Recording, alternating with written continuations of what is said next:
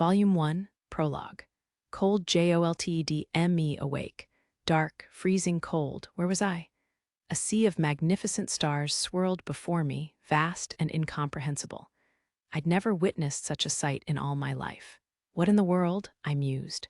Stars, nebulas, even clusters of asteroids, they wound through the heavens, so close I could almost reach out and touch them.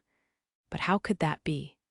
No vantage point on Earth allowed a view like this. Somehow I could see asteroids with nothing but the naked eye. This was like something out of a movie or video game. Am I dreaming?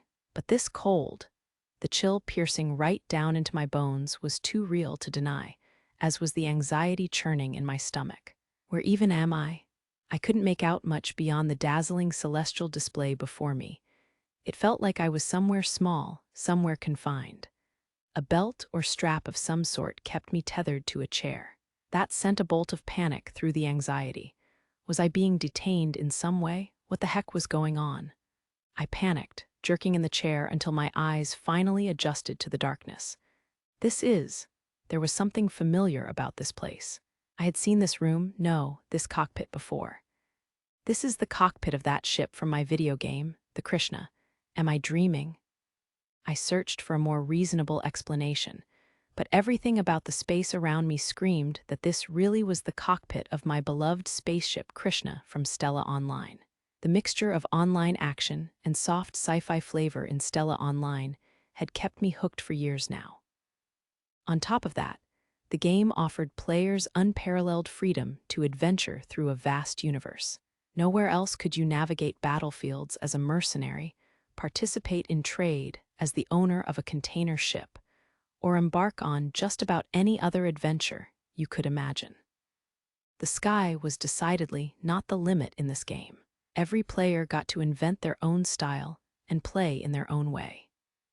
I played as a standard mercenary and started off mostly doing random odd jobs like pack muling, so I could save up to buy a ship built for battle. Once I obtained a powerful enough ship, I went right back to mercenary work until I could afford the next ship, and so on. My current love, the Krishna, was a state-of-the-art machine that I obtained from an in-game event a few months back. The X-8 Krishna stood out even in a game with dozens and dozens of ships to choose from. It combined the maneuverability of a small craft with the firepower of a heavy cruiser. My Krishna could even take on a battleship. But dang, it's cold, I said. I used the touchscreen control panel to activate the main generator and bring life support systems back online. Warm air rushed into the cockpit. The system's status screen showed oxygen levels rising after dipping terrifyingly low. The temperature, which had started just below 5 degrees Celsius, also ticked upward.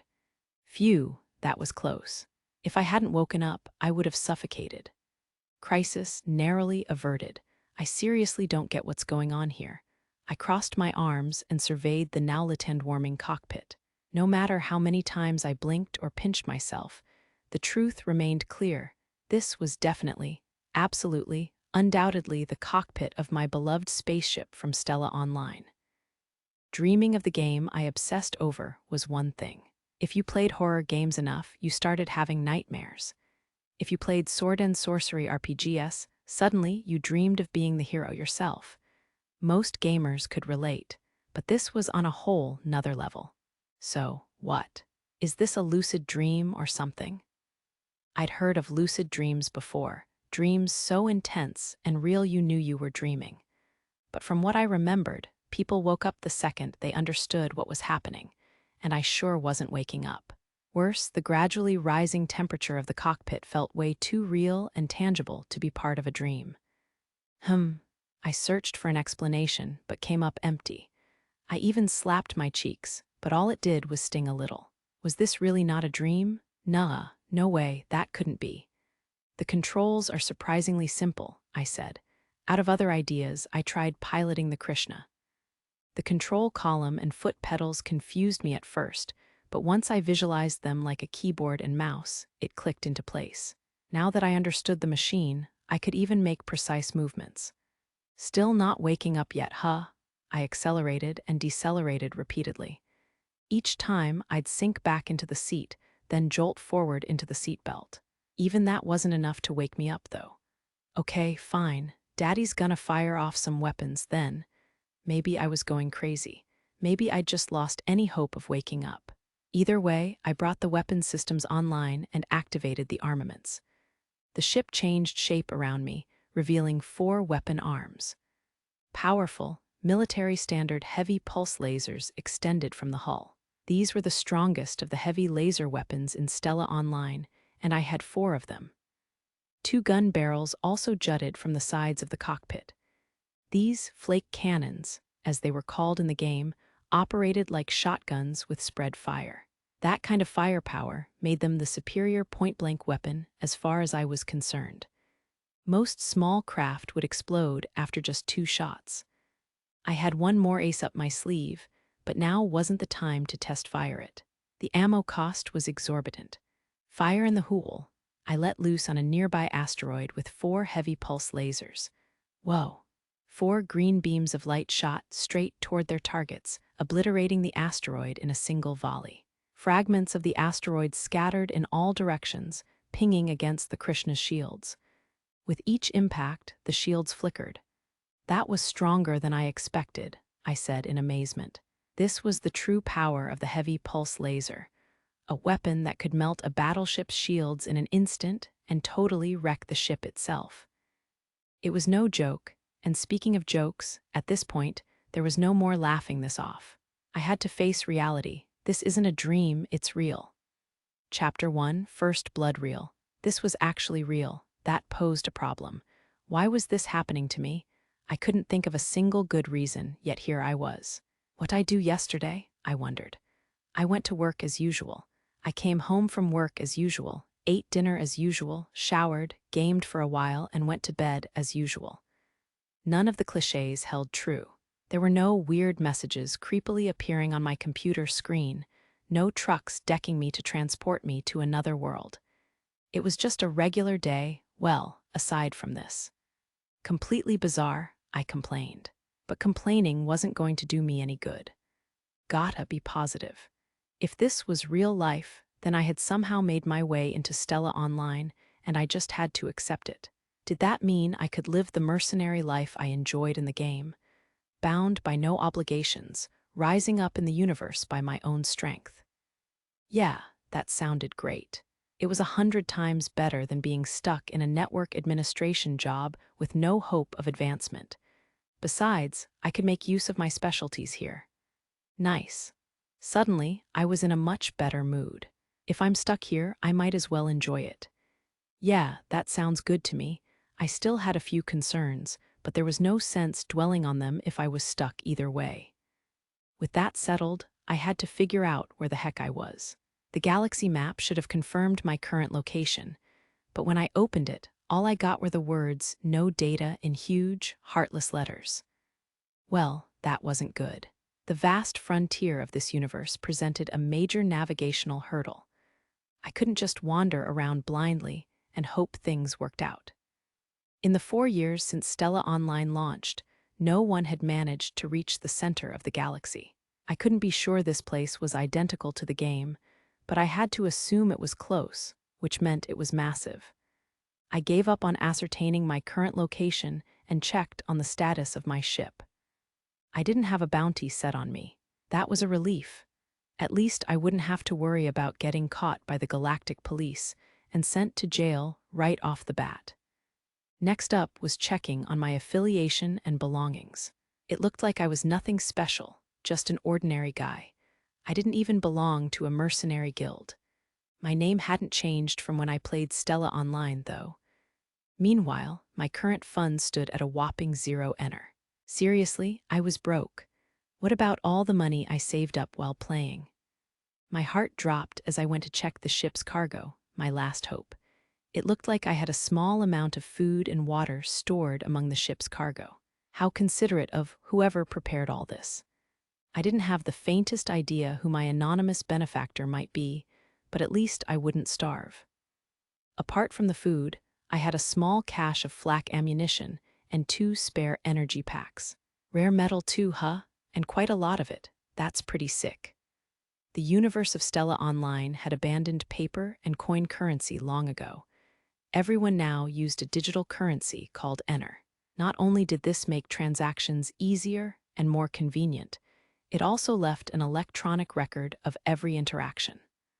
One of the best ways to get Ener was rare metal, a scarce but necessary commodity throughout the galaxy. Finding rare metal was like digging up silver or gold back on Earth, precious, in small supply, and valuable just about anywhere. Space pirates and others who preferred to stay off the books especially loved rare metal.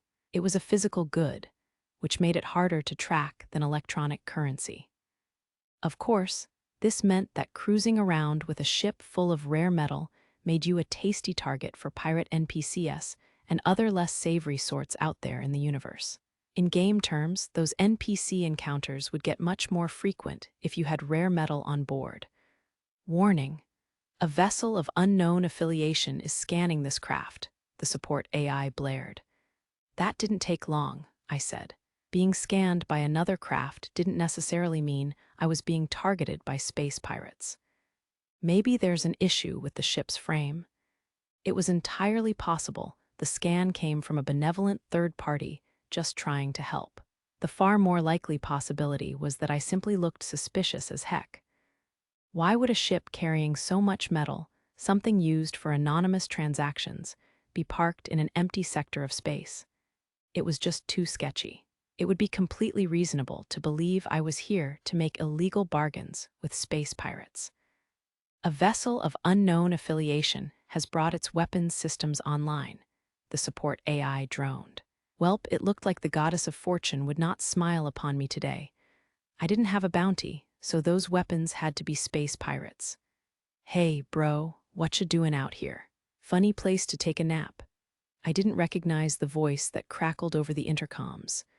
Ha ha ha, nothing in particular, don't mind me, I replied.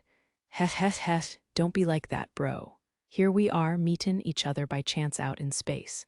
Say, how about you let me have some of your cargo? Then I might let you off without any funny business. I'll have to refuse, but I'd be happy to sell it to you for a reasonable price. As we spoke, 2 more unidentified ships left faster-than-light travel with loud bangs. All 3 of them activated their weapon systems and prepared to fire. The new ships showed up as models on my display. Their builds were a mess. The haphazard frames bore sloppily installed weapons that hardly looked ready for battle. Their hulls each had different cargo sizes. The frames, the weapons, everything about them was completely uncoordinated. In stereotypical space pirate fashion, dents and scratches marred the ships. Ha, ain't never seen a ship like that before. Who do ya belong to, buddy? Their leader asked. No comment. I scanned the unidentified jet-black ships. Each one held somewhere between 5,000 and 8,000 Ener. Ha ha ha. So you're checking us out too, huh? Guess we can't help that. Hand over the cargo, buddy, and we'll spare your life. Oh, all right, I suppose I have no choice. Stealing my resolve, I carefully raised main generator output from normal to battle ready. I took a breath.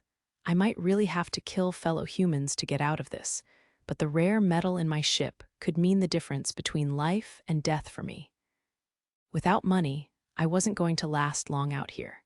If someone wanted to fight me for it, then I had to protect myself, even if that meant crushing these space pirates. That's enough, buddy. Don't want to die, do ya? Of course not. There was no question about what would happen to someone who lost their cradle, their spaceship, in outer space, though they would probably die in the explosion long before suffocating. Maybe I should have been afraid, but as I prepared to fight for my life, I felt oddly calm.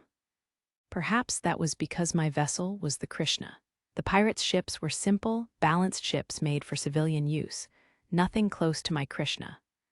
Worse, the models were several generations old and worn from use. Their main generator outputs, shield strength, and weapons were pitifully weak by comparison to mine. They probably neglected proper maintenance, leaving the ship's plating all out of shape. As for me, my Krishna was built for hardcore military use, and I'd customized it perfectly to my liking, making it the ideal personal battleship. My shield and weapons' strength far surpassed their shabby ships, and a military-grade sturdy hull protected me from their pathetic attacks. Quite frankly, defeat was inconceivable. This wasn't going to be a fight, it was going to be a one-sided hunt. A curb stomp. I flipped my rising generator output to max level all at once and said, I don't want to die, so I'm gonna fight back. Just so you know, this probably ends with you guys dying. Don't blame me. That's big talk for someone facing 3 ships at once. You're gonna regret this, buddy. The space pirate ships that were circling swiveled to aim at me. In that instant, I launched the Krishna forward full throttle. Warg, wah, he's fast. The sudden G-force threw me back against my seat, but I managed to use the touchscreen to get my weapons online. 4 weapon arms equipped with heavy lasers extended from the Krishna, while the weapons bays on either side of the cockpit deployed 2 flak cannons. I activated the sub-boosters and banked into a 180-degree turn, maintaining my momentum as I pointed the 4 heavy lasers at one of the space pirates' ships. It changed shape, one of the pirates screamed. The continuous fire of my military-grade heavy pulse lasers easily tore through the ship's shield, vaporizing its hull with small explosions. The lasers kept on burning, cutting right through the cockpit. All that with one shot? I hit the throttle again, chasing after a ship trying to escape. The drag of the G-force made my vision go dark. Almost soothed by the sensation, I once again activated my heavy lasers. And no, I don't want to die. I don't want to die, I don't. The volley of pulse lasers pierced mercilessly through his shield and stabbed the ship's main booster as the pirate begged for his life. The lasers must have burned right through to the main generator. The second ship exploded in a burst of fiery light. Damn it, I'll kill you. The third pirate chose to fight instead of fly. Maybe the sight of his friend's demise left him yearning for revenge. He readied his laser cannons. Once he started firing, avoiding the speed of light ammo would be next to impossible. I didn't have many options open to me. All I could really do was dodge around erratically and hope that made it harder for him to target me. GNGH? Irk. I switched between rapid acceleration and sudden stops, trying to move the Krishna as unpredictably as possible. The jerky motions turned my stomach and left me nauseous. GRRR, how do you move like that? The space pirate steadied his aim. That was certainly a change from the game. This couldn't be a dream. The space pirates reacted like thinking, reasoning humans, just like me. The nausea intensified. Maybe it affected my maneuvering, or maybe the space pirate's aim simply outshone my evasive maneuvers. Either way, the pirate finally landed a shot on the Krishna. It didn't work, the pirate growled with frustration and surprise. The Krishna's shield blocked his laser completely, leaving me unscathed. I think that's enough. I accelerated toward the pirate ship facing me. We dashed recklessly at each other, like a game of chicken. He got off a few more desperate shots, but his panic made him sloppy and sent his fire wide. Even when he managed to hit me, the Krishna's shield rendered the attacks harmless. Stop, mommy. I dodged the space pirate's ship an instant before we would have collided, firing flak at him as I veered away. The high-speed shots saturated his shield, tore through it, and blasted through the hull of his ship. By the time the flak burst free, his ship looked more like metallic Swiss cheese than any kind of spacecraft. Harg. Ha ha, I banked through a tight turn, wheeling around to watch the ship explode. My breath rasped through the cockpit. I returned the generator output to normal levels and finally took the weapons system offline. The nausea subsided when the ship stilled and the G-forces relented. It wasn't nervous nausea. Now that I'd stopped, now that it was over, I felt strangely calm. If that didn't wake me up, this has gotta be real. I shook myself. I'd survived, I'd more than survived. I took down 3 pirates bent on robbing me of my rare metal and barely broke a sweat. I had to stay positive now. If I didn't, I'd die out here, if not physically, then certainly mentally. Well, this is a problem. There was no more denying it. This was definitely not a dream. And that posed some issues. What kinds of issues? Well, for one thing, I had no idea what to do about any of this. I'd woken up on a ship drifting along through the dead, black expanse of the universe. On top of that, I didn't know why this was happening, and had little hope of finding a way home. Maybe someone made full immersion VR a reality when I wasn't looking, and I'm actually in a full dive scenario. I tried messing with a few consoles and screaming the words "open menu" and "log out," but no menu or button that would let me out of this reality appeared. What a cruel, cruel world. I was at an utter loss. I had no choice. I had to do what humans do best and adapt. Depending on my perspective, this might not be all that bad. I had my beloved ship. I had my piloting skills. Best of all, I clearly had the ability to trounce space pirates with ease. If there really was no way out of this, I could live the mercenary life I'd built in Stella Online. I also had cargo I could trade for a decent sum of money. I might even be able to use my ship and my skills to hunt down more pirates for some extra cash. The 3 ships I'd already taken down were carrying 19,000 ener.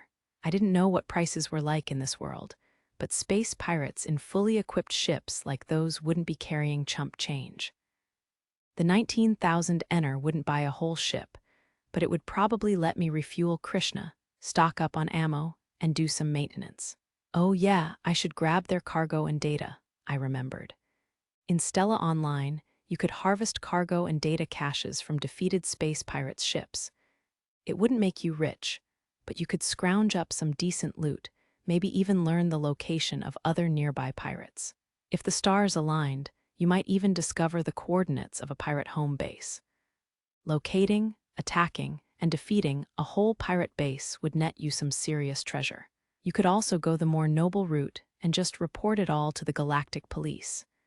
Not a bad payday, either way.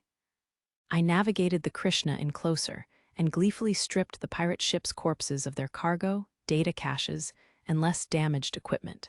All Stella Online's ships carried drones for this very purpose, and my beloved Krishna was no exception. Nothing important, as far as I can see. I mostly found low-quality food and some booze among the pirates' cargo. Alcohol could sell for a decent price, but some galactic empires that governed star systems, outlawed it, making it a tough item to actually profit from. Outlawed or not, if someone found the booze, the worst they'd do was confiscate it and give you a warning. It didn't carry the high fines and potential exile that illegal slavery or hard drugs did. Those things might even provoke a physical response from the Galactic Police, and you definitely didn't want to go toe-to-toe with them. Ooh, the data caches were a hit. Not only did I glean the coordinates of the main station in this galaxy, but I also learned the location of the space pirates' home base. I'd get more just from selling this info than anything I'd filched from the ships. Unfortunately, the cache also revealed that there were no habitable planets in this star system. Nothing out here but asteroids rich with ore. That didn't mean it was deserted. Those asteroids would have mining stations and prisons where criminals were forced to work, and there were several trading colonies stationed nearby. No data on nearby star systems, huh? Unfortunately, the cache didn't go beyond this star system. It wouldn't help me find a neighboring system that might be friendlier. I had no clue where this star system was in relation to the rest of the galaxy. But accessing the information network at a station or colony was probably my best hope of finding out. Might as well go for the trading colony then. I set my sights on the largest trading colony in the star system. According to my information, I'd also find the police headquarters for this system on that colony. It would be a convenient place for receiving my bounty and selling the information I stole. I set the main generator's output to cruise and turned the ship toward the trading colony. A little nudge on the throttle got the ship up to ample acceleration so I could activate the faster-than-light drive. The engine roared. The scenery around me bent and warped. Stars bled into streaks that flowed past the windows. I didn't know the practical theory behind the FTL drive, and Stella Online didn't really explain the details. But I knew it was mostly used for long-distance travel within star systems, and I could definitely tell why. I was moving insanely fast. The universe rushed past my windows. Debris pinged against the ship, but didn't leave any real damage. Maybe there was some special technology keeping me safe. My beloved Krishna also had a system for navigating between star systems. Hyperdrive. The ship could slip into the hyperspace lanes between star systems to travel at speeds far faster than light. I didn't know the particulars of the underlying theory, but the important part was that it'd let me hop between star systems. I didn't really need to know all the nerdy details to make it work. I just had to sit back and enjoy the ride, which was fine by me. I could also travel super long distance via wormholes. Of course, it wasn't as easy as just hopping into any old wormhole I happened to find. They were usually managed by NPCs belonging to galactic empires and heavily regulated. Some players could help out the empires and get access to wormholes, but a normal mercenary like me wouldn't be so lucky. Even as I sped along pondering the mysteries of interstellar travel, I passed an enormous gas giant. The incredible sight made me want to turn off the faster-than-light drive and admire the awe-inspiring scenery of space, but I had to hurry to reach that trading colony. If I sat around ogling the wonder of space, I could get attacked by more pirates. For now, my top priority had to be reaching the safe harbor of a trading colony and gathering information. I'd have time later to admire all the gas stars, asteroid clusters, and wondrous unknowns of space I wanted. At least, I hoped I would. Still, I took in as many of the incredible sights around me as I could. I was no sci-fi nerd, but who could turn down a display like this? Curiosity was a valuable thing. It didn't hurt to indulge it a little. I was still stargazing when the Krishna's support AI notified me that I was approaching my destination. I braced myself to turn off the FTL drive, but the craft decelerated much more smoothly than I expected all on its own. Whatever happened to inertia and all that? Maybe there was some force field protecting the ship that I didn't know about.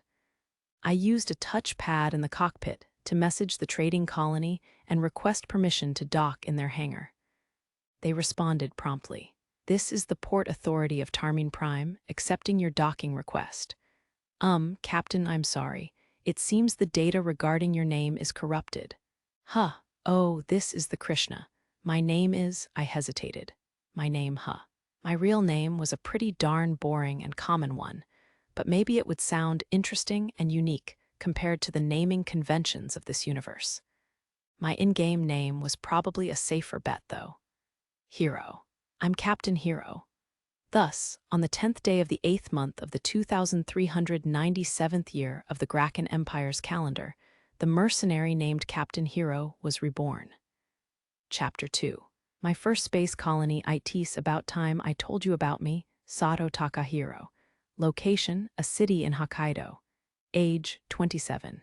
Relationship status, single. After graduating from high school, I went to a technical college in my hometown and joined a firm in that same town. Back in college, I dated a girl I met online, but you know how long-distance relationships are. We broke up. I got signed on as a network administrator since I was good with computers. But I really had no actual expertise, so I struggled to learn on the job. I spent most of my workdays flipping out at coworkers who managed to get viruses from every conceivable source. News pages, online shopping, fishy browser games, even porn sites. My hobbies, video games, that's it, and I wasn't all that picky. I'd play Japanese and Western games alike. For a while, I was obsessed with first-person shooters, playing them so much that I hit the top of the scoreboards. I never quite had the skill to take first place, but I was among the very best in Japan at the time. Since my coworkers thought I looked scary with my intimidating eyes, I didn't really get much social interaction or camaraderie in my daily life. That's what drew me to Stella Online, a game that allowed me to explore the vast reaches of space on my own. In the end, I got addicted to it. That's pretty much all you need to know about me. Oh, right, I like carbonated drinks. That fizzy sensation in the throat is just incredible. That's enough about me. Let's get back to my current predicament. And where did you obtain all of this rare metal in your cargo? The Port Authority seemed intent on interrogating me. I got all the stuff in my ship from defeating and looting space pirates. Any other problems? I was fortunate that alcohol wasn't contraband in this colony with how curious they were about the rare metal. I had no clue where the pirates had gotten it, so my only option was to play innocent. At this point, I was an unaffiliated, uninteresting, self-styled mercenary with no proof of identity. How would you feel if a guy like that strolled in with tons of precious metals? Yeah, suspicious. Extremely suspicious. I couldn't blame the Port Authority worker for being thorough in his questioning. "And you absolutely cannot tell me where you got it?" he pressed. "I've been telling you where I got it, from the pirates. This pointless questioning is really irritating." Was this guy talking in circles intentionally?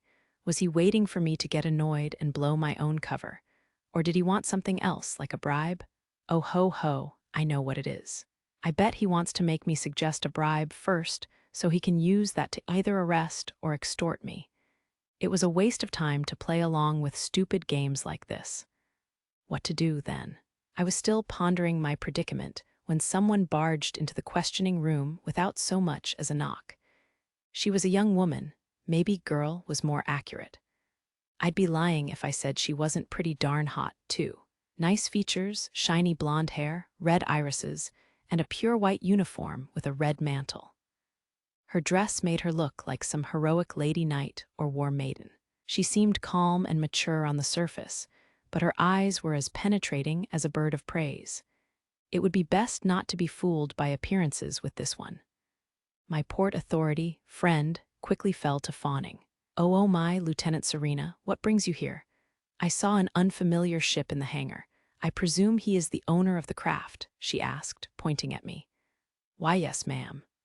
The Port Authority worker broke out into a nervous sweat as he handed this military woman the tablet he was holding. She skimmed the tablet, and then her gaze turned to me. That is quite the quantity of rare metal. I trust it wasn't obtained through unsavory means. Swear on my life, I replied. Are single mercenaries capable of defeating space pirates? You're not even registered to a mercenary guild. Do you have anything else you'd like to report? There was coordinate data on their ship that seems to point to their home base. I got that info from analyzing the data caches of the destroyed pirate ships. I was hoping to hand over that info while I grabbed my bounty, but I got dragged here as soon as I revealed what was in my cargo. I shrugged for good measure, just to emphasize how little I really knew about all this. Something in her bearing reeked of galactic police. She clearly outranked my buddy from the Port Authority. If I made it clear I planned to cooperate, maybe she would help me out here. You have no proof that his cargo is stolen, correct? She asked the Port Authority guy. Why, yes, that is true. Then I don't see the issue. Will he be selling his cargo to the colony? We're awfully lacking in rare metal, so this could benefit us greatly. But what? Do you have some sort of information that I, the daughter of Marquis Halls, should know about? Well, because it seems to me like the real problem here is a Port Authority worker holding up incoming ship's cargo in the hopes of extorting bribes. Lieutenant Serena grinned at the Port Authority worker, who shook like a leaf under her glare. So did I, to be honest. Despite the smile, she was terrifying. I would never do such a thing, he said. Here's what's going to happen. We will buy the rare metal from him at a fair price. This upstanding, self-styled mercenary will receive Enner for ridding us of space pirates. Then, he'll likely use that Enner to buy things from our colony. Everybody wins, no? Why, yes, ma'am, of course. I will process the paperwork right away. The Port Authority worker jumped up from his seat and bolted from the questioning room like a prisoner making his escape. Maybe he was. Maybe he really wanted to escape those heavy glares that badly. Either way, it left me alone with this Serena. After the Port Authority worker's exit, she turned to me. My apologies. Sometimes he is a little too dedicated to his work. Nah, I get it. I am pretty suspicious, I guess. It truly wasn't his fault. I had no achievements with neighboring mercenary guilds. Most likely, none of the star systems around would even recognize my ship. The data that should have listed me as captain was corrupted. I could make it through a biometric authentication, which had prevented them from taking the Krishna from me completely, but they easily could have confiscated my ship and everything in it. That's true. It would almost be less surprising if you'd wandered here from an entirely different universe. How did you end up in this star system anyway? Seems like there was an accident while I was mid-hyperdrive, I began. I don't remember much about the accident itself, aside from being confused along the way. I was sitting there panicking when the space pirates attacked, but I managed to deal with them and harvest their cargo and data caches. Analyzing the data brought me to this station. Fortunately, I can at least remember my name and my status as a mercenary. I told her about myself, mixing in a few careful lies. I'd concocted the accident backstory while talking to the Port Authority worker. It wasn't airtight, but it was tough to prove wrong. "So your memories are unclear?" Serena asked. "I hope you understand that you're under suspicion of being a spy from the Belbellum Federation. That doesn't really add up. If I was part of this Bilbilly Federation, Belbellum, yeah, that. If I was a spy from the Belbellum Federation, would I brazenly carry around unsourced rare metal, pilot an unidentified craft, and try to park right at the front door of this colony, and claim I was an unidentified, self-styled mercenary on top of all that? I stand out pretty badly here. If I was in charge of a spy like that, I'd clock him as soon as he proposed such a brilliant plan. Well, what a coincidence. I would do the same." The military woman giggled. She was adorable when she laughed like that, though her scary first impressions still had me keeping my distance. "Very well. I will notify the police station about you. Be sure to pick up your bounty and hand over the data caches, okay? You have my thanks." I earnestly bowed my head in gratitude. She smiled, satisfied, and turned to leave, except before doing so, she faced me again. "You're an interesting one. We will formulate a battle plan based on your data. I trust you'll join us." She didn't wait for an answer before smiling and leaving. It might not have been as terrifying a smile as before, but it still reeked of danger. Exterminating space pirates should be a cushy job, but I couldn't quite relax knowing she'd be around. Eventually, the Port Authority worker returned and released me from the questioning room. My stomach growled almost immediately. "Now, in exchange for your rare metal, we will pay you 2,500,000 ener," the Port Authority worker said. "Is that acceptable?" "Sure." I opened a small terminal, something like a smartphone, and found 2,500,000 ener deposited into my account. I discovered this terminal in the living space storage area behind the Krishna's cockpit and recognized it instantly. It was one of the most common tools in the galaxy. With one of these babies, you could take care of communications, navigation, funds, and other tasks right in the palm of your hand. I'd found some other helpful things in the living space storage area, but all I carried now was my terminal and a laser gun for self-defense. Naturally, they'd confiscated the laser gun when they dragged me in for questioning, but I would definitely take it back when I left. Need anything else? If not, I'm off to the police HQ so I can get this bounty and take a nice nap. "Cool," I said. "No, that is all. Thank you for your time," the Port Authority worker said. "Right, well, later." There wasn't much use in getting mad about the whole debacle at this point. I left the Port Authority behind and headed right for the police station. Lieutenant Serena had already told them about me, so I got through my business there quickly and painlessly. Along with the 19,000 ener I'd harvested from the space pirates, I received a prompt payment of 150,000 ener for the information about their whereabouts. Now my total funds were 2,669,000 ener. Nice. I got to ask the police about commodity prices around the colony. Basic meals were about 5 ener, going up to 10 to 15 if you wanted to get fancy. A liter of clean drinking water would cost you 3 ener. Anchorage fees for spaceships were 150 ener for 24 hours. I guess you could say 1 ener was roughly equivalent to 100 yen or so, which meant that water was pretty pricey.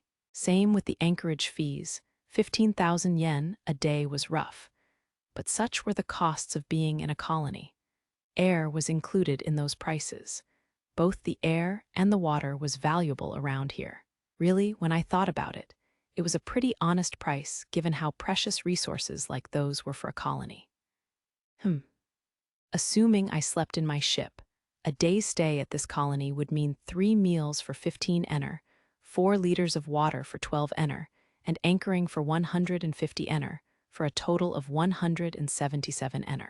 Nice, I can stay here for 40 years, though I imagine I'll run into more problems if I stay for that long.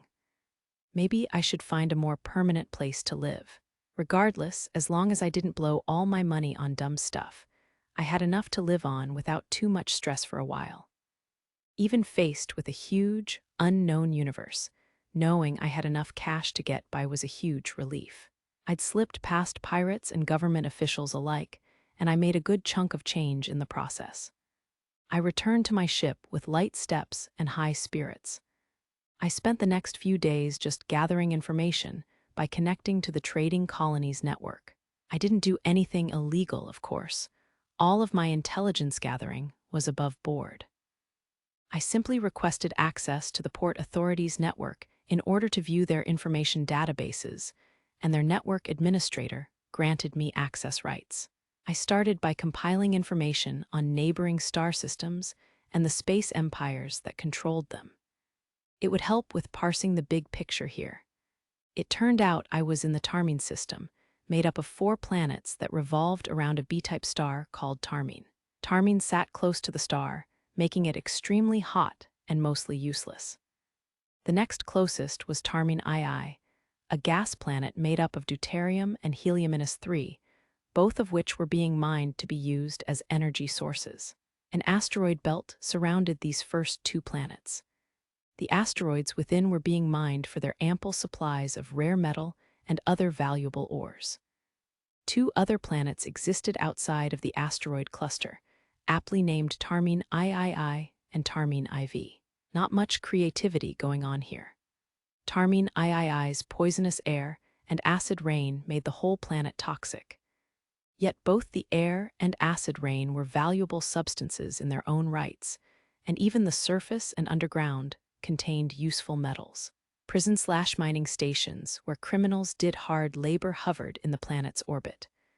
Like Tarmine II, Tarmine IV was a gas planet. But this one was a long, long way from the trading colony, which meant it went largely ignored.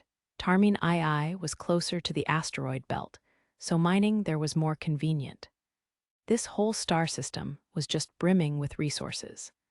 Merchants and mining ships of all sizes flew in to get a piece of the action, leaving space pirates with plenty of juicy marks. And that meant mercenaries had just as many juicy marks. There was one more thing that made working as a mercenary such a lucrative prospect here. But first, I need to tell you about the space empire running the place. The Graken Empire controlled the Tarmine system. The emperor and aristocracy had ultimate power over the region. In the past few years, their already poor relationship with the neighboring Belbellum Federation had deteriorated further, resulting in ceaseless skirmishes along their space borders. As for what made mercenary work here so profitable, the Tarmine system was extremely close to the border between the Graken Empire and the Belbellum Alliance. In fact, it essentially was the border. Staying in this space is gonna get me caught up in trouble for sure. No doubt about it. It was a fantastic way to make money as a merc, but as of now, I'd be leaping into a battle I didn't know much about.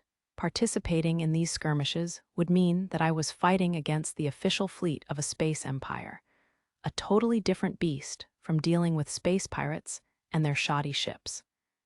Maybe I should go for a different star system then. Still, Serena definitely had her eyes on me after that questioning. Nobody made direct contact with me, but whenever I looked around outside my ship, military men were surveying it. If I left this star system in a hurry, they'd be hot on my trail. Better to let things settle down and do some mercenary work in the meantime. But I mumbled, surveying the galaxy map, though I tried inputting a few star system names that I remembered from Stella Online. None of my searches yielded any results. I tried looking up a few other things. It turned out ship makers, abilities of ships in circulation, equipment, and items from Stella Online were all the same here. A lot my knowledge from the game still held true. However, there were also many ships and items that I didn't recognize at all. The biggest problem, though, was each faction's strength. The Graken Empire that controlled this star system was massive, but I had no memory of a huge empire like that in the game, at least not in the places players had uncovered. Players still hadn't reached the center, the explorable areas of Stella Online's vast galaxy. It was certainly possible that a big space empire like this one was still undiscovered on the other side of the galaxy. But then, shouldn't it be strange that I recognized ship makers from this area? Is it even the same universe? At this point, I couldn't guess how useful my advantages, my beloved Krishna, and my knowledge would be. My knowledge could be biased, and that could lead to a fatal misstep. It would be smart to question what I truly knew, to wonder if my knowledge really matched this universe, and to make a habit of reconsidering all of it. I'd better stock up on food soon, too. Over the past few days, I'd nearly exhausted all of the food in my cargo. Some of it reminded me of granola bars or jerky, but there was also canned food and cartridges for the automatic cookers. Food cartridges were essentially processed algae cultures, while automatic cookers, well, put simply, they were like 3D printers but for food. They made meat and seafood so realistic that you'd never believe it was all just algae. They weren't tasty, but they were edible. Some true sci-fi gadgetry. The resulting garbage and my excretions were put through a recycling process on the Krishna, where they were compressed into blocks and delivered to the colonies. Apparently, the waste handling fee was included in the anchorage fee. I didn't recognize the system at all. When a guy came to pick it up for me, I had to ask him about it. He scrunched up his face as if to say, "You seriously don't know how to take a crap." Sorry, guy. Stella Online didn't teach me about this one. After that, I used the info network to look up other common-sense things I might not know about. It looked like I'd be mostly fine, though there was still a chance of running into some sort of embarrassing trouble in this world. The Krishna itself was surprisingly livable. It was a small craft with a maximum occupancy of 5. One room housed one person, and 2 rooms housed 2 each. It also came with a shower, laundry room, kitchen, and infirmary. The ship might have fooled someone from the outside, thanks to my renovations, but the Krishna was built for military use. Military duty meant being stuck on board for months or potentially years at a time while fighting for your life. Traveling the vastness of space was not a speedy prospect, after all. Clearly, the Krishna was constructed with all that in mind. Unfortunately, the ship couldn't replenish my groceries. For that, I'd have to go down to the colony myself. I dressed as presentably as I could manage and left the ship, small terminal and laser gun in hand. I decided to walk around with the laser gun visible in its holster as a warning for people to stay away. The same way a prey animal will flash bright colors to ward off predators. I had no idea if the gun even worked, as I had yet to test fire it, but I had read the manual so I knew how to operate it. Theoretically, anyway, maintenance was still a mystery to me. There was no manual for that part. I'd have to take it to a shop if I wanted that information. Stella Online included a face-to-face combat mode, where pilots used laser guns and rifles to fight each other outside of ships. I won this gun for ranking first in a shooting tournament. The design was pretty cool, and it came with some interesting features, so I'd hung on to the thing. Pilots could also fight each other using power armor suits and tank modes. I had a suit of power armor right in my cargo. It was high quality, but perhaps overkill for a grocery run, so I left it behind. All right, let's go then. I had never lost face-to-face combat in Stella Online, but using past experience wouldn't necessarily go well in this universe. Can't go pushing my luck. Chapter 3. Poor little space elf's mercenary guild Tarmin Prime was torus-shaped. Maybe I should say donut-shaped, and it was always rotating. That centrifugal force helped create the artificial gravity that stabilized the colony. It also meant the inside of the donut-shaped ring was walkable. Well, that's interesting. The ground seemed to go on uphill forever. Above me loomed a faraway glass ceiling. The vastness of space swirled outside that ceiling, broken by the hub at the center of the donut. Elevators led up to the hub, placed on the ground at equal intervals like spokes on bicycle wheels. Maybe it would be more accurate to say this place was like a bike tire rather than a donut then, with all those spokes leading from the outer rim to the central hub. Welp, here goes. I wandered aimlessly, simply enjoying the scenery of the colony. Passers-by took notice, but I didn't pay them any mind. I was too busy soaking in all these new sights. Sadly, I couldn't spend all my time sightseeing like some overwhelmed hick in a city for the first time. The colony didn't boast the proudest safety rating. A 3 out of 5, decidedly average. My original home, Japan, was a 5 out of 5 for safety. A place where a guy like me could openly carry a gun definitely wasn't as safe as Japan. I couldn't move about freely, though. The only place I was allowed to go was the 3rd Division, which was apparently not the nicest place. I didn't want to linger there long, but I also had no idea where to start. At least I had my laser. When some thugs shot me nasty looks, all I had to do was flash my weapon, and they disappeared into an alley rather than mess with me. That didn't prevent someone from pouncing on me from behind. "Hey, newbie. Nice gun you got there." I spun around and faced a gorgeous, silver-haired woman. We're talking drop-dead, once-in-a-lifetime stunning. Her almost transparent silver hair framed her face in a neat bob. She was on the small side, but it was clear she was also muscular and strong. What stood out most of all, though, were the ears that poked out from her hair. Was she an elf? Did elves live in space? Did I think this was sci-fi when it was actually high fantasy all along? Either way, I didn't remember seeing anyone like her in Stella Online. Okay, so maybe science fiction did include pointy-eared demi-humans from time to time. It was a staple of the genre. Nothing too alarming. The best way to describe her clothes was perhaps casual military. Definitely not elf-y, there was no fluttering sheer cloth here. She dressed like me. Tough-looking pants, a plain shirt, and a sturdy jacket with a small laser in a holster fastened to her hip. "What? You just gonna stare at me?" she demanded.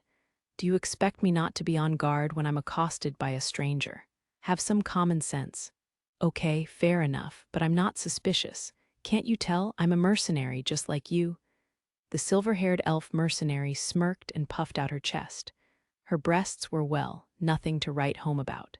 Not that they were non-existent, but still. Maybe this world was stingy with elf breast sizes. I guess it was too soon to judge based on one poor little space elf. "Excuse me, where do you think you're looking, buddy?" Noticing my gaze, she glared and covered her small chest with her arms. "Just looking at your meager breasts since you puffed them out so proudly. Got a problem with it?" "Don't give me that crap. You're a lively little newbie, aren't you?" Her grin turned fierce and predatory. Might be a mistake to make this one mad. She was armed, after all. "How do you know I'm a newbie, anyway? What, do I have a sign over my head or something?" "Okay, first off, can you stop being so intentionally annoying? It's giving me goosebumps and not the good kind." "Sure. So, well, your outfit and that laser gun make it pretty obvious that you're a mercenary." "True," I agreed. "Fair enough." On closer inspection, nobody was dressed quite like us. They all wore lighter, thinner clothing. We really stuck out among all that. "Also, I saw you looking all around like you've never seen the colony before. That's something people only do when they've never left their hometown in their entire life." "Interesting. You're a smart one, poor little space elf." "The hell'd you just call me? Knew nothing at all. So, smart mercenary lady, what do you want from me?" Her eyes narrowed with murderous intent for a moment.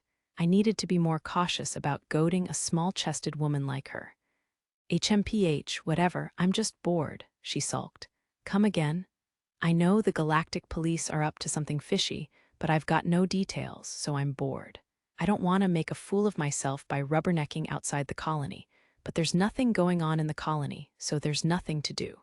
So I'm bored. And I found a newbie while I was wandering around, so I decided to come and mess with you." "I see." I didn't, not really. But hey, if she wanted to mess with me, I might as well use her. I'd get information, and she would get to waste some time being entertained by the newbie. A win for everyone. Okay, miss. If you're bored, how about you take me somewhere I can buy food? She thought for a moment. I dunno. There aren't any places with booze around here, and that's just boring. Booze, so that's what you're after. I still had the alcohol I'd filched from the pirates in my cargo hold. It probably wouldn't sell for much, and I didn't partake of the stuff. This was as good a use for it as any. I've got some alcohol containers I swiped from pirates back at my ship. Oh, and you can have it, as long as you show me where to get groceries. I could also use some advice. Maybe you could answer some questions, since you're my senior around here, you know. The poor little space elf cocked her head in thought for a while before finally agreeing. Sure, I've got time to waste. Getting some booze makes the deal even sweeter. Prepare to learn the basics of merkhood from me, your senior. She immediately latched on to that word, senior. Not that I really cared. She was cute and her reactions were funny, and I'd probably get a lot of good information out of the arrangement. Cool, sounds like we've got a deal, I said. I think you make deals on terminals, right? I'll log in. Just give me your ID. Sure, but if you stalk me, I'm blocking you. We handed each other our small info terminals and exchanged communication ids. Her name popped up, Elma. Now I not only had a name for her, but we could also trade goods between our ships via the terminals. Hero, huh? That's a really simple name. Shut up. Elma's just as simple, isn't it? Maybe, but it's much prettier. Yeah, whatever, I groaned. Why was she so competitive over every little thing? Agreeing with her only made her grin widen. Maybe she was one of those lonely, attention-seeking types. I hurried to send the booze to Elma's ship. She accepted the contract right away, and the containers moved to her hold. How does the transfer actually work? I asked. You don't know? They made it so connected hangars can access the colony's mass transport system. That's how they move stuff between the ships. Interesting. So, moving cargo around was automatic here. Sounded like hauling crates by hand was a relic of centuries past. How long have you been a mercenary, Elma? I asked. 5 years. I'm practically a veteran in this galaxy. I see. 5 years. That was even longer than Stella Online had existed. She truly did outrank me. Guess you really are my senior. Thanks for the help. That's much better. It's good to respect your elders. Elders, I'll have you know that I'm 53 years old. What? How? Are you just wearing a lot of makeup or something? She didn't even look like she'd hit 20, let alone 50. Nope. We just live a lot longer than you humans. No matter how healthy you are, you all die out by the time you hit 150. Our natural lives are at least 500 years long. Oh, so it's a difference in species, huh? If you've been a merc for 5 years, then that means you started at 48 years old, right? What was your life like before that? Does it matter? It's rude to pry into a merc's past, you know. Elma snapped and jabbed a finger at me. Looked like I'd hit a sore spot. I raised my hands in surrender. Okay, my bad for asking. I was just curious. But just so you know, if you get that mad about the question, you're basically confirming something bad happened. MRGH, as long as you understand. Yikes, whatever it was must have been truly awful. I didn't want to pry. Better to avoid bringing it up and making her angry. Elma gathered herself and we started walking together again. I tried a change of topic, merc basics. That should be safe. I admit my first impression of her as a poor little space elf prepared me for a ridiculous answer. But no, she actually gave me sound advice. When you take a request, you have to go through your mercenary guild. Especially if you want to avoid trouble, she said. Guilds, speaking of, I gotta sign up. What? You're a newbie and unlicensed? You need to register before you even think about bothering with groceries. Oh, okay. Sorry, she grabbed my jacket and dragged me back the way we came. A mercenary guild's office sat right next to the elevator from the hangar bay. Elma fumed as she lectured me on the dangers of being unlicensed. According to her, mercenaries not registered to a guild would be treated basically the same as pirates, just without the bounty. In some cases, they could even be refused docking rights. Tough universe out there, I said, as it should be. What, you think they shouldn't be worried about some random weirdo flying around in a ship that could take down the whole colony in a single shot. How have you not been arrested yet? Heth, it's funny you should mention that. I've got one heck of a tearjerker for you. We reached the Mercenary Guild's office as I spoke. I'd have to explain some other time. The office was way nicer than I imagined it would be. For one thing, it was bright. The lights reflected off shiny floors. Cushioned, backless stools and a few counters furnished a waiting room. A signboard dangled from the ceiling above each counter. There weren't too many employees, though. Maybe this wasn't a very lucrative gig. It looks more like a government office than a merc guild, I said. They're pretty much the same around here. Let's go to the reception desk, the elf said. Gotcha, boss. We approached a counter behind which sat a stern-looking man covered in scars. His left arm was a mechanical prosthetic. Now, this was starting to look like a merc guild. Hey, what do ya want? He asked. We've got a newbie, the elf said. He's been running around unlicensed. Damn, unlicensed? I've heard of your kind, but you're the first I've seen. Sit right over here, my man. Yes, sir, I said. I sat as directed. This guy meant business. If I met him in my past life, I'd do everything I could to avoid him. He just oozed crazy Yakuza. If you're going around unlicensed, you at least gotta have a ship, yeah? Tell me your ship name and ID. Is it parked in this hangar? Yes, sir, I said. You're awfully nice out of nowhere. Are you scared? Elma teased. Quiet you, I glared at Elma. She covered her mouth and giggled at me regardless. But seriously, how can you blame me? Anyone would be intimidated by this guy. The scary receptionist entered my ship name and ID into a tablet. I ain't never seen a ship like this, he said. What's the deal? Oh, origin is unknown. But I didn't steal it, I swear, I said. Yeah, I'm sure you didn't, he said. Ah, whatever. It's bad manners to bother mercs about their pasts anyway. It looks like you hunted 3 pirate ships 4 days ago. Is that it?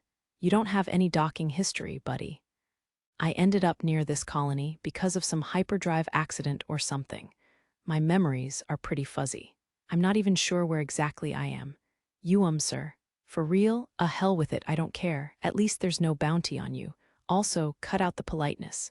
People are gonna think you're soft. Gee, gotcha. It takes real guts to talk casually to a guy like you. You heard the man. Elma cut in. If they think you're soft, you're done for. She turned to the receptionist and added, also, wow, you really don't care about the rules. Kid, you know there's no point probing into his past. He's got a ship and no bounty. Sounds fine to me. I jumped in with a question. Oh, hey, ships aren't cheap, right? A guy can't just wake up and decide, yeah, I'm gonna be a mercenary, and get the job that day.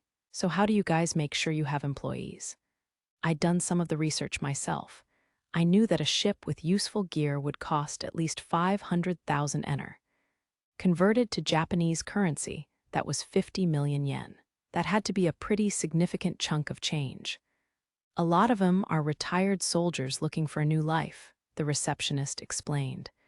They're paid well, and they get the job done. A lot of people turn to mercenary work for a new life. Some rich people just do it for thrills. Are there any educational facilities for mercs? I asked. Yeah, but none in this star system. I'm sensing some high barriers to entry. Yeah, well, it's a big galaxy. There's plenty of demand out there. Did the barriers to entry keep enrollment so low that it just wasn't worth it to build many facilities? Or was there not enough work to make it worthwhile? I couldn't tell yet, but I decided to leave it at that. Registration's done, the receptionist said. Next up is your test. I'm getting tested, I said. Yeah, buddy. We can't know what jobs to give you if we don't know how strong you are. That sounds fair, I guess. How does it work? We've got training simulators. You do it in there. Okay. The receptionist called to someone in the back of the office before guiding us to a different room. Wait, why was Elma joining in on this? She smirked when she noticed me looking. I believe I have the right to see how strong our little newbie is. Do you? I retorted. To be fair, she was the reason I registered at the guild so smoothly. I supposed I owed it to her to let her see my skills. It could be a good chance to show off to a 5-year veteran. Someone with that kind of experience would be a good barometer of how I'd stack up in the wider universe. Here, the receptionist said. The simulation room was larger than I expected. A massive room contained several enclosures, each the size of a small truck and housing a simulator. It was almost like they yanked the cockpits out of ships and lugged them in here. Pick the one most like your own cockpit and strap in. Awesome, I replied. Ships' cockpits differed greatly in design based on manufacturer, including their control schemes. As such, ships were made to be compatible with multiple cockpit blocks so the user could switch them out between ships. Fortunately, that was all part of Stella Online, meaning this was nothing new for me. This looks good, I said. Oh ho, the high-end military one. I'll get her set right up for you. The guy sounded impressed by my choice. Good. He left, apparently to start up the machine that operated the simulators. Elma vanished at some point, too likely watching from afar. All right, we're gonna begin this evaluation, the receptionist announced. Understood. What's the ship body data for this test? I asked. You've got it with you. You should be able to use it just like it's your own ship. Hey, whoa, what the hell? What's up? I mean, this ship's data is just, can you use this, dude? As long as it's the Krishna's data, yes. Was something wrong? In Stella Online, the Krishna was among the stronger ships, but I didn't know how it measured up in this universe. Ah, fine, the man said. The test is meant to measure your skill using your own ship anyway. It's a simple test. Just get rid of all the hostile ships. All ships except yours are hostile. There won't be many at first, but they'll attack in waves. Over time, they'll get stronger and more plentiful. Understood, I said. Okay, let's get this show on the road. Start up your ship. The cockpit went dark, dimming to minimal lighting, so they were going to follow me from the pre-startup phase, huh? I started up the main generator and immediately raised its output to battle mode. Outer space spread before me as the simulator began in earnest. It was crazy how realistic it looked. The cockpit's artificial intelligence announced, "Unknown warships have appeared. Their weapons are online." I activated my weapons in turn and deftly rotated my ship toward the enemy. Then I slammed on the accelerator. The G-force immediately shoved me back into my seat. Whoa, it even replicates G-forces when you accelerate. What kind of crazy tech were they using for this? If this universe was the same as Stella Online, then artificial gravity generators should exist. It had to be something like that. An enemy turned sluggishly to face my ship, and I took a bite out of their flank. 4 weapon arms emerged from the Krishna. I squeezed the trigger, and 4 beams of light flashed, piercing the enemy's hull. The ship exploded an instant later. Wow, they're weak, I said. The slow, plodding enemy ship looked like a transport vessel based on its large cargo size. Was that really the best they had? More enemy ships appeared, but none of the weak, slow, frail craft stood any chance against me. This was like shooting fish in a barrel. When would I get to show off my real skills? Heck, the newbie evaluation program ain't nothing to you, huh? The receptionist sounded impressed. My ship's just way better than theirs, I said. Yeah, also true. Anyway, let's start a new program. Understood. We tried the next evaluation. It was a little better than the first, but the enemy still lumbered at me, slow and weak, little better than those pirates from 4 days ago, honestly. They're so weak that it's hardly satisfying to blow them up. I was getting disappointed now. Buddy, that's the veteran training program. Ha ha ha, that's a funny joke. Got anything harder? Yeah, but I don't think this is gonna work out. Finally, some worthwhile opponents appeared. 10 space pirates rushed at me from the very start, and they were armed with real weapons this time. Firepower that was actually strong enough to make me sweat a little. Live ammunition and explosives were easy enough to deal with, though, as long as I was careful. I didn't need to fret about the lasers. They might as well have been pea shooters for all the punch they packed. The final light cruiser provided me with a bit of entertainment, at least until I slipped into his blind spot and annihilated him. That was a little satisfying, I guess, I said. Finally, a decent fight. Was that their most difficult level? Surely there was more. You gotta be kidding me, the receptionist said. Well, okay, test's over. Understood. Well, that was easy. How would they evaluate me, though? It definitely didn't seem like I'd failed, judging by the receptionist's reaction. I swiftly cut the generator's output, stopped the simulation, and hopped out of the cockpit. The receptionist and Elma waited for me at the entrance, mouths hanging agape. They blinked at me like they thought I might be a simulation myself. "How'd I do?" I asked. "Let's talk about it back up front." Well, that was vague. Couldn't he just tell me the result? Elma probably didn't know either, but she kept staring at me with this weird look. What was going on here? Confused, I followed them back into the lobby. So let's start with your test score," the receptionist began. "Yup, you've passed." "That's a good thing, right? Why the long face?" I said. "Mercenaries are given ranks," he said. Oh, this piqued my interest. Was it like those adventurer ranks people get in isekai novels? Was I about to get A rank or S rank here? Nice. So, there are combat ranks that give straightforward evaluations of your strength as a merc. We have iron, bronze, silver, gold, and platinum. Iron's the worst, platinum's the best, the receptionist said. "I see, and," I urged, "the test you just took is the gold advancement test. Go on. And you passed it, but we can't just give you gold right off the bat." That makes sense. There was no fun in starting at the very top. This ranking system wasn't part of Stella Online. I wanted to take my time and actually enjoy it. "You can't hit gold rank without some kind of achievement," the receptionist said. "Are you picking up what I'm putting down?" "So far," I replied. "We're gonna start you off with bronze, provisionally.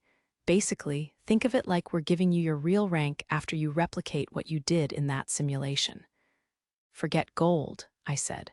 "If I start that high, I lose all the fun of climbing the ladder." Oh, okay." The receptionist looked weirded out. Elma was glaring daggers at me. "What's the big deal? Cut it out and start being nice to me. I'm just an innocent little newbie." The receptionist continued. "Anyway, the rank is temporary, and you're formally registered now.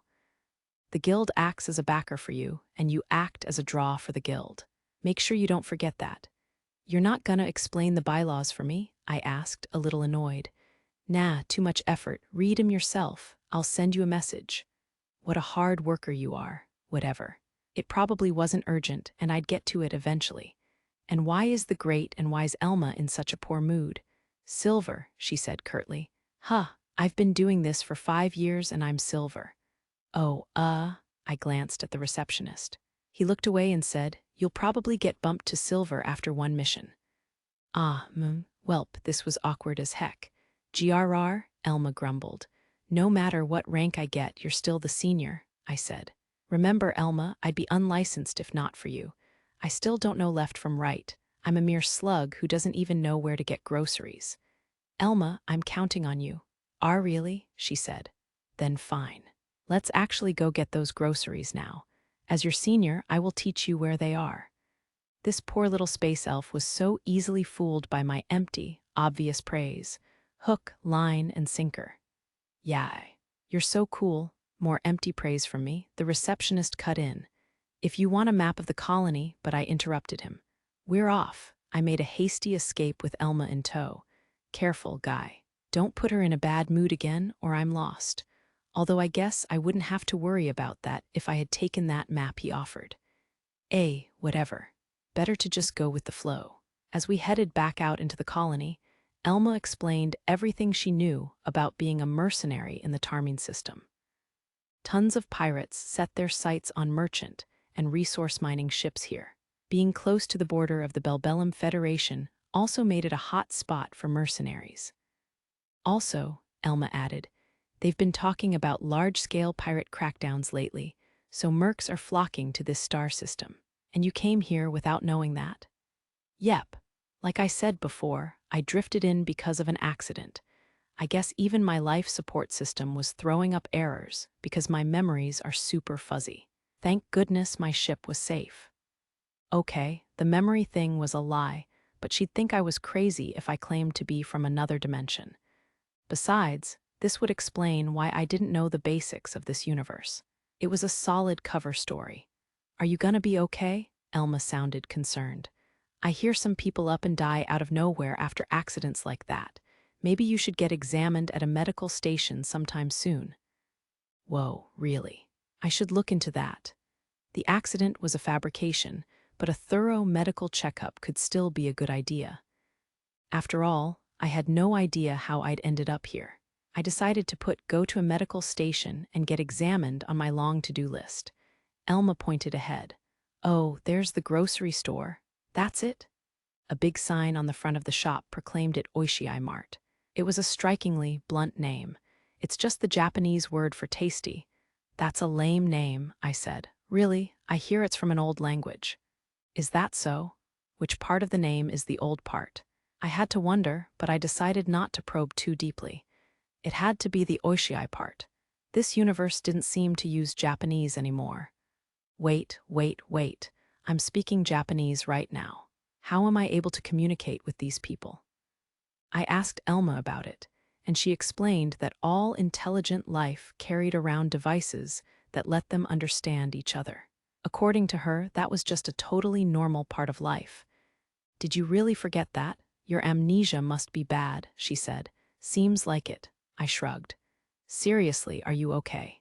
I'm actually getting worried about you. The poor little space elf looked genuinely concerned.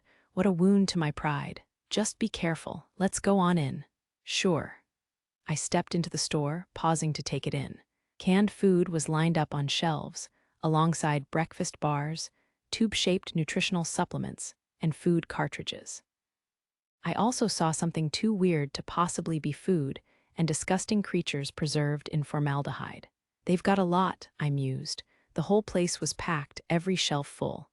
Yup, what do you want to buy? I don't know, what's good? Got any recommendations? If you've got a cooker, why not just buy cartridges? Elma suggested.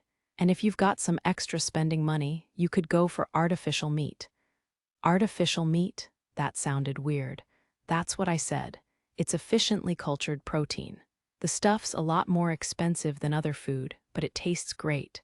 What about normal meat and veggies? Only the richest of the rich eat that stuff. Mercs make a lot, but it's not typically in our budget. Wow, that's crazy, I said. So livestock meat and cultured vegetables were high-class foods here. I supposed that made sense. After all, it couldn't be easy building a farm on a space colony. Elma stared at me rather dubiously and asked, if the phrase normal meat and veggies comes to you that easy, does that mean you're some kind of spoiled rich boy? Hell if I know. My memories are too vague. Do I look like one? I shrugged helplessly. She shook her head, unconvinced. Nah, I guess not. Still weird, though. Then I guess I'm not a rich boy. I picked a few more groceries at Elma's recommendation. I could also order water here. Though it was a little expensive, I splurged for some of that artificial meat, too. Apart from that, I stuck to food cartridges and non-perishables such as breakfast bars, along with some liquid food in tubes. She also suggested picking up some of that jerky-like stuff. How about the canned food? I asked. I wouldn't. If you open that in zero gravity, it could be a disaster. Yikes, so the moment you open it, it spews everywhere, huh? Got any carbonated drinks? I said. Carbonated, what's that? She said. I mean like soda. Some people call it pop. It's sweet, fizzy, and the best thing ever created. Please let her recognize soda at least. Elma cocked her head in confusion. Oh God, she really had never heard of soda. Okay, so you know about flavored drinks, right? I started over. Yep, there are tons of flavors. You take that and you add carbonic acid to carbonate it, and it makes the drink all fizzy. I've never heard of that, she said. What? Did carbonated drinks seriously not exist in this universe? I tried asking one of the grocery store workers, but they just apologized and gave me the same line as Elma. God is dead, I muttered in defeat. You sound like some religious nut who just lost his faith, Elma said. In all the galaxy, not a single carbonated drink. Not one. No, wait. Didn't I read an article once about how you can't drink soda on a spaceship? Maybe it was the lack of gravity. Maybe it was the air pressure. Either way, it seemed the complications had made my beloved soda obsolete in this universe. But wait, shouldn't you still be able to drink soda in a place with normal gravity and air pressure? Why not drink it in a colony? Was there a problem with the pseudo-gravity they made using centrifugal force? I didn't know. My brain couldn't even begin to conceive of it. Okay, what about a normal house on a planet then? Maybe soda would be popular there? I've decided. Stealing my resolve, I declared, I'm going to buy a detached house in a nice residential area on a planet.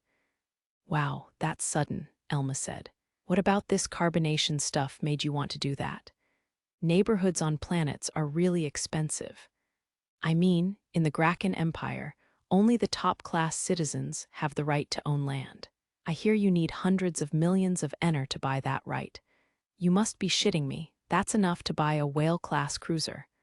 I'm serious, she said. An imperial soldier told me that. Hundreds of millions of ener. That was too much, but I really wanted some soda. Well, a man needs lofty goals. Do what you want, buddy. Elma may have shrugged, but this was a life-or-death problem for me, one I intended to figure out. I ordered my food and water. Most of it got sent to my ship, though I had a little bagged so I could snack before we left the store.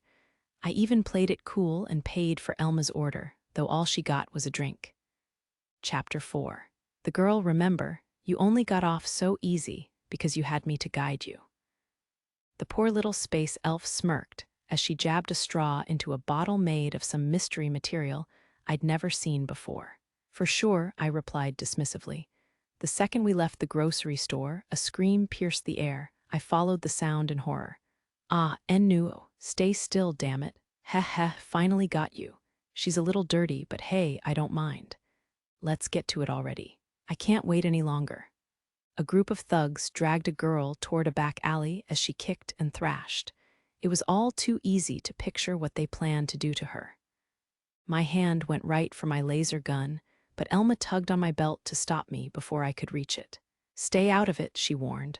Are you telling me to just ignore that? Do you know her? Well, no, but while Elma and I were debating, the thugs yanked the girl closer to the alley. She looked right at me, her wide eyes pleading for help. Then it's not your problem. Stay out of it, Elma repeated. But I hesitated. Listen, buddy, this stuff happens every day all over the galaxy. Are you gonna stick your neck out every single time? You've only got one life, my man. People who can't take care of themselves get taken advantage of. You can save her now, sure, but she won't last long anyway. Ouch. That was one heck of a cruel viewpoint. What hurt even more was that I couldn't quite refute it. I was no god or superhero. I was just some crappy mercenary struggling to keep himself alive in this universe. What could I do for someone else? You're not some big, awesome hero, Elma said. You're just a normal guy with a ship. Elma kept pressing, even as the thugs hoisted the girl up and carried her off into the alley. The girl held my gaze, still begging. She even reached out for me as though scrabbling for a lifeline. Guess so, I said. Elma was probably right. Maybe not getting involved was common sense in this universe. But I just couldn't live with it. As if, did you think I'd give up that easily, you heartless, cold-blooded elf? I couldn't leave the girl to her fate. How would I live with myself? How would I sleep at night knowing I'd abandoned her like this? I'd toss and turn, imagining all the ways I should have intervened. I didn't plan to spend my whole life racked with guilt. Wah, Elma gasped as I shook off her hold on my belt. I dropped my things and charged toward the alley. Grabbing my laser gun, I reduced the output to minimum and adjusted my grip. Give it up, girl, one of the thugs demanded. Quit struggling, do I gotta hurt you to make you understand? And no, please, the girl begged. I oughta clock you a good one. Another thug raised his fist above the cowering girl. Time slowed. I raised my gun in a fluid motion, aiming at his arm. The world held its breath as I steadied my sights and squeezed the trigger. Pishu, red flashed bright in the dim alley. Grah, the thug cried out in pain. My shot blasted the thug's raised fist, exactly as I intended. I'd never fired a real gun in my life, yet the motion felt so natural, so easy. Maybe my in-game skills transferred to this, too. Was that even possible? Not that I was complaining. Whatever just happened, it was another weird thing I had to accept about this world. Wah! I fired at the rest of the stunned, gaping thugs. My shots weren't killing them, thanks to my lowering the output, but everyone hit home. With each burst of red light, a thug screamed in pain. Oh, eek. Okay, maybe they screamed in a lot of pain. I didn't want to kill them, though, so I gave them one last warning. Get the hell away. The next one will do more than just burn. They needed no further motivation. The thugs scrambled away down the alley, leaving just me, my laser, and the girl, who leaned against a wall with her clothes disheveled. Shock left her face pale and eyes wide as she stared at me. I passed her and pointed my laser gun at the thugs' retreating backs as I said, "Fix your clothes while I keep guard. We're leaving." "Oh, okay." Her voice trembled on the brink of tears. Clothing rustled behind me. I glanced over my shoulder, just to be safe. If she was somehow in cahoots with the thugs, I could end up with a knife to the back for my good deed. Thankfully, she didn't do anything suspicious. The girl straightened out her clothes and then stood there waiting, watching me like I might have some answer for her. I didn't know what to do other than gesture back to the entrance of the alley. She nodded, red eyes wet with tears, and ran back to the main road with me following behind. "Welcome back," Elma said. Elma approached with my discarded items in her arms and a look of pure exasperation on her face. "So," she said, "what are you gonna do about her?" "Well, I glanced at the girl, who was still staring at me. Our eyes met for a moment. Despite the dirt smudged on her from her ordeal, she was pretty adorable. She stood about a head and a half shorter than me, but her chest was enormous, relatively speaking. She definitely put Elma to shame in that regard. She was like a girl out of an anime, a perfect little shorty I never dreamed I'd meet in real life. Her eyes and hair matched, both light brown. I'd have to call her cute more than pretty, with her youthful features and soft face. The thug's rough treatment left her already dingy clothing in a pretty sorry state. "Don't just stare," Elma interrupted. "Answer me." "I don't know what to do with her," I said. "Oh, great senior, what do you deem best?" God, why did I even bother asking? Of course there's nothing in that empty head of yours. "Whatever, bye," Elma huffed, shoved my stuff into my arms, and spun on her heel. "So that's how you want to play this, huh?" "I should have known," I said. "You're the type to use your junior and then toss him away, huh?" Elma stopped dead in her tracks. Her long ears twitched. "Darn shame," I said. "I should have known those were your true colors, but you had me fooled. I really thought you were my great and all-powerful senior." Her ears went on twitching as I continued. "Just one more little push. I overestimated you, but it seems you'd abandon your junior without a thought.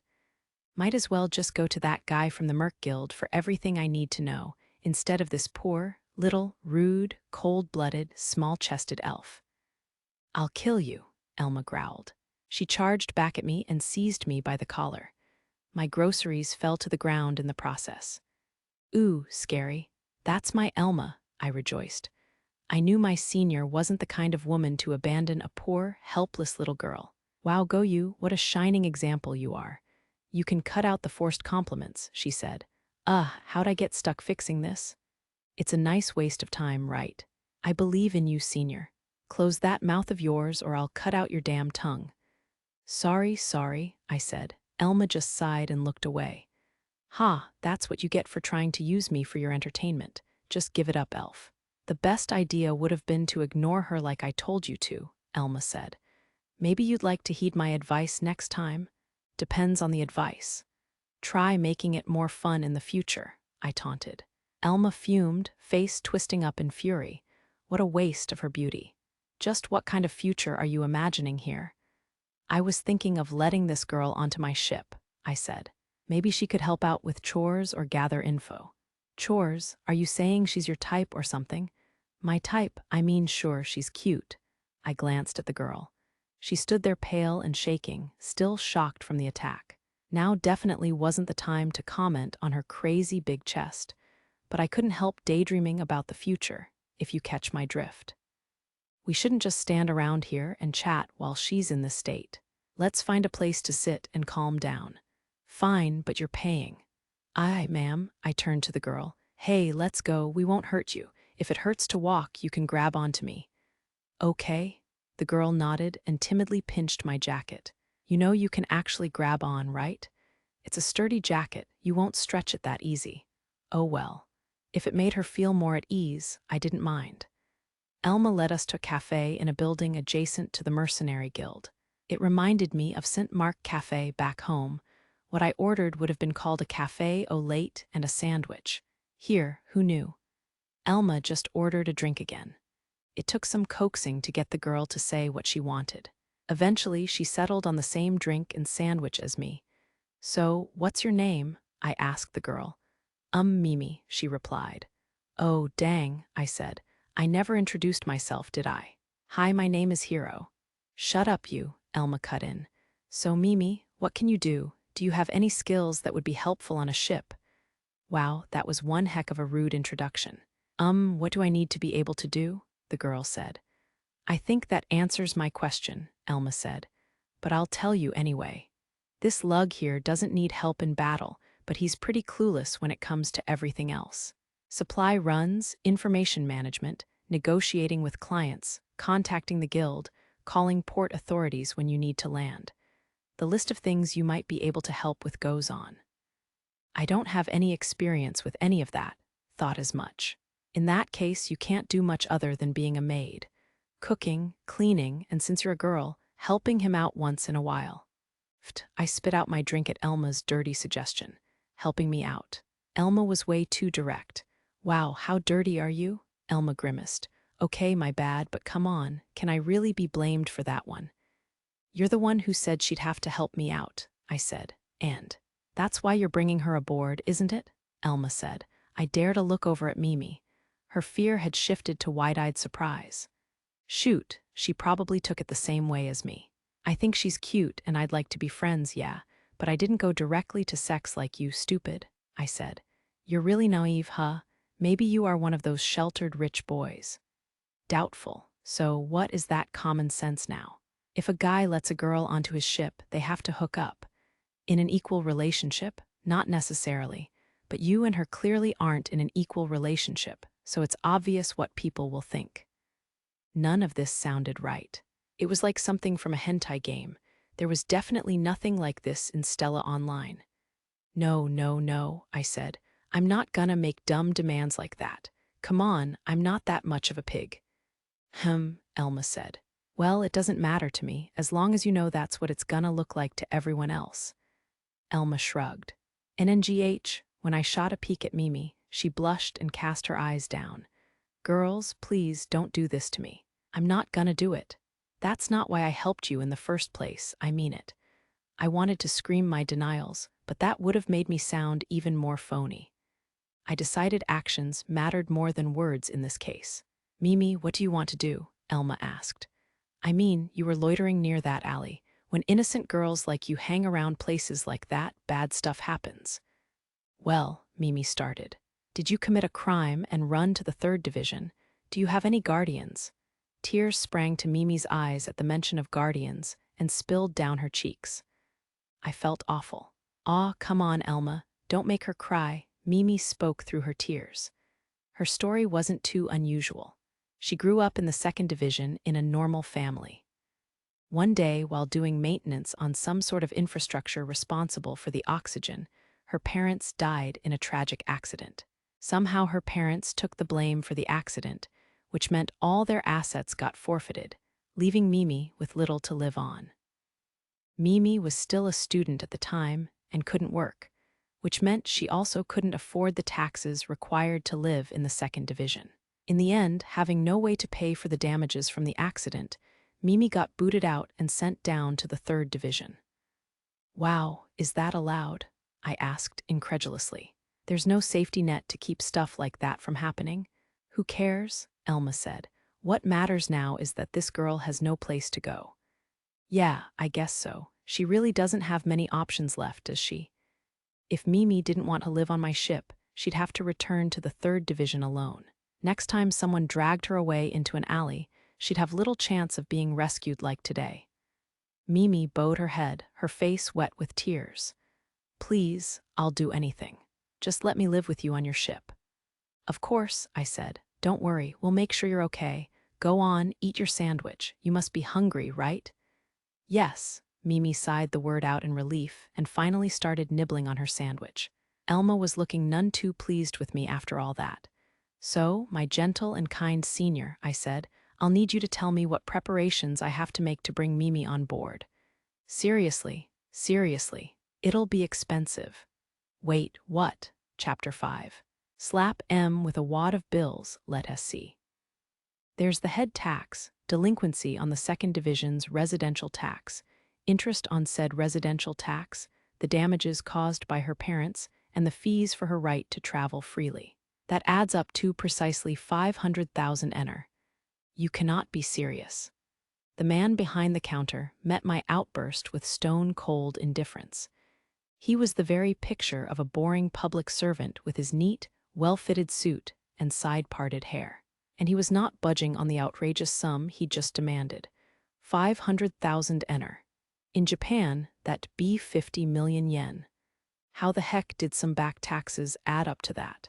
We'd come here to Tarmin Prime's Resident Administration, Bureau 3rd Division Branch, to make formal preparations for Mimi to join my crew.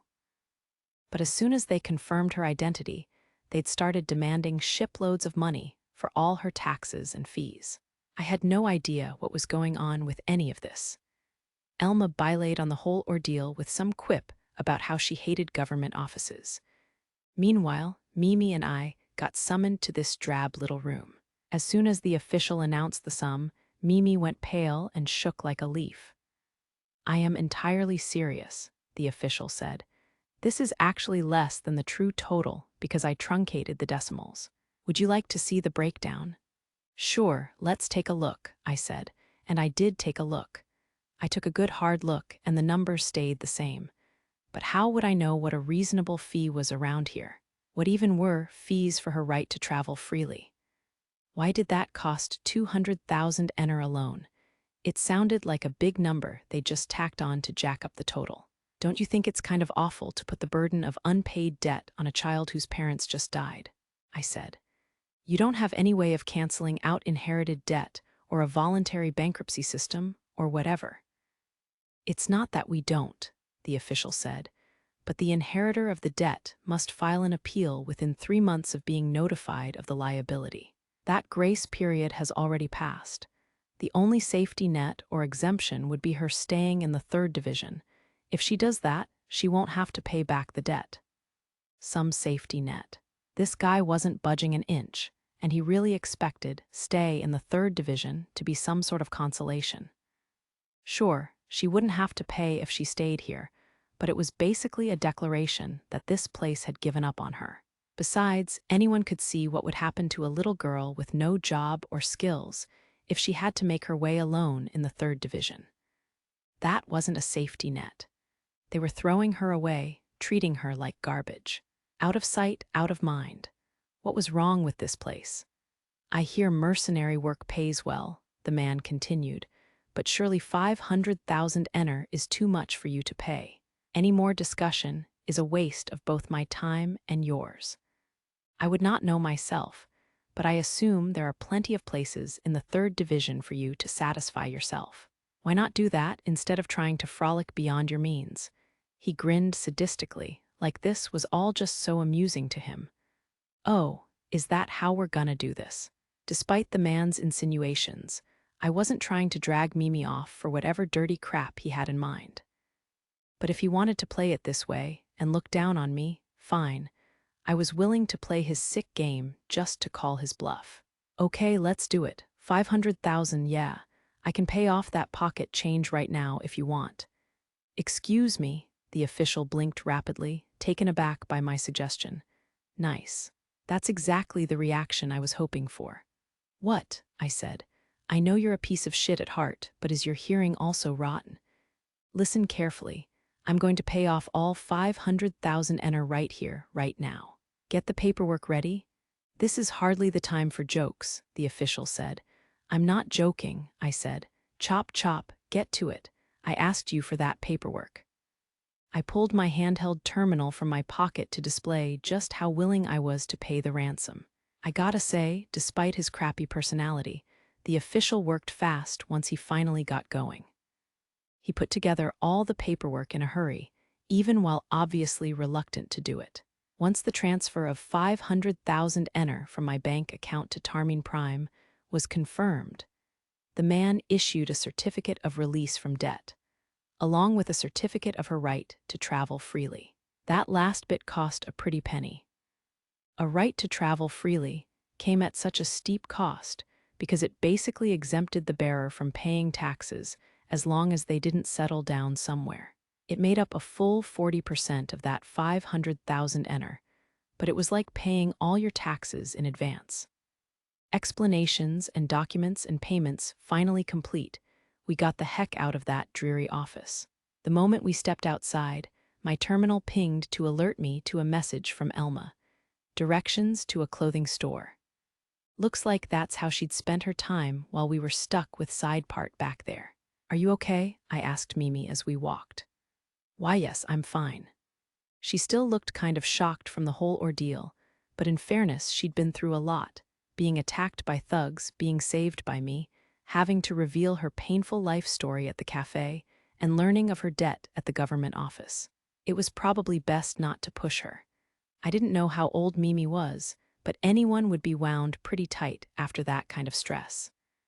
I really wished I could just take her to the ship and let her rest, but if she didn't get some new clothing now, she'd have nothing to wear tomorrow. Her current clothing was dirty and torn from the attack. Unfortunately, we couldn't really delay on getting her something new. How'd it go? Elma asked when we met up with her at the clothing store. I smacked him with a wad of bills. Ener, I said. Nice, nice. That's how mercs do it. By the way, I went and picked an outfit I thought Mimi could wear. She shoved a bag of clothes and a bill at me.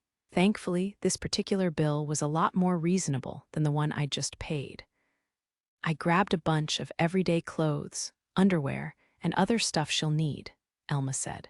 It won't even be close to enough, so make sure you take her shopping again sometime. Thanks, that's a huge help. You ought to be grateful, Elma huffed.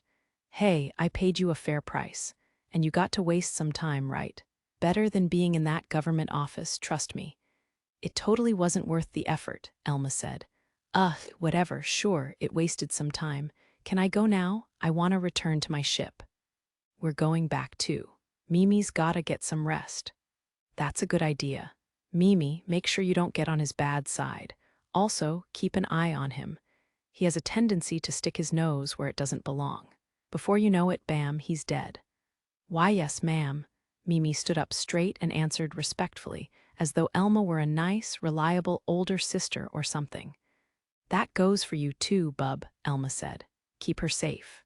That means no more ridiculous stunts like today. If you do something stupid and get yourself killed, she's all alone again. Yeah, I know, I said. You're more caring than you let on, Elma. That's the wisdom of age. You might have forgotten, but I'm way older than you, little guy. Oh, yeah, you did say that. She looked so young that it was hard to believe, but she'd said she was like twice my age. She certainly had the abundant energy of youth. No matter how hard it was to swallow, though, I just had to accept it. Energetic or not, Elma was old. When we returned to the ship, I showed Mimi her room. I took the private room but gave Mimi one of the two-person rooms, identical and facing each other across a hallway. Since they were basically the same, I didn't care which one she chose. I like this room, Mimi decided. Are you sure it's okay? Of course, I said. Once you put your stuff down, feel free to take a shower. After that, we can use the medical pod for a quick check of your vitals. Wow, you have a medical pod? Mimi said. This ship is incredible. It's like a house from the First Division. That's so. I'd never actually seen the First Division, of course, so I had to take her word for it. After sorting out rooms, I gave Mimi the complete tour. Laundry room, kitchen, infirmary, training room, cockpit, and cargo hold. The whole dang ship. Try to avoid being in the cockpit except when I give you permission, I said. Yes, sir. Also, oh right, I'd better get you a terminal. She'd need a handheld terminal like mine so she could contact me and organize information. Might not be a bad idea to get us matching tablets too. I don't need anything that expensive, she protested. Don't worry, I said. It's a necessary expense. I resolved to get her a tablet tomorrow. She'd need it when she left the ship. It wasn't like she was just going to stay on board 24/7. Plus, Elma said Mimi would need more clothing, so we'd be going out shopping again soon. You must be tired, I said. Take a nice shower, get yourself clean, and rest. We can talk about the vitals check and your job after. Okay, sorry. Don't apologize, make that a thank you instead. Now do you know how to use the shower? Yes, I'll be fine, thank you. Sounds good. I'll be in the cockpit or my room, so if you need anything just let me know. Speak up when you're hungry. We're going to be living together, so don't be shy. Yes, sir, Mimi nodded meekly. Good. There'd be no sense in her starving herself for the sake of modesty. Hopefully, she really would speak up. I left her to her shower and headed for the cockpit. She didn't need me fussing over her. I still hadn't asked her age, but surely she was old enough to manage some simple personal grooming on her own.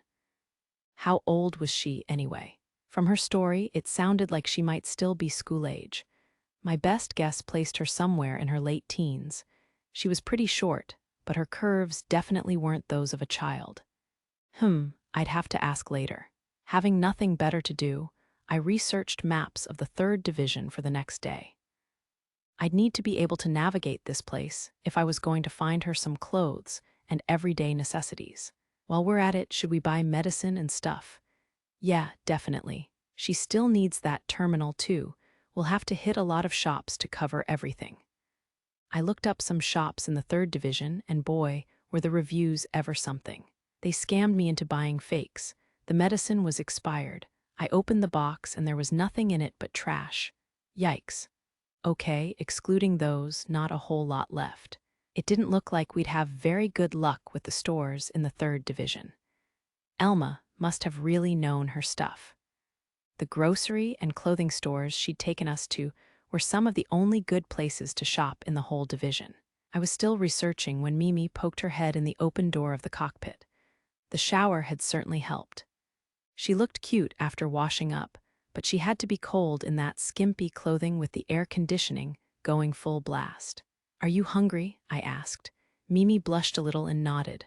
All right, how about some grub? Good job letting me know, keep it up. Yes, sir. I could sympathize with how uncomfortable it was to ask for food, but it was important that she kept doing it. She followed me to the kitchen, bashful the whole way. I called it a kitchen, but it didn't have any real cooking implements. The automatic cooker did most of the work, so maybe it was more accurate to call it a cafeteria. Eat anything you like as much as you like, I said. Oh, hey, I did buy some artificial meat. I think I'll try it out. Wanna give it a go, Mimi? I'll try it, sure, she said. I used the menu on the automatic cooker to pull up all the foods with artificial meat. I chose a large serving, while Mimi picked a more normal size. In just a few moments, the cooker dinged to announce our meals were ready. So this is artificial meat, I mused.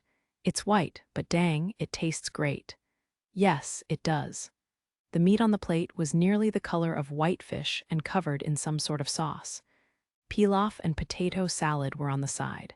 And boy, the machine wasn't kidding when it said large. My serving was enormous. Not bad at all, I said. It's delicious, Mimi agreed. I could almost believe I was eating a meal from back home. The artificial meat was chewy, but not greasy, and the sauce only made it more delicious. The fat from the meat flavored the pilaf, so it complemented the meal perfectly. And I could have sworn the potato salad was real, honest-to-God potato salad. You don't have to force yourself to eat it, I said when I noticed Mimi dithering over her portion. I'm okay, Mimi said. Mimi picked at the normal helping, apparently still trying to clear her plate, but it looked like a bit too much for her. I'd have to suggest a small serving next time, perhaps. We tossed our plates in the dishwasher when we were done, but then Mimi just stood there looking up at me. I raised an eyebrow. What do we do next? She asked nervously. Next? Well, it isn't good to sleep on a full stomach. Maybe we could go work out in the training room for a bit. I'd become well acquainted with the Krishna's training room from all my time holed up on the ship after arriving here. I used it nearly every day to keep in shape. The whole thing was state-of-the-art, with all the equipment you could ever need to stay in shape on a long space journey. As much as that all sounded tempting to me right now, Mimi looked dubious. "You can go ahead and rest, Mimi. You must be tired," I said. After all, she'd been through a lot in a single day. If I was feeling sleepy, she was probably completely exhausted. "No, okay. I'll rest." I was relieved she'd changed her mind. She looked like she was nodding off even as we said good night, and I headed to the training room. I kept my training regime moderate. I wasn't trying to be a bodybuilder or anything. The whole ship worked in tandem to design my workout plan, from the automatic cookers to the terminals. All that data got grouped up, organized, and calculated to produce the optimal regimen for my body. It wasn't an easy workout, but at least I knew I was in good hands and had a tangible goal for my training. I went right from the gym to the showers. It wasn't much different from how I'd lived before Mimi came on board, but having her here made me extra aware of my hygiene. If she thought I was a slob, I'd die inside. I took a little more care than usual with my shower that night before heading for bed. The one downside to the whole arrangement was that I couldn't keep wandering around in my underwear, even for a quick trip from the shower to my room. I threw my jacket and pants back on and hurried to bed. The moment I hit the mattress, a huge yawn seized me. What a day. All I'd planned to do was go grocery shopping, but the moment I'd met Elma, everything had gone off the rails. That little space elf invited trouble. I could feel it. Maybe I should steer clear of that one. Despite all the craziness, though, I had to admit that I felt great. I was living a way healthier lifestyle here than I had back home. Frequent, balanced meals, optimized exercise, sufficient sleep. It didn't get much healthier than that. While I pondered all this, Mimi peeked around my open door. For some reason, she was blushing and nervous. Ah, whoops. I was so used to leaving doors open because I lived alone. And I was in my freaking underwear. "What's wrong? Also, I'm half naked. Gimme just a sec to get dressed." She paused only a moment before stepping right in while I was still pulling my pants on. Whoa, what? Why had she barged in when I told her to wait? And what was with that negligee? It was totally see-through. I couldn't avoid getting a look at her whole body. Stop, hold on. Why? I covered my eyes immediately, though I have to confess I gave in after a second and peeked between my fingers. I couldn't help it. "I'm here to do my job," Mimi whispered as she approached. She had nothing on but that sheer negligee. Even her feet were bare. "No, wait, seriously. We should get to know each other better first, right?" I said. "This is all that I can do. I don't mind doing it with you, hero." She said my name for the first time. "No, wait. That's not what I should be focusing on." "Arg, no. Miss, please, no. We can't do this. We mustn't." As I panicked, Mimi sat next to me on my bed and hugged me. Something soft pressed against me. For someone so small, her chest was not only huge, but dangerous. "I've been bombarded," he yelped. "I took my medicine, so I'm fine," she said. "Medicine? What medicine?" "Elma got me this birth control and stuff that makes the first time hurt less. She gave me this negligee, too." Damn that elf, what has she done? Or am I supposed to say thank you? "You, do you not want me? Would you prefer someone prettier like Elma?" "That's not it at all, I swear. You're not the problem. But this is all I can do to pay you back. And I'm so scared." "Please, scared? Scared of what?" I didn't understand this situation at all. Mimi continued, "I don't have any other skills to offer, so I'm doing this to protect myself. If I do this, you won't abandon me." Her voice tapered off. Oh God, she was actually thinking I would change my mind and kick her out if she wasn't useful. That's why she was doing this. The implications there cut deep. Did she think I was that much of a piece of garbage? "I don't think you would do something like that, hero, but can you reassure me?" she said. Oh, that's it? It wasn't that she doubted my character. She just wanted to be reassured. But still, I was continuing to panic when my handheld terminal dinged beside me, flashing an eerie message. Take responsibility and give her what she wants. Only one person ever sent my terminal messages. This whole thing had been arranged by that poor little space elf. "Please, don't abandon me," Mimi said. She sounded on the verge of tears. Elma must have really convinced her that I'd kick her out if she didn't do this. Next time I'd put that elf in a darn arm lock, I swore. Okay, I said. Mimi gasped. What am I supposed to say at this point? This is really strange. I'm at a total loss, to be honest. All I could think to do in that moment was return Mimi's hug and pat her on the back. Finally, I said, I'll be as gentle as I can. She nodded and relaxed in my arms. What am I supposed to do? That mantra played over and over in my head for the past half a year. After the accident, after Mom and Dad died, I faced a world of constant worry.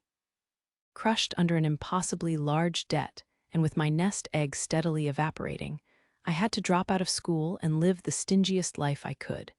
But bankruptcy still barreled toward me. I was running out of time.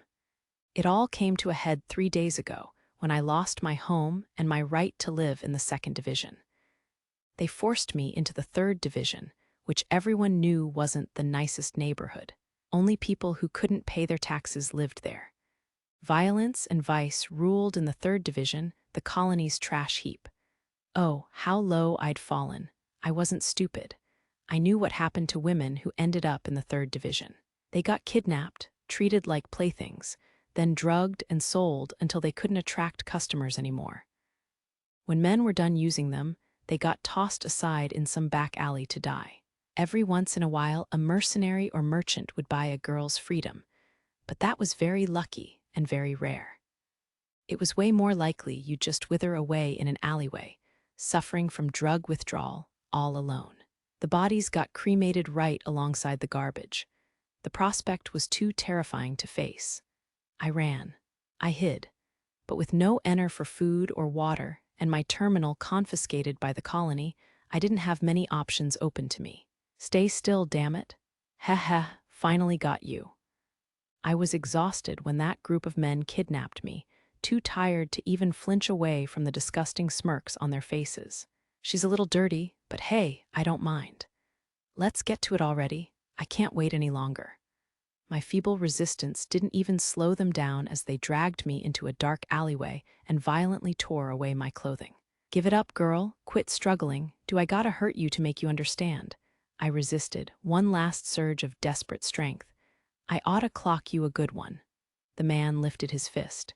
The moment he brought it down, I'd be done for. But just before he did, a burst of red light flashed bright in the alleyway. Eek! Each time the light dyed the darkness red, another thug screamed, "Get the hell away. The next one will do more than just burn." The assertive voice stopped the thugs in their tracks. The one holding me hastily let go, fleeing with the rest of them. I slumped against a wall. Although still dazed from my ordeal, I tried to find the source of the voice. Another man stood in the alley now, dressed in sturdy, unfamiliar clothing. He had to be a mercenary. He even had a gun, though he looked pretty nervous about actually using it. He had black hair and gentle eyes. I placed him in his early or mid-20s, perhaps. He shot a look my way before pointing his laser gun in the direction the thugs had fled. "Fix your clothes while I keep guard," he said. "We're leaving." Was I really safe? I hastened to straighten out my clothing, barely believing my rescue was actually real. Welcome back. When we left the alley, an elf woman dressed like the man addressed him. She was probably a mercenary, too. What is their relationship? Why was I wondering that? Why did it bother me? "So, what are you gonna do about her?" the elf said. "Well, I mean," the man turned his attention to me. His eyes really did look kind. They helped ward off some of the terror still pulsing through me after the attack. "Don't just stare. Answer me," the elf said. The elf and the man talked like old friends. For some reason, my heart ached at the sight. "I was thinking of letting this girl onto my ship," he said. "Maybe she could help out with chores or gather info." I was shocked by the man's words. Wait, am I going to his ship? That means doing that, right? But we've only just met. I suppose I would be in worse trouble if he didn't save me, though. If I stayed in the 3rd Division, more men like those thugs would eventually find me. Going with this guy seemed way better. At least he was nice. Chores. Are you saying she's your type or something? The elf woman leaned in toward me. She was beautiful, with smooth, unblemished skin and the longest eyelashes I'd ever seen. It made my heart skip a beat. My type. I mean, yeah, she's cute. The man who saved me looked to me again, but I quickly turned away. His eyes flickered down to my chest. Men often ended up looking there. I admit my breasts often made my back hurt, but maybe this was one time I could be grateful for them. Actually, we shouldn't just stand around here and chat while she's in this state. Let's find a place to sit and calm down. Wow, he really was being kind. Suddenly, I felt embarrassed about the state he'd found me in, dirty and haggard like this. I hadn't managed to bathe in days. Fine, but you're paying, the elf said. Aye, ma'am, he said. Hey, let's go, we won't hurt you. If it hurts to walk, you can grab onto me. I obeyed his instructions and gently pinched his clothes. That was as close as I was willing to get. Any closer, and he might get a whiff, and I'd die from the shame. At the cafe, the elf told the man bluntly what me being on his ship implied. He blushed furiously. Was he actually a little stupid? Did he not realize what it meant to have a woman aboard? The sight of him all flustered over it was kind of adorable. But wait. If he was so clueless then, he really wasn't trying to abduct me in the alleyway. He'd really saved me out of the goodness of his heart. How did someone so kind survive down here? The rest of the afternoon passed in a blur. I learned his name was Hero and the elf's was Elma. He took me to a government office, where he paid an enormous sum to the mean public servant. The massive debt hanging over me nearly made me faint, but Master Hero paid it off like it was nothing, all to buy my freedom. I had this overwhelming feeling that my whole life had been leading up to our meeting like this. Later, Elma gave me a bag full of clothes. It was all thanks to her that I could be Master Hero's. I owed him most of all, but she was a close second. Finally, Master Hero took me back to his ship. It was surprising. I expected a mercenary ship to be more cramped and stuffy, but Master Hero's was big and clean, like a First Division home. It might have been nicer than my old home. I took a shower at Master Hero's suggestion. After so long without one, it felt incredible to be under the warm water, and I scrubbed my skin clean of all the muck of the Third Division. Then I checked out the bag of clothing Elma gave me earlier. It contained 3 pairs of panties, 2 sheer outfits, and 1 plainer outfit, as well as a skimpy negligee, bottle of liquid, 2 pill cases, and a note. What's all this about? The note came from Elma and included instructions on how to use the bottle of liquid, perfume, apparently. That'd be helpful. I'd never used the stuff before. On to the pills. Elma said one was birth control and the other a medication to make the first time less painful. I'd heard stories that it could be uncomfortable, so I definitely appreciated that. I even had friends back at school who had to navigate some awkward conversations with their boyfriends after the first time. I dabbed perfume onto my wrist. It made me feel mature and confident. Suddenly, the sheer outfits appealed to me way more than the plainer ones.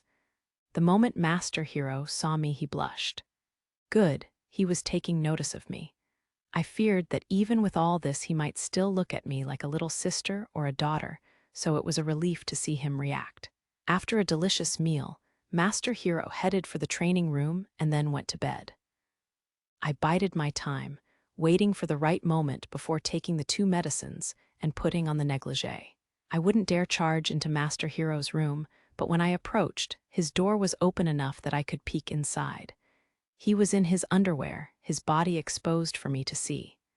Heat washed through me. Was this the work of the medicine? What's wrong? He said. Also, I'm half naked. Gimme just a sec to get dressed.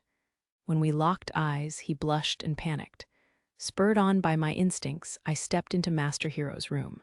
It had taken a long time and a lot of pain for me to get here today, but finally I was safe in Master Hero's embrace.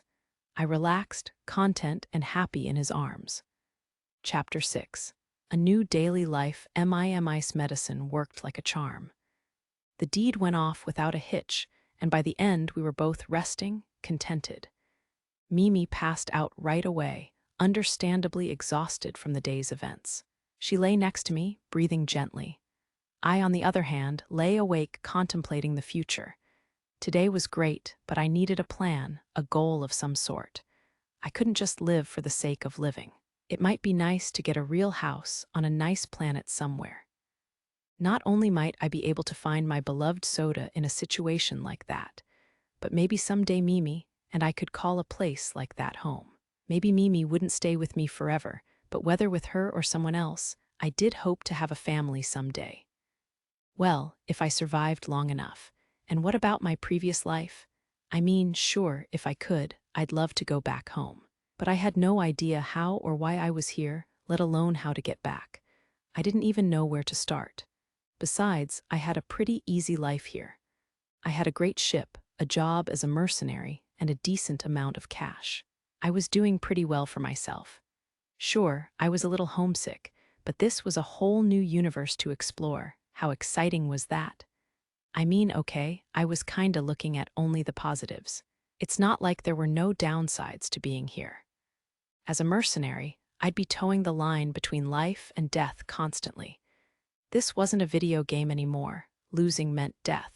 But losing wasn't even the only negative outcome. If the Krishna took a ton of damage in some battle, I'd have to find a way to pay for the repairs or face the prospect of fighting in suboptimal condition. Even if I somehow never took damage, though, I'd need to constantly save up money for regular repair and maintenance. Slacking on that could mean dying just from neglecting something the ship needed. The danger wasn't confined to space battles, though. Even just leaving the ship for food or any of the bureaucratic tasks that kept coming up could be dangerous, as I'd learned yesterday. This wasn't Japan. I couldn't walk around assuming I was safe. All it would take was some random lowlife catching me by surprise, and I'd be done for. Plus, if I went and got myself killed, Mimi would be stranded and in a tough spot herself. Knowing her safety was tied to my own was a heavy responsibility. I needed a plan. Maybe I could talk to that guy from the Merc Guild tomorrow or the day after. After Mimi's vitals check tomorrow, we would go shopping. Everything had been too hectic to do the check today. Hopefully, nothing we'd done tonight would cause any blips. I couldn't know until tomorrow, so I decided to get some rest. In the morning, I would shower, eat, and then get to the vitals check. With a solid plan in place, I closed my eyes and finally relaxed, enjoying Mimi's warmth beside me. I would rest well tonight. Emma, something tickled my chest, rousing me from my sleep. I cracked my eyes open to find brown hair splayed across my chest. "What are you doing?" "Biwa," Mimi startled and looked up at me. I met her soft brown eyes, setting my hand over hers on my chest. Someone was being naughty. And just what were you doing?" I teased. I'm just, it takes two to play this game, Mimi." Wah, I smirked and pulled her down to me. The morning wasted away while we flirted and played around, enjoying each other all over again. "So, as for today's plans," I said eventually. "We couldn't just laze around forever, unfortunately." "Yes," I told her the agenda over breakfast. We'd taken our time rolling out of bed this morning, but we weren't in any particular hurry. After the meal, I did some basic chores to get things started. Still had plenty of cash. Good, we'd need that. The ship's self-assessment program reported everything in working order, too, so I didn't need to worry about maintenance at the moment. Still, we couldn't just coast off that forever. I'd need to start making money soon, before there was any reason to panic or scramble. After breakfast, we would perform Mimi's vitals check and leave to shop for daily necessities. Along the way, we would get her a handheld terminal and take her to the Mercenary Guild, where I could ask about her training. If anyone would know about Merc training, it'd be the Guild. "That's the basic to-do list," I said. "Yes, sir." "Understood. After we eat, we can rest for a bit. Then it's time for your vitals check." "Yes, sir," Mimi said. We snuck in another 30 minutes of lazing around before I took Mimi to the medical pod for her check. The results came back fine, some mild exhaustion, but no illnesses or anything more serious. We were both relieved by that, being healthy counts for a lot. "Okay, let's get going," I said. "Wear the least revealing clothes you have." "Yes, sir," she said. "Come to the cafeteria once you've changed." I was already dressed, so I waited while she went back to her room. Maybe at some point soon we'd need to talk about rules for living together here. We could tackle that later, though. "Sorry for making you wait," she said when she returned. Not at all, I said. That was fast. She laughed. All I needed to do was change, after all. I thought all girls took a long time to get dressed. Maybe she just didn't have the extras, like makeup. I'd better buy her some. We headed for the shops. First up, the drugstore. It had just about everything we needed. Snacks, candy, makeup, toiletries, even underwear. Oh, and medicine, of course. Okay, Mimi, I said. I'm gonna let you handle the more delicate items you might need. A female employee might be able to help you better than me. Just let her know you're living on a ship now. Why, yes, sir, she answered. Listen up. Once you get on that ship and leave the colony, we won't be able to restock for months, maybe even half a year. Don't skimp or it'll actually cause more trouble for us. Just get whatever you might need. Yes, sir. Hopefully she could handle it or an employee could help. I really wasn't an expert myself. I got some help from a different employee. After letting him know I was planning a long voyage, he recommended a first aid kit and some medicines and materials to keep our medical pod well stocked. For myself, I grabbed underwear, shirts, and body wash. Finally, I'd need filters and disinfectants for the water circulation system back on the ship. While I went over my purchase, Mimi returned. She was blushing, and the employee helping her was grinning about something. I distinctly didn't like where this was going. She's such a good girl. Have fun, you too, the woman said. Awkward silence descended after that proclamation. The moment I looked to Mimi, she blushed and hid her face. Oh boy, I wasn't dumb. It was clear what she must have bought. Still, I had to ask. Whatever it is, it's safe, right? I asked. No crazy side effects, not addictive. She won't develop a dependence on it or anything. Don't worry, the employee assured me. I can vouch for its safety. Then it's all good. She needs it, right? Yes. It makes her monthly cycle much lighter. I'll take your word on it. I was no expert, but I knew that a monthly cycle could be pretty painful, though it differed from person to person. Some women got it so bad they could barely do anything at all when it was at its worst. I'd even heard of pilots in this universe who made a mistake or crashed because of the pain. God, pain like that for days, maybe even a week or more, it sounded awful. Hopefully, whatever Mimi got would help her avoid that. The medicine in this universe was pretty advanced. Surely it was up to the task. Thank you, come again, the employee said as she rang up all our stuff. I used my terminal to pay and finish the delivery procedures. By the time we returned to the ship, all our purchases would be waiting for us. Next up was the handheld terminal for Mimi. It didn't take too long to find. Terminal and tablet, I said as I presented Mimi with both. Why you bought two? Her eyes flew wide. I wanted a tablet for myself, so 3. The terminal handled basic communication and wallet functions, while the tablet was for study, work, and entertainment. I planned to ask Mimi to train to become an operator, so she'd need a tablet of her own. She'd also be super helpful for managing my finances and all the bureaucracy with the guild and various governments. We couldn't just work, though. That's why I got us both tablets with nice big screens we could use for videos, games, or whatever else we wanted. But they're so expensive, she said. I understood her reluctance to drop that kind of money right away.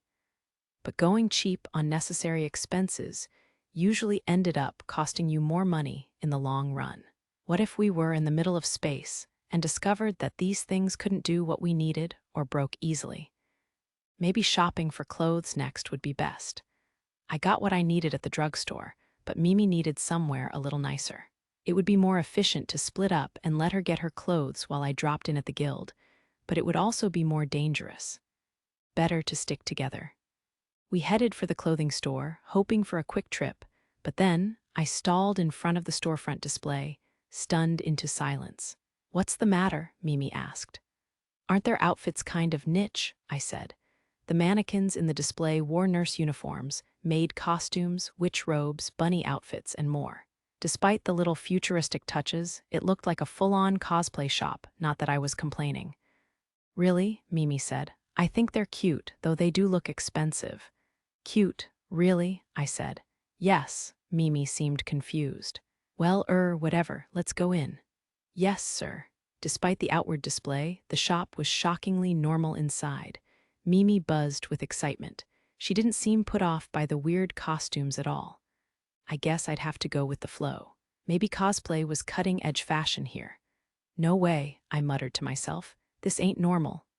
Mimi raised an eyebrow. Futuristic or not, the clothing on display here was definitely still cosplay. Oh, maybe the real clothing is invite only. They must have normal options in the back. I mean, who in the world would walk around wearing this stuff? How is this place making money? Welcome. How can I help you? An employee appeared, wearing a smile and a high-tech rabbit-ear headband.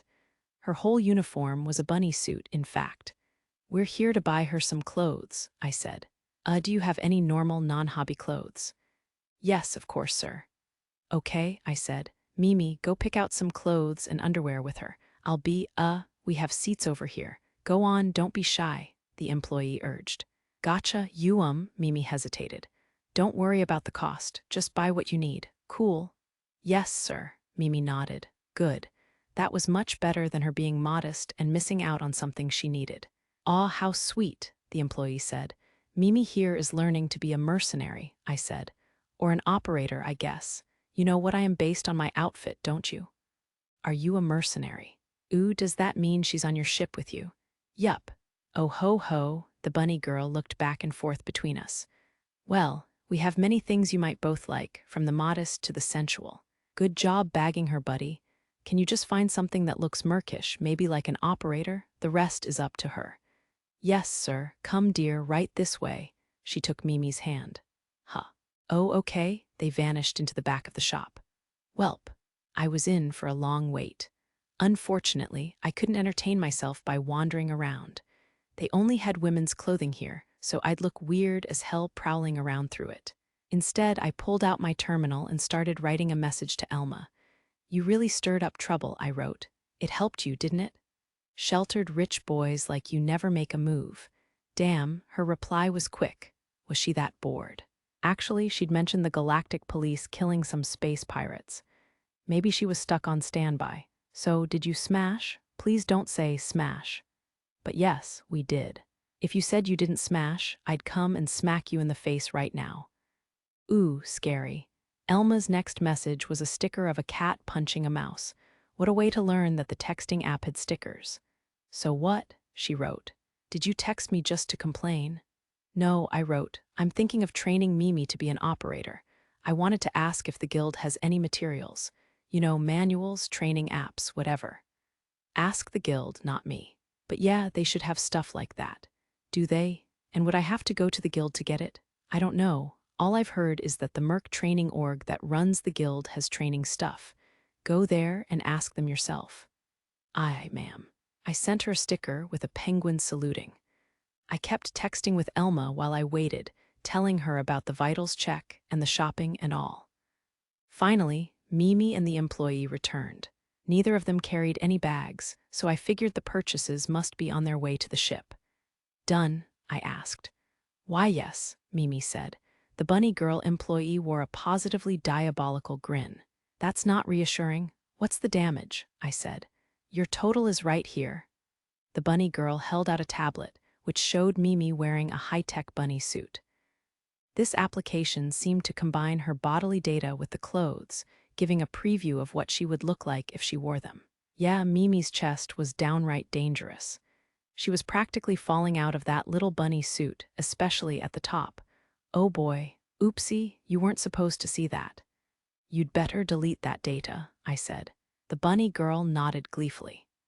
Then she leaned in and whispered, if you register as a member, we can recommend the perfect clothes by comparing her data with sister stores. If you're interested, we have online ordering and new product alerts. Does it include that clothing preview software? Of course, this is all made possible with our exclusive app. Sold. I registered as a member while I paid. It was not a cheap prospect. But hey, compared to flak shrapnel and my other ammo, it wasn't really gonna make a dent in the finances. With all that settled, we headed at last for the Mercenary Guild. Just so you know, the guy who works at the guild is kind of terrifying, I said while we walked. He looks exactly like what you'd imagine for a merc guild. Oh, okay, she replied. He's a nice enough guy once you get to know him. That place is like a government office, so you don't have to be nervous. Yes, sir. Her expression changed from fear to delight on a dime. Adorable. Still, she probably needed to learn self-defense to survive around here.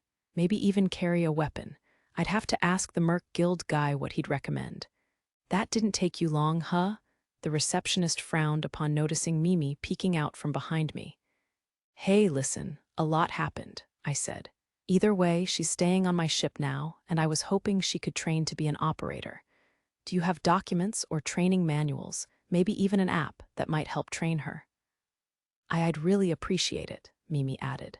The receptionist lunged around the counter, grabbing me by the collar all of a sudden. What's going on here? He demanded. I'll tell you all about what happened, just let me go. You're scary this close up. Watch it, he snarled. But it's true, look, Mimi's trembling too. The man shoved me away, sat down, closed his eyes, and took deep breaths to calm himself.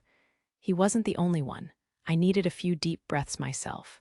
It's a long story, just so you know, I warned him. I've got time. Okay. He clearly wasn't going to take no for an answer, and I definitely didn't want to be on his bad side, so I settled in and told him the whole sorry tale. This is unfair, he growled. You meet a girl your first day of mercenary work, and I still can't get a girl myself.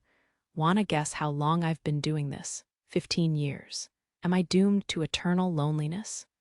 Abruptly, his anger shifted to despair as he cried at the heavens and fell onto his desk, weeping into his arms. The commotion summoned a different employee, who came running at the sound of the receptionist's wailing. She grabbed him and bodily hauled him off to the back as soon as she saw him. Well, see ya, I guess. Excuse my coworker's rudeness. After cleaning the receptionist's tears from the front desk, the woman smiled awkwardly at us. I couldn't blame her. Who wouldn't feel awkward in that position? So, should I tell the whole story again? I said.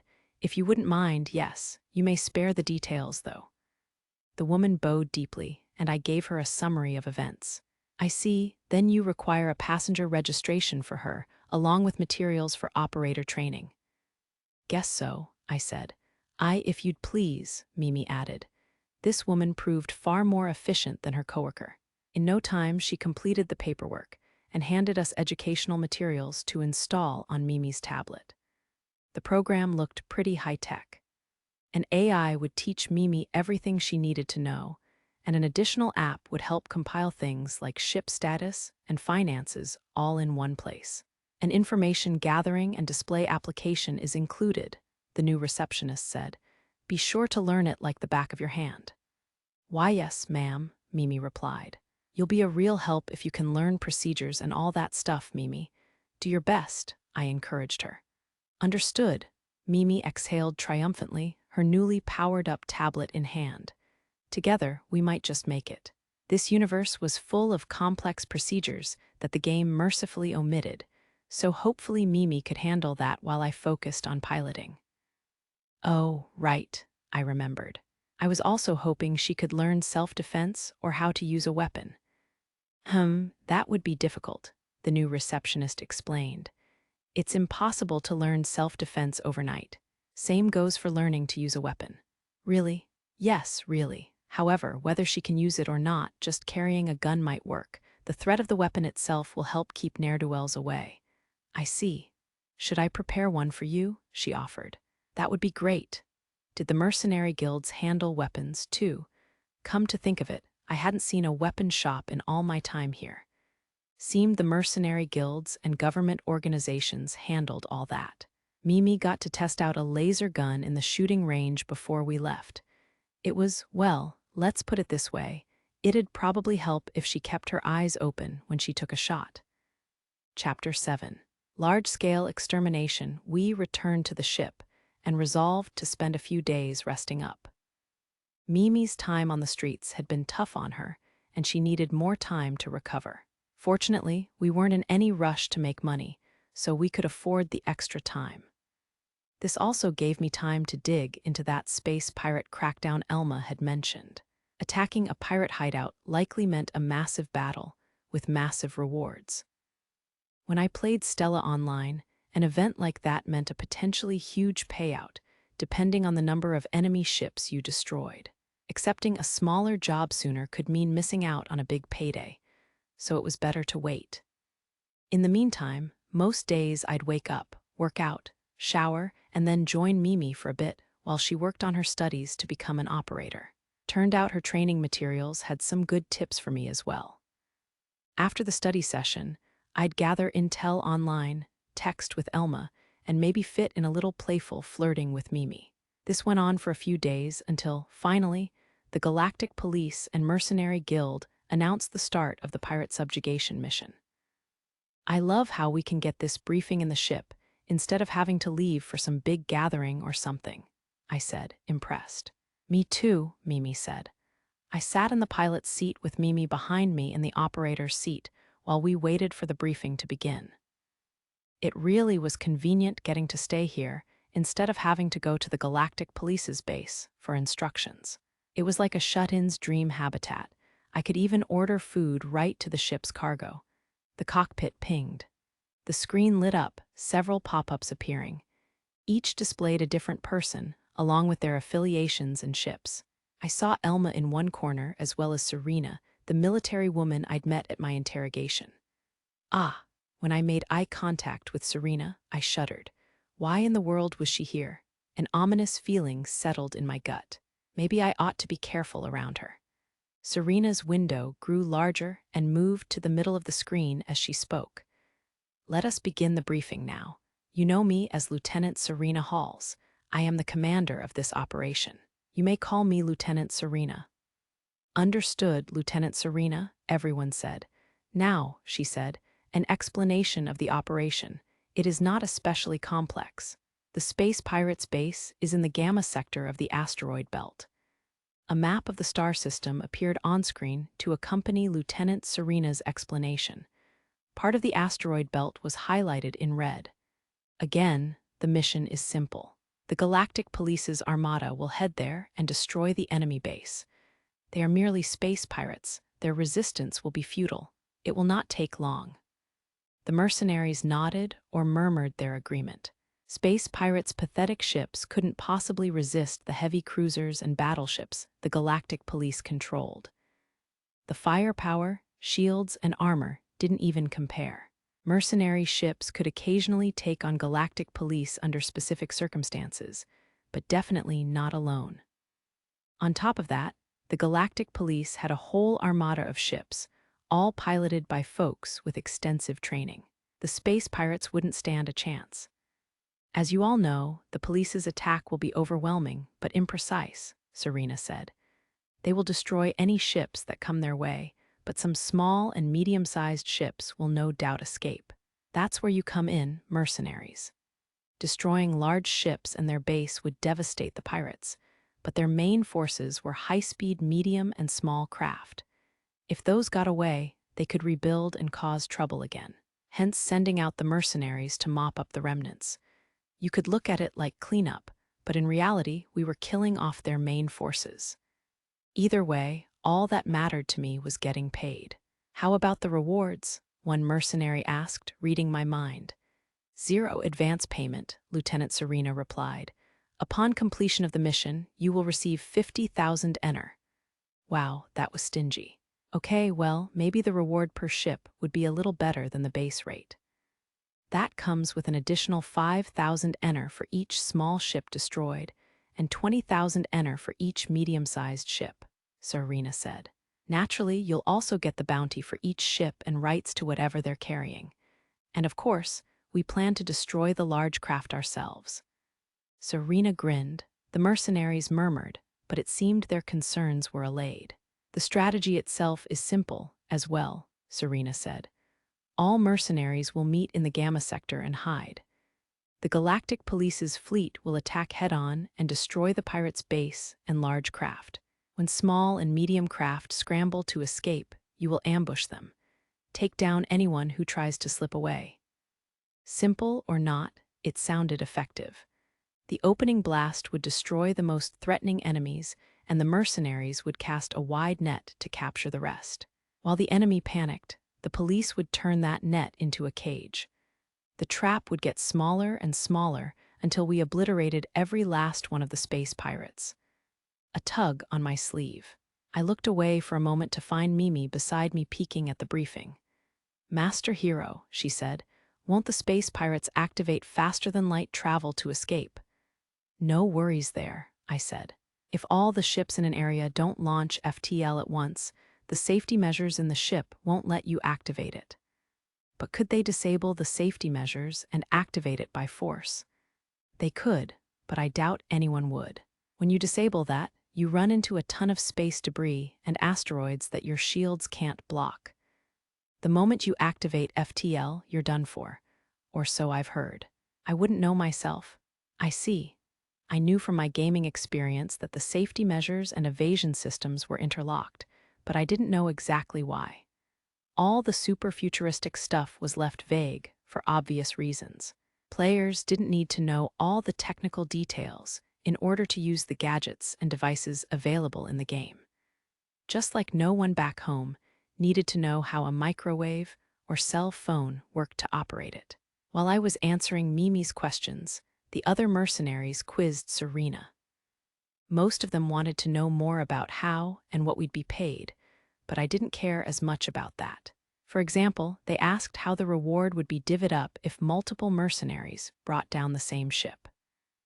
Apparently, those decisions would come down to the police, who'd weight it based on the logs and then publicize the results through the guilds for the sake of transparency. That was smart. Guilds hated mercs who stole kills just to cash in. A mercenary could get demoted or even expelled for kill stealing. Not that I planned to do anything like that. Nobody was asking anything I really wanted to know, though. Finally, I had to jump in myself. "Can I ask a question?" All eyes turned toward me, including Elma's. The poor little space elf glared as though bracing for whatever stupid question I might ask. Well, it wouldn't do to disappoint her on that front. "Yes," Serena said.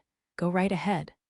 I've never participated in a large-scale battle like this, but I imagine there are times when someone might decide they're unable to fight due to issues with their ship, losing their shields, depleting the shield cells that would restore their shields, or a number of other complications. Are we allowed to leave at will in such situations? The other mercenaries were astounded. Elma covered her face in embarrassment, while Serena smiled and said, "You are absolutely free to do as you please. A mercenary can't work if they're dead. But don't run for the hills without at least fighting a little. Remember, we do need to kill all of the space pirates."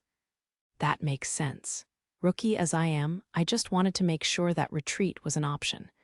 I'd have to back out if you said that we fight until we die.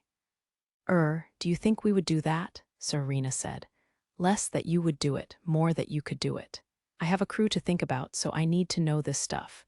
Lieutenant Serena laughed. "Ha ha, fair enough. Yes, we could do it, but you don't need to worry. We wouldn't do such a thing." "I appreciate you making that clear," I said. "No more questions from me, ma'am." Some of the mercenaries were smirking at me now. A few just blinked at me in amazement or curiosity. A good 50% of the assembled mercs didn't seem to care whatsoever. "Do we have any other questions?" Serena said. "If not, we will begin in 1 hour. As soon as you're prepared, depart from the hangar bay and wait on standby." "Understood," we all replied, briefing complete. Now it was time for the battle phase. "Hey, are you okay?" I asked. I'm okay, yes, SS sir," Mimi said. "You don't seem okay." Did I say battle phase? Well, I lied. We still had an hour to wait. I ordered the ship's AI to do a self-check and some automatic maintenance, and took Mimi to the cafeteria to help her calm down. "NN, nothing's wrong," she said. "It's very obvious that something is wrong." Mimi was like some terrified newborn fawn. Not that I blamed her. We were about to face a real life-or-death battle. Her reaction was totally normal, mine was not. Unlike Mimi, I felt no fear at all. I should have been scared too, right? Yet I wasn't. I mean, first of all, the Krishna was one of the best mercenary ships in this universe. I'd compared its data to other ships on the market, and they didn't even come close in terms of abilities, weapons, and outfitting. I could even outclass the galactic police around here. Maybe something in the Graken Empire or Belbellum Federation, some large battleship or something, would outshine my beloved Krishna. But here, today, I had the utmost confidence. Secondly, I had first-hand experience of how much stronger I was than the space pirates around here. Those 3 pirates I'd taken out had reacted just like Elma and the Merc Guild receptionists, totally shocked. The hero Krishna combo inspired fear and awe in everyone who witnessed it. It wasn't just that the Krishna was strong. Without a good pilot, all that strength was wasted. It was that together we were a truly formidable team. With all that in mind, I just couldn't feel intimidated by this little extermination mission. It didn't feel like my life was actually in danger. Plus, some part of me still saw this all as part of Stella Online. It didn't feel real. How could I possibly fear dying when it was still just a video game to me? Even in the game, I'd only died a few times, and mostly when I was new. I knew intellectually that this mission was dangerous, but I couldn't really buy into it. Honestly, the biggest downside to dying in the game was simply having to pay to repair your ship or buy a new one. Insurance could make it a little cheaper, but you'd still lose all your cargo. I'd always worked with a little safety net in my finances just for that reason, not to mention 3 layers of shields and armor to protect the ship itself. Even if someone got through all that armor, they'd have to contend with the ship itself, which carried cells that could recharge the shields in an emergency. The Krishna came loaded with 5 shield cells. As long as they worked as intended, the ship would be completely safe. My strategy in the game had always been to retreat when I hit my last shield cell. One was plenty to ensure a safe escape. Of course, escape itself was a tricky maneuver. You couldn't just run away in a straight line. You'd be way too easy to shoot that way. By throwing on the thrusters and putting up your shields, though, you could speed away from an enemy, diverting its power toward weapon systems. "Excuse me, Master Hero," Mimi said. Oh, sorry, I'm just thinking." I shook off my errant thoughts and smiled at her. "You don't need to worry about me. I've got skills and the Krishna's got power. Besides, didn't you hear what Serena said? If it gets dicey, we can run. I work with a hefty margin of safety in that regard. I won't push my luck. I am okay, honestly." "Try convincing me of that when you're not all pale," I said. "I think we just have to get you used to it. Oh, just so you know, you should avoid eating too much for a while. It could get bumpy out there, and things will get real messy if you throw up." Oh, I'll remember that. I hoped she'd be okay. If this were Elma, that'd be one thing, but I didn't want poor Mimi getting sick everywhere. Plus, I wasn't really sure if vomit could get into the machinery and cause some sort of malfunction. "The self-check should be done soon," I said. "If you're scared, you could stay in the colony. I'm sure the Mercenary Guild wouldn't turn you away." "And no, I want to come," she said. "How will we travel together if I run from the first battle?" Mimi clenched her fists and pumped them into the air, making her chest bounce just slightly. She was wearing her merc gear today, tight shorts and a heavyweight shirt with a jacket over it. She still looked a little out of place like this, but hopefully she'd grow into the merc look and life over time. With Mimi's mind made up, we headed for the cockpit to prepare for takeoff. Krishna finished its self-check, green across the board. We were good to go. "Mimi, I'm going to take off," I said. "Contact the control tower." "Why, yes, sir." In the operator's seat, Mimi fumbled with the communications console before getting us ready for launch procedures. A launch time flashed on the screen. We both sat back to wait. Unlike landing, the AI would handle takeoff on its own. The countdown hit 0. The ship's generator rumbled to life, propelling us out of the hangar bay. The landing gear retracted, and we shot out of Tarmin Prime and into the endless expanse of space. "Woo-wah," Mimi sighed. "Space really is beautiful," I said. "No matter where you look, it's stars as far as the eye can see." "I had no idea that the colony looked like that," she said. "It's like a bicycle tire," I said. "Bicycle? Oh yeah. It's just a vehicle with tires shaped like that." "Goodness, really?" Mimi seemed totally mystified by bicycles. Did this universe not have them? I couldn't imagine why. They were environmentally friendly and convenient. Maybe the artificial gravity made them too difficult to ride. I had no idea. Another mystery for later. I checked our sensors and flew us over to where some of the other mercs were already waiting. No two ships in this hodgepodge cleanup crew were the same. Some were technically the same model, but they'd been customized so much that they barely resembled each other anymore. "Wow," Mimi exclaimed. "Those ships are so colorful." I guess some people like to stand out. Maybe they're confident in their skills or just hoping to stand out to future clients. My Krishna, on the other hand, was painted a dark blue that helped camouflage it and reduce its luster. I certainly could have chosen something flashier. Stella Online gave players a lot of freedom in that regard. You could even slap anime characters all over your ship, like a futuristic Atasha. That style wasn't for me, though. "Who, boy? That's a rare one," I said. One white ship in particular stood out from the pack. It was elegant and streamlined, almost swan-like with its sleek lines and rear-mounted thrusters. The whole effect was decidedly fast, deadly, and beautiful. If any ship looked like the hero of this mission, it was that one. It wasn't just looks, though. I knew a bit about this ship, the SSC-16 Galactic Swan, if my guess was correct. High mobility, strong shields, and above-average personnel capacity. In Stella Online, most players called it the White Comet, because it streaked through the heavens like a shooting star, the Ferrari because it was ridiculously fast, and the Crazy Train to Hell, besides other nicknames.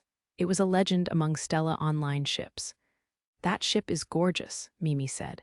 "Heh, yeah, it is," I said. What's so funny?" "Well, the thing is, the ship's specifications alone were fantastic, but it had one problem. Operability. It was too good at going fast. Its ridiculous speed limited it to charging straight ahead. Complex movements were downright impossible. An acquaintance once let me pilot one, and I couldn't even begin to control it. And it wasn't cheap either. The materials required to build a ship came at a high price. You wouldn't just pay up front, either. Every little repair could drain your savings to nothing. Medium-sized craft, battleship-sized costs. There was one more downside to that crazy ship. It could rampage. That didn't mean simply plowing through enemies. No, it literally rampaged, bucking the pilot's attempts to control it, dashing around at crazy speeds until it depleted all its fuel. Then it would explode. Something like that had to be a bug, right? That's what we all thought, too, but some crazy testers, I mean that as a compliment, by the way, got deep enough into the game's code to figure out the rampage was a hidden feature. Can you believe that? Honestly, it became a meme ship among Stella Online players due to its awful rampage function, difficult controls, and eye-popping costs. I could hardly believe that any mercenary would bring it to a life-or-death battle. But maybe it was a good ship in the right hands. It far surpassed my Krishna in speed and mobility, but it was a major nuisance to everyone around it. That was a bit of a blow to its viability. "Is it worthless, then?" Mimi asked. "Not at all," I said. "If you can use it well, it's a strong ship. It's just so hard to handle, and frankly, it's kinda defective." "Defective how?" "Under certain conditions, it goes on a high-speed rampage and explodes. Though as long as you're careful to avoid going too wild in battle and abusing high-temperature laser weapons, that won't happen." "Isn't that rather dangerous?" Mimi said. "It's very dangerous. The only people who use that ship are quirky veterans and idiots who only pick ships based on their stats." "How interesting." I tapped the ship's details, trying to figure out who was crazy enough to pilot that thing, and found its owner's name was Captain Elma. "Oh, what's the matter?" Mimi said. "That's Elma's ship," I said. "Huh, she does fancy herself a veteran. She's probably fine, though." As long as the ship wasn't kitted with full laser weapons, it shouldn't go on a rampage. Hopefully, at least. Probably. Okay, I had to stop lying to myself. A meme ship coming up at a time like this, and Elma of all people was piloting it? Nope, there were just too many red flags here. "Let's just pray she makes it out," I said. "It's your first battle, after all." "Why, yes, sir. I imagine Elma can handle herself," Mimi said. No one wanted to see someone they knew die in battle, but in our line of work it was bound to happen eventually. The moment you got in a ship, and flew off into space, you accepted the risks that came along with that. I'd help Elma as much as I could, but there was only so much I could accomplish in that regard. For the time being, with the battle not even started, the best I could do was pray. "We will begin in 30 minutes, Lieutenant Serena announced. "All ships will receive coordinates where you'll remain in hiding. Once the battle begins, move to said coordinates." An operator from the Galactic Police assigned us hiding spots and sent the coordinates. The enemy's forces were positioned very carefully, as if they had sent out recon drones. "Huh. What in the—" I raised an eyebrow. "Is something wrong?" Mimi asked. "This just looks a little off, don't worry about it." They'd assigned me a spot dense with enemy forces. Were these assignments random, or— Lieutenant Serena's smile flashed in my mind. I couldn't help but feel like this was intentional. "Fine, bring it on. If the going got rough, I could just get going, though I didn't think I'd need to." "Confirm synchronization of ally ships," I ordered. "Synchronization confirmed," Mimi replied. "Initiate faster-than-light charge." "Faster-than-light charge initiation confirmed. Charge completed. Countdown to activation. 5, 4, 3, 2, faster-than-light travel initiated." With a boom like a clap of thunder, the faster-than-light drive activated. With the whole Allied fleet synced up, all I had to do now was make sure no one was being completely stupid, and we could coast along. It looked like Elma wasn't assigned to the same location as us. Bummer. I prayed for her safety in the battle, but I'd only find out later. "So," I began, "we're going into battle now." "Sir, in battle, I'm going to have you monitor the radar and handle communications." "Understood. Remind me, what does radar monitoring entail?" I quizzed. "Sir, I must be aware of both enemy and Allied movements on the radar and inform the helmsman if there is danger." "Good. How about communications?" "Sir, I must intercept enemy and Allied communications, gathering intelligence and responding to messages sent to our ship." "Looks like we'll be just fine," I said. When I was alone, I had to do all that on my own, but with you here, I can focus more on just piloting. It'll be a big help. You've got a long way to go, but keep up the hard work." "Yes, sir.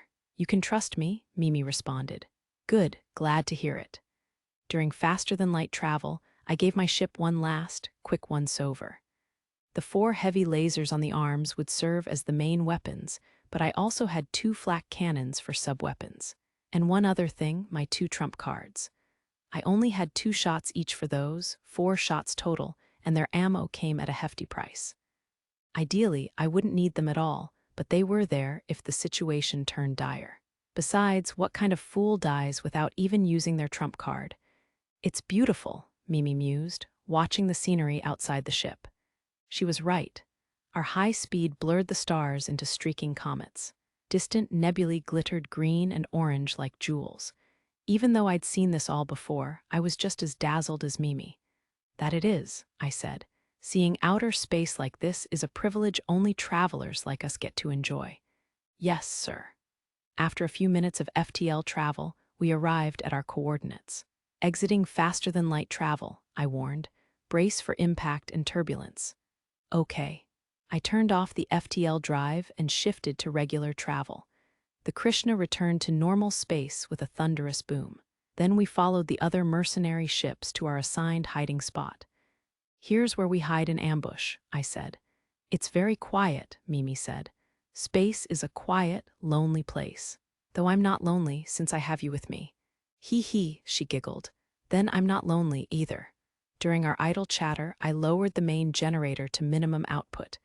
"Are you cold?" I said. "I'm fine," she said. The cockpit cooled as power decreased to all systems, including the life support.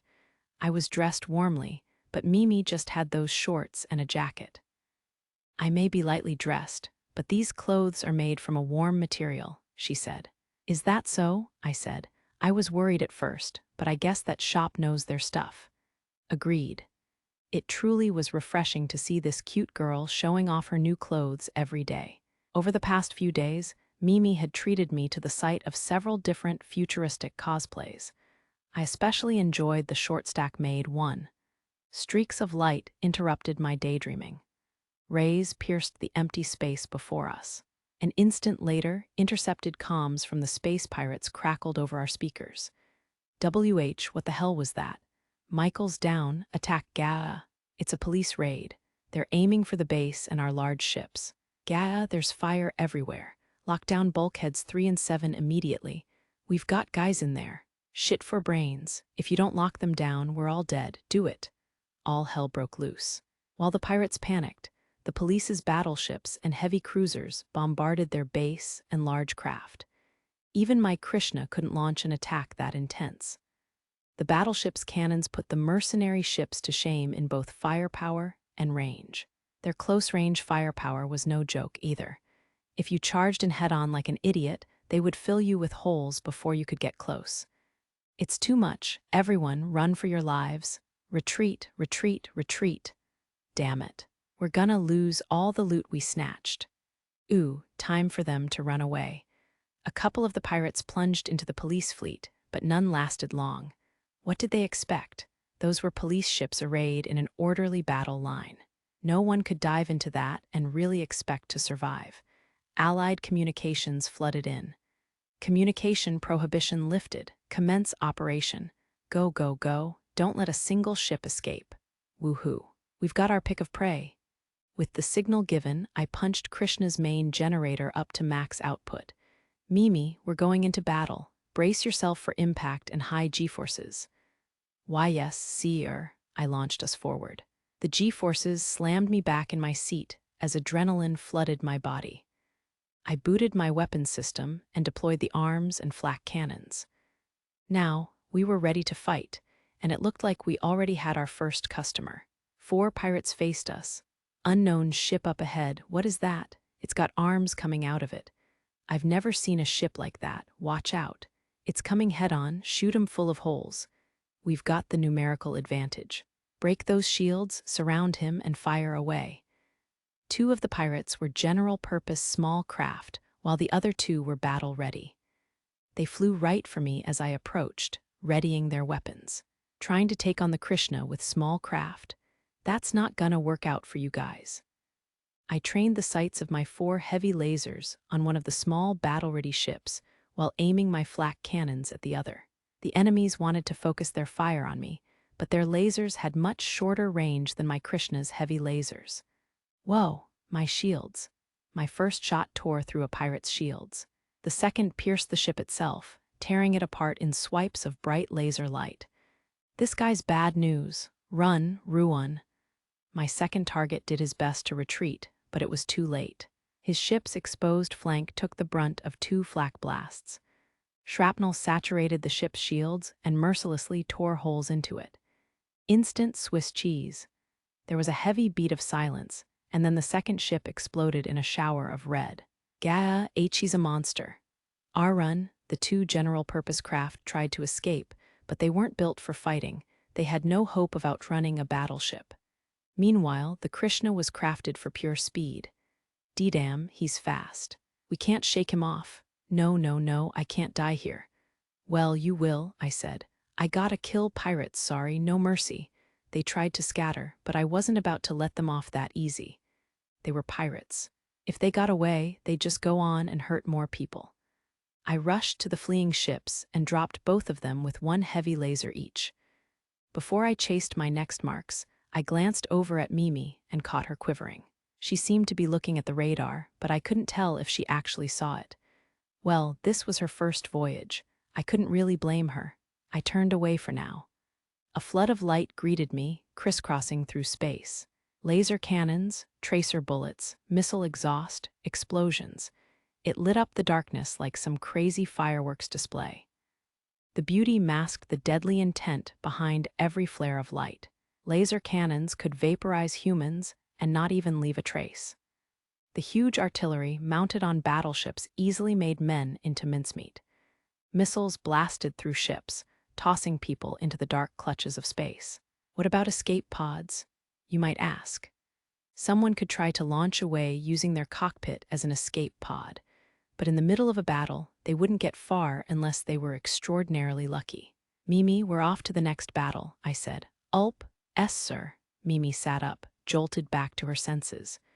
Nerves strained her normally cheery voice. Clearly, it would take a while before she got used to this. There's too many, our allies shouted over the comms. Their cry was followed by the shouts of our enemies. Surround, surround, Besso, hold 'em back. Gotcha, boss, damn you.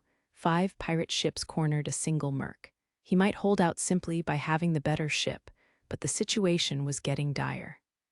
Eventually, his shields and armor would fall, and that would be it, unless I got involved. The cornered merc's call sign was quiet. I tried my best to reach him. This is Captain Hero speaking, call sign Krishna. Quiet, I'm coming to back you up. Aw man, you're savin' my ass here. GRR, there's another, the pirate snarled. Langhammer. Hold him back, yeah, boss. We got this. 2 of the 5 ships broke off to intercept me. At a glance, they looked like 1 battleship and 1 carrier ship turned missile support. A missile support craft could be seriously annoying. Those missiles were not only destructive, but also very hard to dodge. Quiet must have been a skilled pilot to survive with its sights set on him. Use the Seekers, a pirate commanded. Gotcha, shoot. Seekers probably meant heat-seeking missiles, low range, but well suited to ambushes because of how they could lock on. The pirates launched 2 right at me. I gotta say, shooting them directly at me and announcing it beforehand kinda spoils the surprise. I had 2 choices now, evade or confuse with stronger heat sources. I decided to take the third option. The ship shook from the recoil of my fire, rattling me to my core. The Seeker missiles both exploded. I burst through the flare of fire at maximum speed and closed in on a general-purpose ship. Yug, he forced his way through, one pirate yelled. One was my only response. As I passed the missile support ship, I destroyed it with some point-blank flak. My shrapnel must have triggered the missiles stocked on the ship because the whole craft detonated as I zipped past. Wah, 2, I said. My altitude control thrusters pushed me through a tight turn. I fired all 4 heavy lasers at the battleship. As expected, the shields blinked out from the barrage of laser fire. Now defenseless, I destroyed the ship with a couple of precise shots right through the hull. Then I checked the radar to see how Quiet was doing. He had destroyed one of his 3 ships and cornered another. Definitely a skilled pilot. I'll take care of the last one, I told him. Thanks, bud. Wah, damn it, a pirate screamed. This wasn't supposed to happen. Arrezo, what do we do? Shut up. All we can do is smack these shits down and bail on this. I had to wonder why they didn't just accept their doom and self-destruct. I took out 1 ship attempting to flee while Quiet destroyed their leader's ship. And it barely took us any time at all. You saved my ass, Krishna, Quiet thanked me. 5 ships are just too many to handle. Hey, no problem, man, I said. I got to enjoy some tasty prey. Good luck out there? Yeah, man, be careful out there. Quiet retreated, probably planning to do some emergency repairs and recover his shields. I paused long enough to pilfer the valuables from the pirates' ships before moving to my next mark. Mimi, how's the battle at large look? I inquired. Huh, she jumped. UMIT looks like things are going well for us. Can you see any places where our people are having trouble? Sorry. No.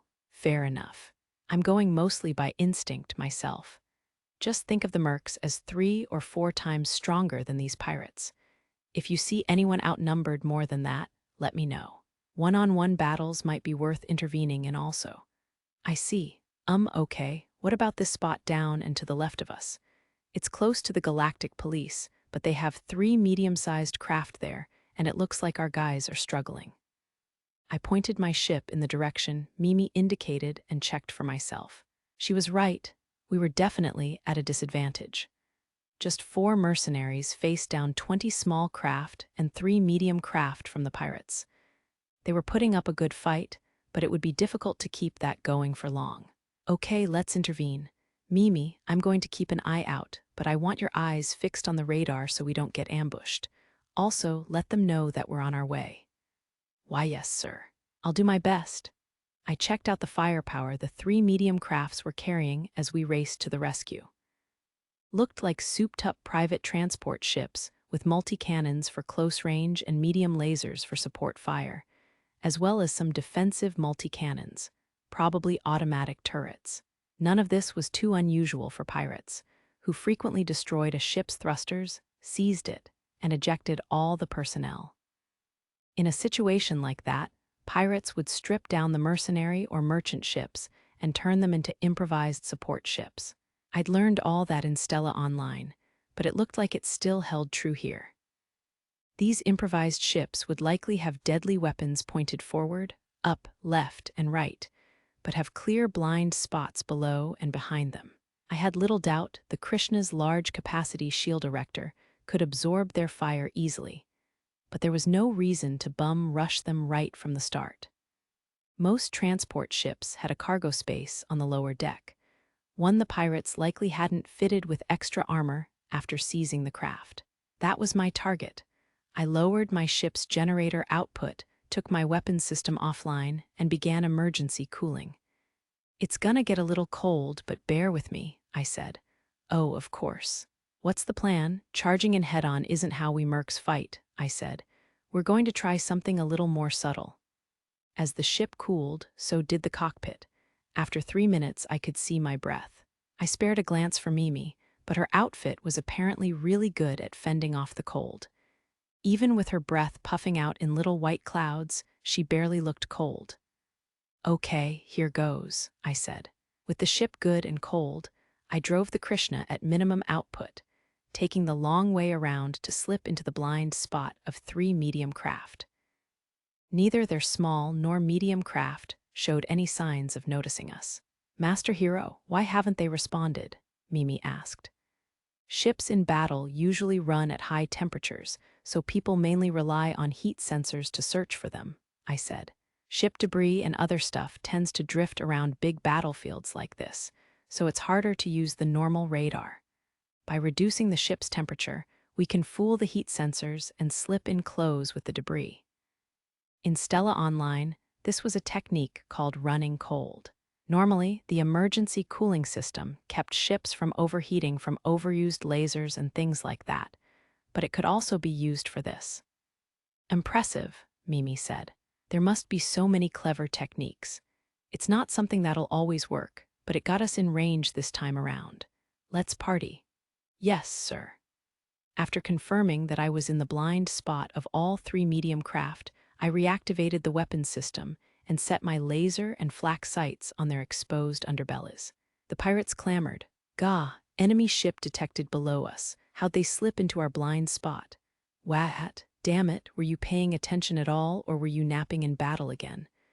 "I was watching, I swear. It just appeared out of nowhere like a ghost. Like I'd believe that. Turn, but I shook my head and said, 'It's too late, my man.'" I fired all 4 lasers in quick succession, instantly dropping the shields of every one of the medium craft. "Eep, where'd our shields go?" "The hell, get out, use the boosters. You're in the way, move." While the medium craft panicked, I gave them a nice, rapid-fire dose of flak. A spray of shrapnel tore through their soft underbellies, destroying their generators, life support systems, power distribution systems, and ammo stores all at once. "It's no use, we can't hold on." "Evacuate." Abandoned ship. Mini detonations surged through the ships, culminating in massive explosions that blasted them all into dust. "Mimi, don't forget to tell them," I said. "Why, yes, sir. This is Captain Hero, call sign Krishna." "I am his operator, Mimi. We are intervening in this battle to aid you now." "Thank you for the help," an ally responded. "Honestly, we were struggling. I don't want to lose my cut. Let's shoot those pirates down." "NNGH, he has his own cute operator girl, too. Some guys have all the luck." "How do you know she's cute? You only heard her voice, dude." "Listen, her voice is cute, so she's gotta be cute. Never has a girl with a cute voice not had a cute face to match." Did these guys even need my help? They didn't sound all that serious or worried right now. "Let's kill more," I told Mimi. "Oh, okay." I fired my 4 heavy lasers wildly, occasionally tossing out flak as I passed by pirate ships. Having lost their 3 medium craft in seconds, the remaining pirates panicked. Their communications broke down. They piloted frantically, totally disjointed now. The chaos made them easy pickings. "Yarg, that 4-armed monster. Shit, stop the guy with the arms, we gotta shut him down. Idiot. If we try to suppress him, he'll just blow us to bits with flak. Do it yourself. Run, run, we can't win this. Gah, don't run, the galactic police will snatch you. One pirate attempted escape, only to meet a thick ray of light that blew his ship to smithereens. Looked like the police had finished making their cage and were flying in for cleanup. You have nowhere to run, I said. Now die. You're the one who's gonna die, arm bastard. The remaining pirates trained their weapons on the Krishna and fired. So they're gonna focus on me first? I wove through the flashing light of their attacks, spun around, and tried to shake off the pursuing pirates. The ship's AI sounded the alert. The ship's status hologram reported a successful hit. Eek, Mimi shrieked. I kept my cool. Yes, we had been hit, but it just dinged one of our 3 shields. We still had 2 more, and at this rate, I could use shield cells after the second was broken and still have time to recover. Even if we somehow lost all our shields, we still had sturdy armor underneath. It certainly wasn't time to panic yet. The pirates went on firing at me, desperate and sloppy. I focused on evasion, counting on the other mercs to seize the opportunity. Yeehaw, let's eat 'em up, boys, a merc shouted. Wanna ignore us, huh? That'll be your last mistake. Another cheered. Typhoon, Fox 2, Fox 2. Hurricane, Fox 2, Fox 2. No longer stuck on the defensive, the mercenaries eagerly smashed ship after ship. It was no fun just dodging, so I waited for my chance and finished off a couple pirates with my heavy lasers. They were way cheaper than the flak, which made them the better choice if I wanted to leave this expedition with a bigger payday. It barely took 15 minutes for us to clear out the entire space pirate fleet. Cheering rang out over the mercenary comms. Area cleared, we won, boys. Shit started to go south for a sec, but then Four Arms came in and saved the day. Good going, Four Arms. Welp, looked like I was Four Arms now. Not the coolest nickname I'd ever heard, but it had a certain kind of charm. I'm off to the next area, I said. Good luck. You too, bud, and same to your lovely little operator. Oh, Mimi exclaimed. Thank you, damn, she sounds so cute. She's gotta be real cute. You've got a one-track mind, my man, that's why you'll be a virgin forever. VV virgin? Nah, bro. Wow, was that a common insult in this universe too? Guess some things truly never changed. I accelerated away from the celebrating mercenaries, searching for my next battle. That's when I saw that ship again. There's that white ship Elma's piloting, I said. Is Elma fighting? Mimi said. Yeah, let's go see her. Beams of harsh light slashed through the black of space. That wasn't good. Elma faced a medium craft equipped with a type of laser called a Jirobai, along with its bodyguards. My Krishna's heavy lasers were of the pulse variety, shooting successive bursts of energy. Jirobai lasers, on the other hand, used a continuous high-temperature beam to burn through ships or make them overheat and shut down. The name came from a robot fighting game where the bots pretty much vomited beams at each other. Up against that, Elma was in real danger. I slammed the accelerator and dashed toward her. "WHY aren't my controls worky? Hearing her screams, I pushed Krishna to go even faster. Unfortunately, I was still too late. Whoa, what's that white ship? Another mercenary said. Huh, it's coming this way. Oh shit, move. Elma's white ship dashed and spun and flew wildly, all its insane speed on full display. At this point, there was nothing I could do. Master Hero, is she okay? Mimi asked. Not at all. When that happens, it doesn't stop until the ship explodes. Elma continued to scream. Nuwu, does anyone know why Haya? She clearly hadn't known about the ship's rampage feature. She wasn't a veteran who knew the risks. She was one of the idiots who bought it just because it had high specs. Can't we help her? Mimi said. There's no way to help, I said, shaking my head. Look how fast she's going. If we get too close, she might slam into us and kill us too. And no, but poor Elma. Don't worry. That ship's cockpit is extremely sturdy in this game. I mean, it's extremely sturdy, so I don't think she'll die. If it explodes, we just need to recover the cockpit. Elma slammed through the pirates' barricade and rampaged among their ranks. I braced for her to come this way, but it didn't seem she would. Instead, she was going directly toward the Galactic Police's fleet.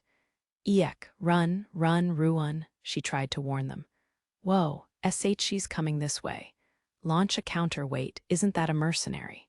Nga, Elma's ship barreled into a police battleship, sustained serious damage, and came to a stop at last. The cockpit itself looked safe. If she was lucky, she might not even be hurt. Unfortunately, the police ship wasn't looking too hot after that impact. Were they gonna demand repair costs? What should we do?" Mimi asked. "Unfortunately, there's really nothing we can do. Let's focus on the job at hand." "Why, yes, sir." Elma's rampage did have one distinct upside. The pirates broke their formation and fell into total disarray, presenting a juicy opportunity for me. It wasn't that I didn't care about Elma, but I really couldn't do much for her. Might as well keep working.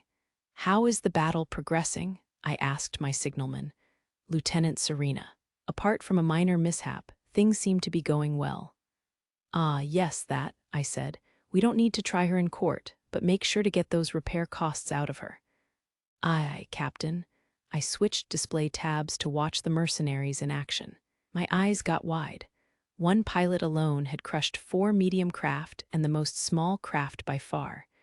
And his earnings were still ticking up, meaning he was still going strong. "I don't recall us having a mercenary this skilled," I said. Oh, goodness, you're right. Those are results worthy of gold or even platinum rank, though I've never seen this particular name before." The signalman might not recognize him, but I sure did. "Retrieve his data for me, please." "Right away." The data confirmed it. It really was him, the self-styled mercenary who piloted that strange ship. Looked like he'd formally joined the ranks of the mercenaries since his little interrogation. "Bronze rank?" I said, bewildered. "His exploits are clearly beyond bronze, aren't they? He registered only about a week ago. A bronze ranker making this many kills after only a week. He must be a former military pilot or something, perhaps even an ace." Perhaps, I remembered him clearly. He was barely older than me, so he couldn't be a retired military pilot. Besides, he didn't have the air of a military man at all, nor a mercenary, quite honestly. He struck me as a normal civilian, though that clearly couldn't be true. None of it added up. He piloted a top-class warship, and he piloted it well. Controlling a warship like that demanded phenomenal concentration, which was difficult in a life-or-death situation. Some pilots took medicine or used hypnosis to get through it. Yet somehow this utterly ordinary civilian had the skill and courage to pilot that monster of a warship, and do it with a cool head even in the midst of battle. What could that be called if not strange? Who was this man? "The score gap keeps growing," the signalman cheered. "He might triple the second-place pilot's score." Triple. At this pace, it seemed rather unlikely that he would stop there. "Keep an eye on him," I said. "Get as much data as you possibly can." The signalman responded with the usual aye, and I turned my attention to the strategic battlefield map. Victory lay within reach. We obliterated the space pirates. Little was left of them by the time it was over. In the aftermath, the Galactic Police prowled the battlefield searching for survivors. Lacking the right equipment to help, I set my sights on collecting my bounties instead. "Master Hero, aren't you worried that people will steal your rewards before you can collect them?" Mimi asked. "The stuff that flies out of their cargo and is floating loose in space is first come, first served, it looks like. But any ships we destroyed got tagged with my name automatically, so we don't have to worry about those," I said. My treasures were scattered across the battlefield, thanks to the way I'd zipped from one fight to the next. It made the work of collecting my bounties pretty tedious. Still, it was well worth my time to salvage whatever I could. Pirates carried valuable cargo, including rare metal. Hey-ho, I sang to myself as I worked. "Master Hero, are you enjoying yourself?" "Of course, this is way better than killing people. You never know what kind of treasure you might find among the junk." "Why, are you not enjoying this?" "Well, I'm rather worried about Elma," Mimi said. "You're too sweet, Mimi. Her ship did sustain a lot of damage, but she rammed into a police battleship. That definitely stopped her crazy rampage. She's fine." Are you positive? Mimi asked. Yep. Police ships have medical facilities and doctors on board, too. Nothing to worry about. I see. Well, that's good to know. Elma's life may not be in danger, but her wallet sure was. She would have to pay off repairs for not only her own expensive ship, but also the damaged battleship. Ouch, scary. Not to be heartless, but I couldn't just take care of that for her. I didn't have any real reason to. She helped me out with registering and with Mimi, but I already gave her a ton of booze as a reward for that. My debt was paid. Of course, I was grateful for all her help, but shouldering a debt that massive wasn't my job. Elma was an independent mercenary. She might even take offense at me sticking my nose in to help. If she asked, well, I'd see what I could do. But she hadn't, so it wasn't my problem for now. I changed the subject. Come on, let's go get some treasure. Try to memorize the process while you watch me. It's pretty easy. Why, yes, sir. Send a recovery drone to drifting ship carcasses, scan the inside, and take their cargo. Nice, they've got food, alcohol, and ammunition. Easy staples to cash in on right there. Ooh, and refined industrial metals. Those will fetch a good price. Apart from that, it looked like air cleaners, spare parts, a water purifier and filters, and some other maintenance items. Not too exciting, but profitable nonetheless. Quick, clean cash, since the colony needed this kind of stuff for its own maintenance. Still, it would have been nice to score some actual treasure from this little hunt. Oh, nice, rare metal. There wasn't much, but I was thrilled to see it. Good, easy money. There's quite a lot of loot here, Master Hero, Mimi said. Yep, there is, but the best part is the rare metal. Oh, what's this? Something strange sat among the recovered items. I had to run a scan to try to figure out what it was. A crystal. It was sealed inside a weirdly secure container. Could it be? No way. Ooh, I know what this is. What is it? Mimi asked. This is a singing crystal. It's kinda dangerous. It is. Should we take it home? Good question, I wondered. Singing crystals were unique items. Certain collectors would offer a handsome reward for a thing like this. That didn't make it any less dangerous. This little crystal could summon crystal life forms from the far reaches of space. That wasn't the only danger, though. The singing crystal got its name from the sound it made, a sound like someone was singing inside it. Anyone who heard that song would be consumed with longing, their mind contaminated. And you couldn't just smash it, either. Destroying it would put you in grave danger, as hundreds or even thousands of the crystal life forms swarmed. In Stella Online, it took a good 10 squadrons just to stand a fighting chance against the beasts. In the game, we'd used it to kick off raids. Let's take it with us, sneaky sneaky. I winked at Mimi. Given the current situation, the singing crystal provided a nice bit of insurance. I still didn't know quite what was going on with relations between the different factions and governments, for example. Sneaky sneaky. Yep, keep quiet about it. It wasn't illegal or anything, but it always brought trouble. Fortunately, the Krishna had a few special cargo spaces installed that could elude scans, so I could store it there. A mercenary needed a few hidey holes like that. Certain illegal items still had their uses, after all. We returned to Tarmine Prime with the police and the other mercs after collecting all the loot the ship could hold. Elma had to get towed back. Her ship looked like it was beyond repair. With the frame crushed and mangled, she'd probably be better off just buying a new one. Geez, how fast was she going when she hit that police battleship? I started to worry, just a little. The comms crackled as we headed home and Lieutenant Serena addressed the mercenaries en masse. This marks the end of this operation, she said. Well done, everyone. We've destroyed the pirate base and the vast majority of their ships. This star system should be safer for some time to come. For some time, huh? This system was full of resources and close to the border. Pirates wouldn't stay away long, even after a massacre like that. They were as persistent as cockroaches. As for your rewards, they will be transferred to your guild accounts as soon as we've finished calculating everything. It should be 2 days at the most. Was that fast or slow? In-game, we'd get our rewards instantly upon returning to a base. But in real life, 2 days seemed pretty speedy considering all the bureaucracy involved. No one complained, so I figured 2 days was pretty standard. Fine by me. Mimi and I would be fine financially in the meantime. I felt secure that the government wouldn't try to skim anything off the top either. That was a great way to lose trust among us. All right, I said. Mimi, send a docking request. Understood, sir. Mimi used the operator's console to send a docking request to Tarmin Prime. Before long, the Port Authority designated a hangar bay for us. This was her first docking request, but she handled the job smoothly. We obeyed the instructions and guide markers and docked carefully.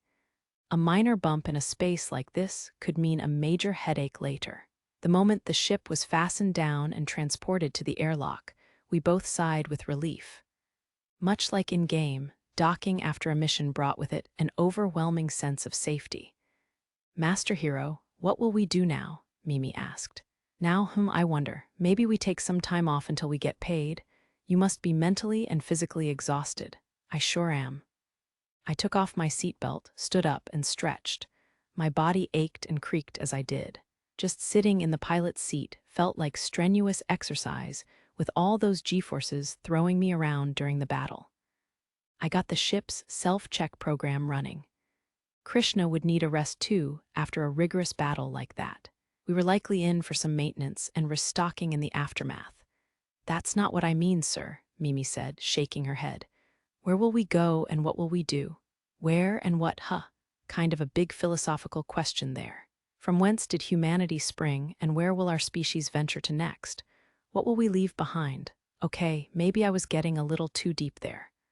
Are you asking what my overall objective is? I said. Yes, Mimi said.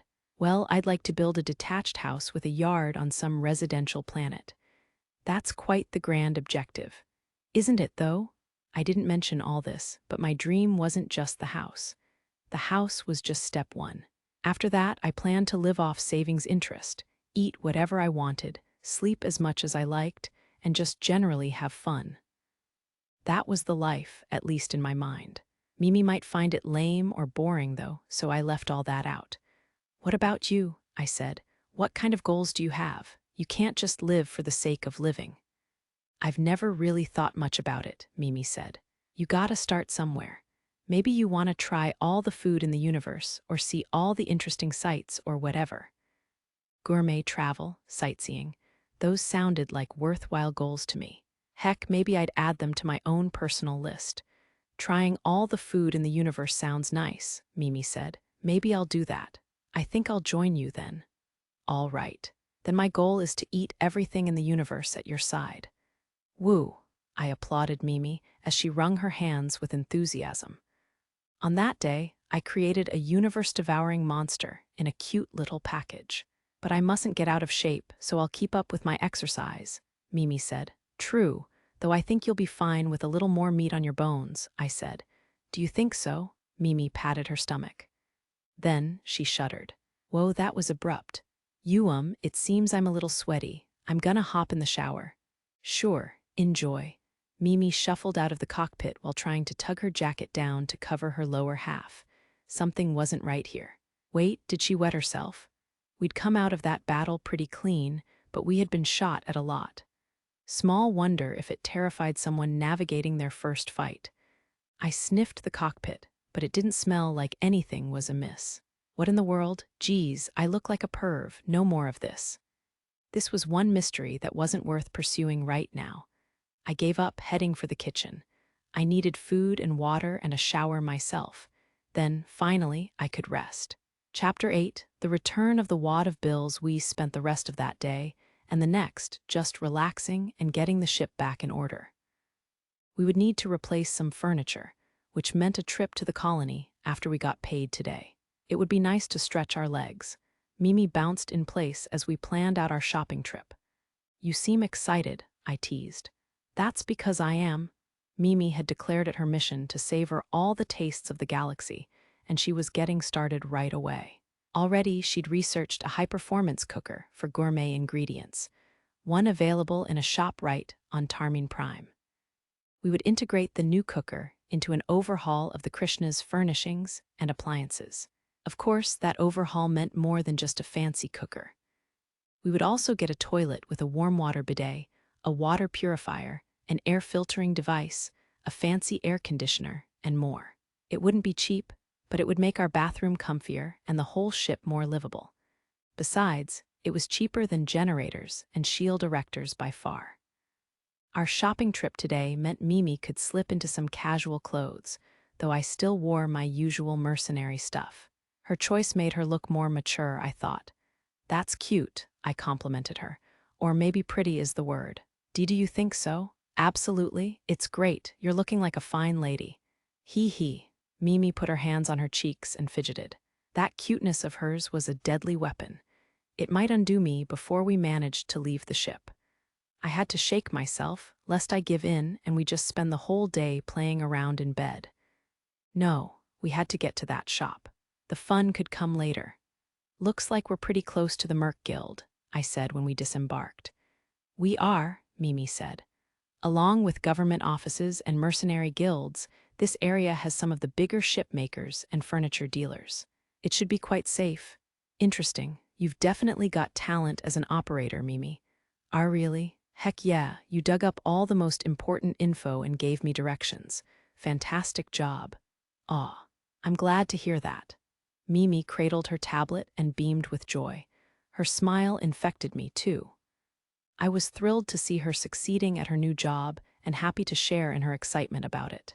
Putting someone through mental anguish over any little mistake didn't help anyone, I believed. The way to actually build trust while picking up a new skill was through positive reinforcement. Of course, not everyone was on board with the nice and supportive approach. Back in my old life, I'd had a boss who believed nagging, teasing, and general cruelty was the way to train me. He'd scold me right in front of my coworkers, bring up any little mistake endlessly, and even resort to personal insults. Boy, did his tune change when I distinguished myself as a network admin and moved up the ladder. Just remembering that jerk makes me angry. Well, whatever. That dumb jerk didn't matter anymore, Mimi did. Mimi and I were partners now, dependent on each other for our survival in this universe. We were more than just a captain and crew who might operate like a boss with employees. In battle, we were partners.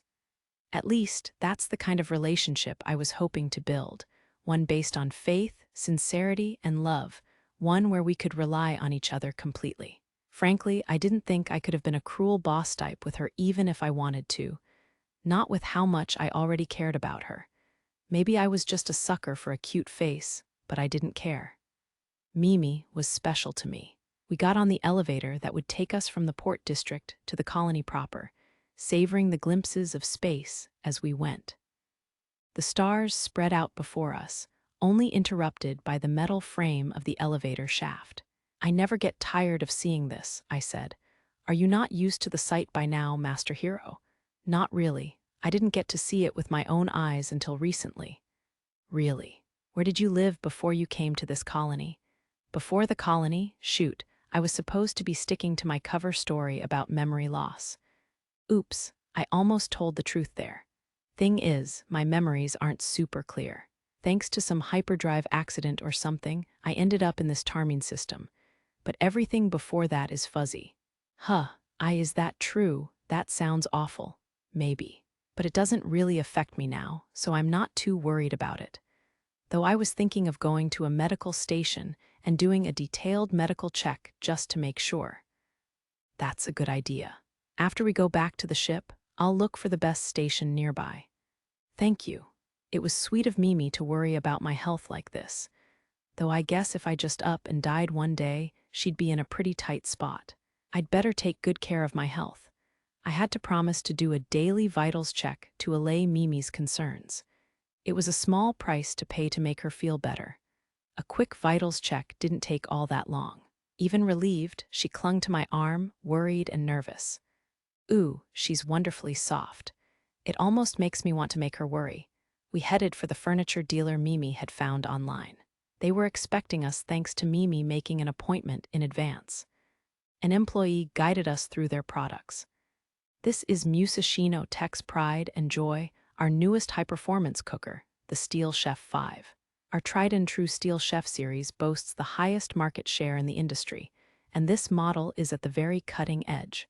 Why, we only released it 2 months ago. 2 months ago, wow, I said. When did the one before that come out?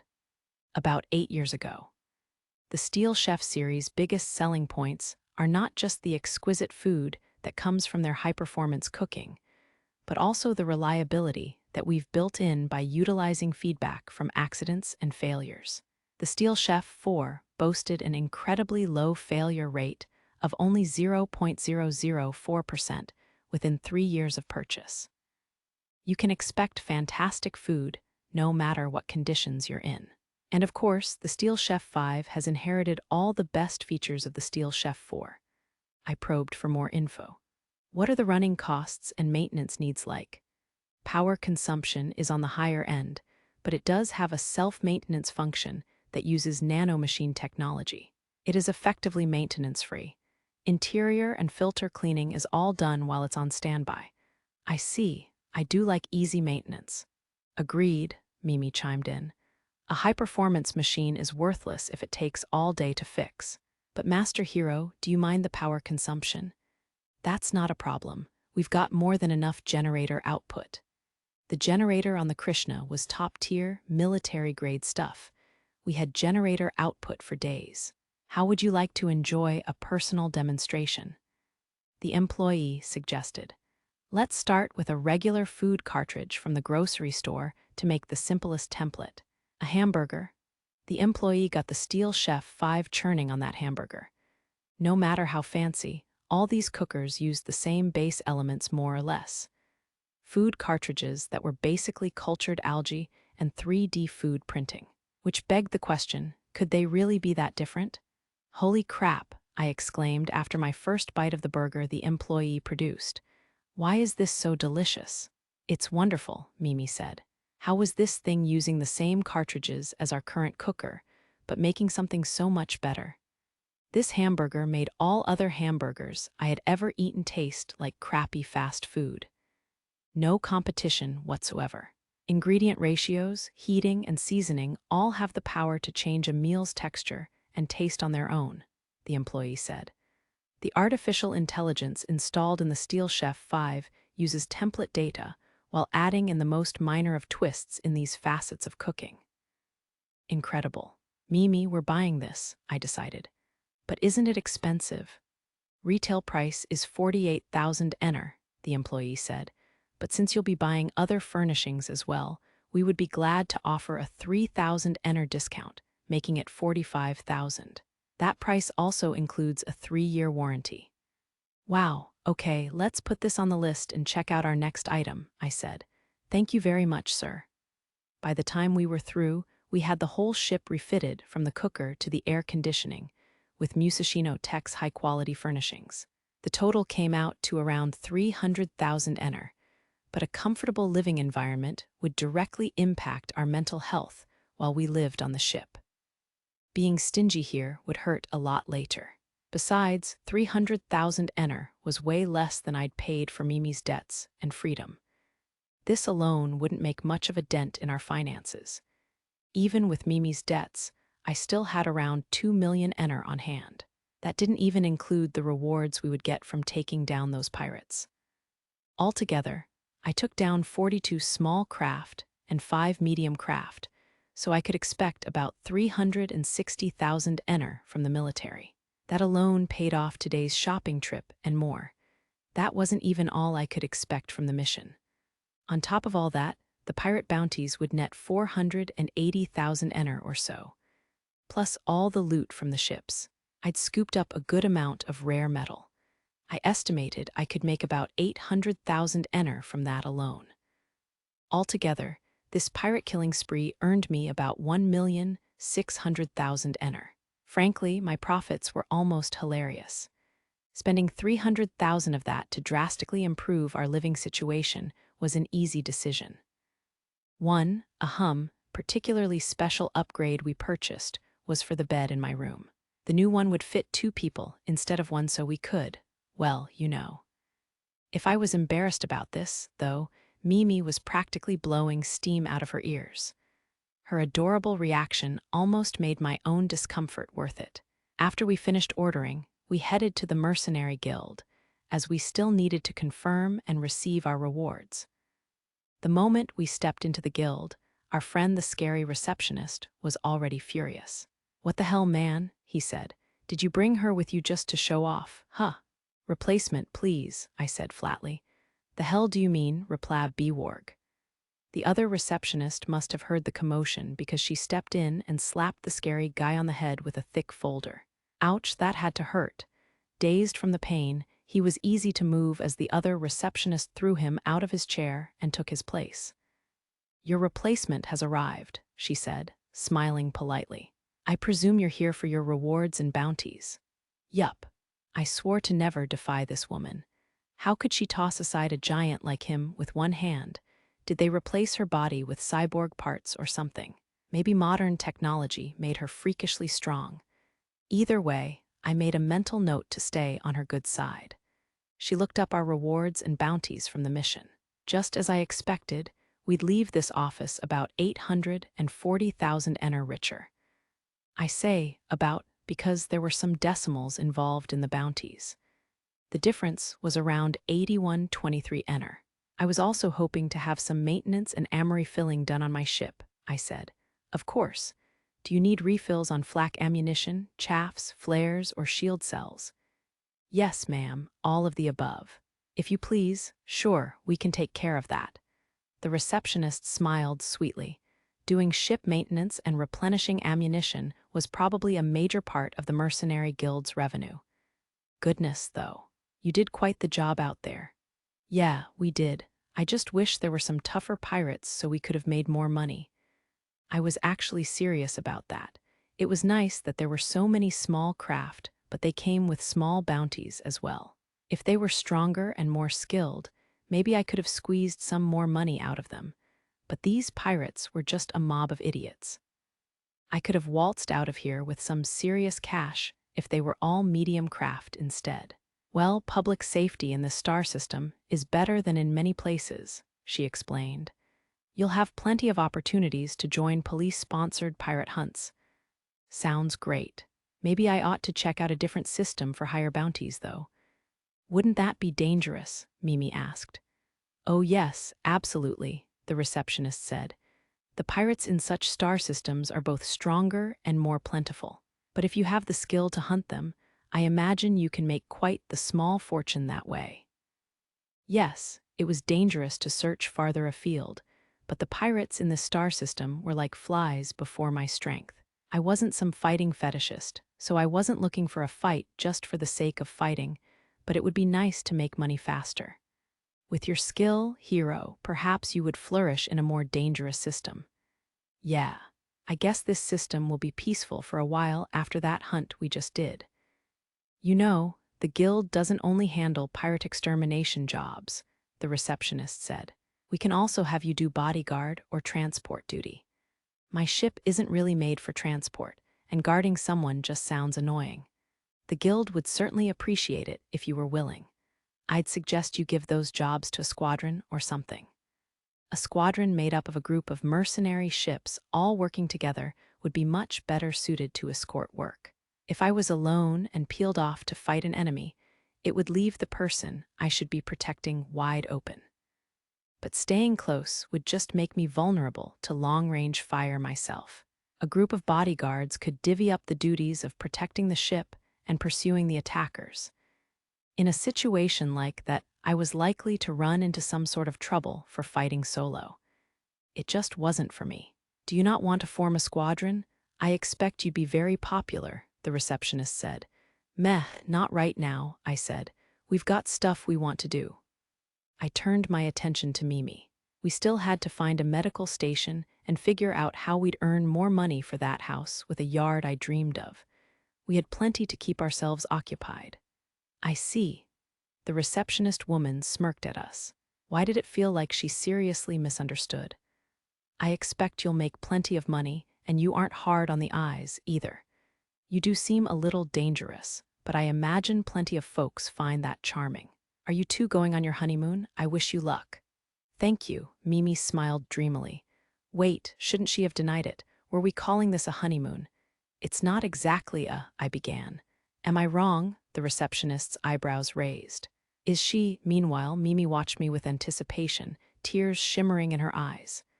Yikes, was this that important to her? I dunno, I guess it's kinda maybe like that, Mimi smiled. Phew, disaster averted. The receptionist appraised us both. I apologize if this is rude, but what exactly is the nature of your relationship? That's a tough question, I replied. Kinda like captain to crew and guardian to ward combined, maybe? Yes. I owe Master Hero my life, so that's why I call him Master, Mimi said. Hero, the lady narrowed her eyes. Oops.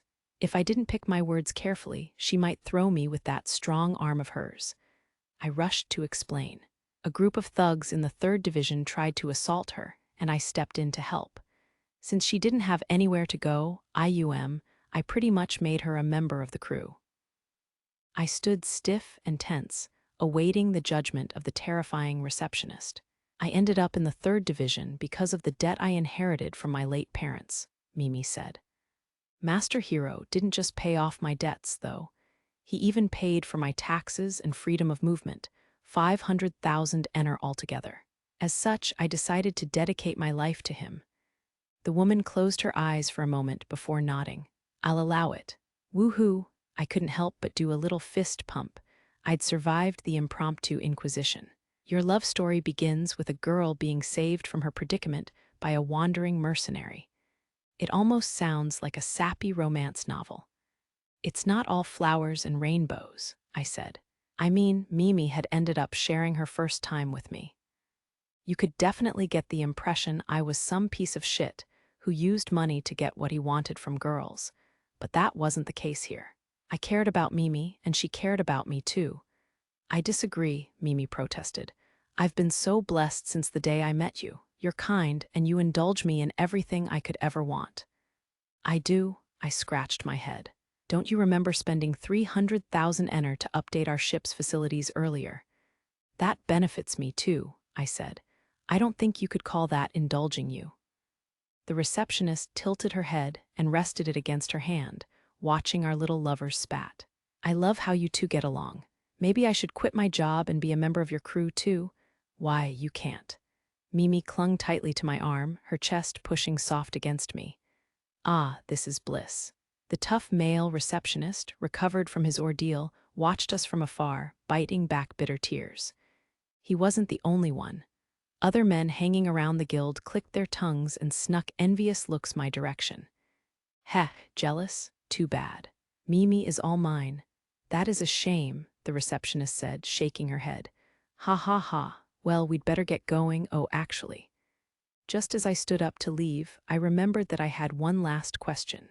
Do you know anything about how Elma is doing? She helped us out when I brought Mimi on board, and her ship took heavy damage during the mission. We've been worried about her. Oh, Elma, the woman grinned awkwardly. She's not badly hurt, is she? No, she's not hurt. But she is dealing with some rather hefty fines from the military. Well, that made sense. She probably had some insane debts to deal with now. Do you think she'll get back on her feet? I asked. I'm afraid it doesn't seem likely, the receptionist replied. Oh, I winced. Watching our conversation, Mimi cocked her head in confusion. I didn't think it was worth explaining, but whatever.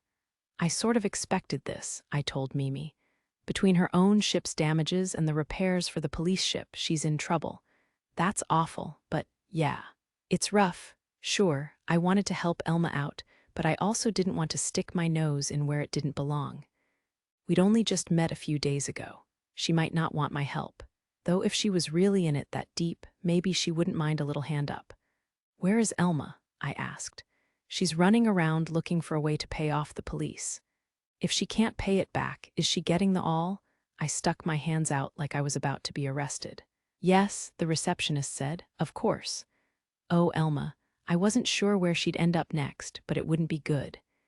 This system chucked criminals onto asteroids to do hard labor, after all.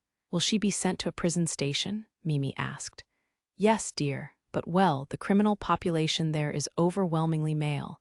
there is a tendency for them to commit certain crimes. Ah, damn it, I cursed. I hated the thought of Elma going through that, but could you tell her to call me if she needs anything? Are you sure? This has gotta be fate or something, not that I know what I can do. All I had to offer was cash, but if that's how this got resolved, I'd basically be buying her, not in a sexual way, of course. She'd become a member of my crew. That might not be so bad, actually. Elma could help teach Mimi. She could earn a cut of our profits based on performance and pay off her debt to me over time. No hard labor or worse. By the way, how is crew payment typically determined? I asked, following my running train of thought. Based on how much they've invested into the ship or what role they play. For reference, what about Mimi? Mimi. The ship is entirely under your ownership, yes. Yes, ma'am. In that case, we'll base it off of your personnel skills. Mimi, can you confirm that you are in a romantic relationship with Hiro? Huh, Mimi gasped. Well, yes. We'll take that into consideration. Zero investment, essentially amateur, crew member in training, and romantically involved with the captain. Market rate would be between 0.1% and 0.5%. 0.5%. That's kinda low. I raised an eyebrow. Our total rewards and bounties earned us 840,000 ener. If Mimi's share was 0.5%, that meant 42,000 ener. With a conversion rate of 1 ener to 100 yen, her reward was about 420,000 yen.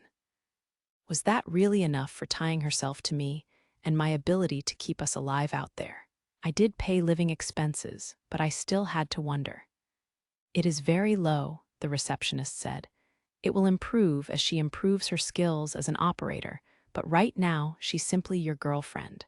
That said, considering how much work you put in 42,000 ener, was it?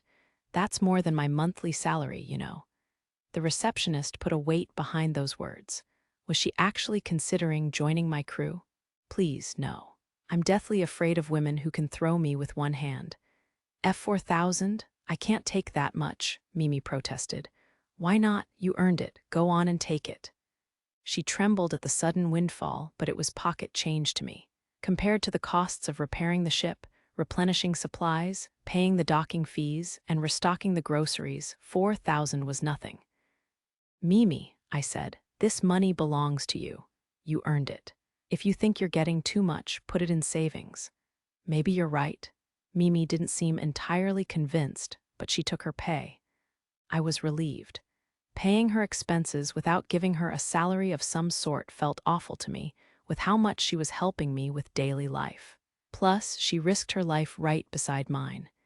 If it were up to me, I would have given her 5 or 10%, but clearly Mimi had some reluctance about being overpaid. I'd be better off sticking with the market price.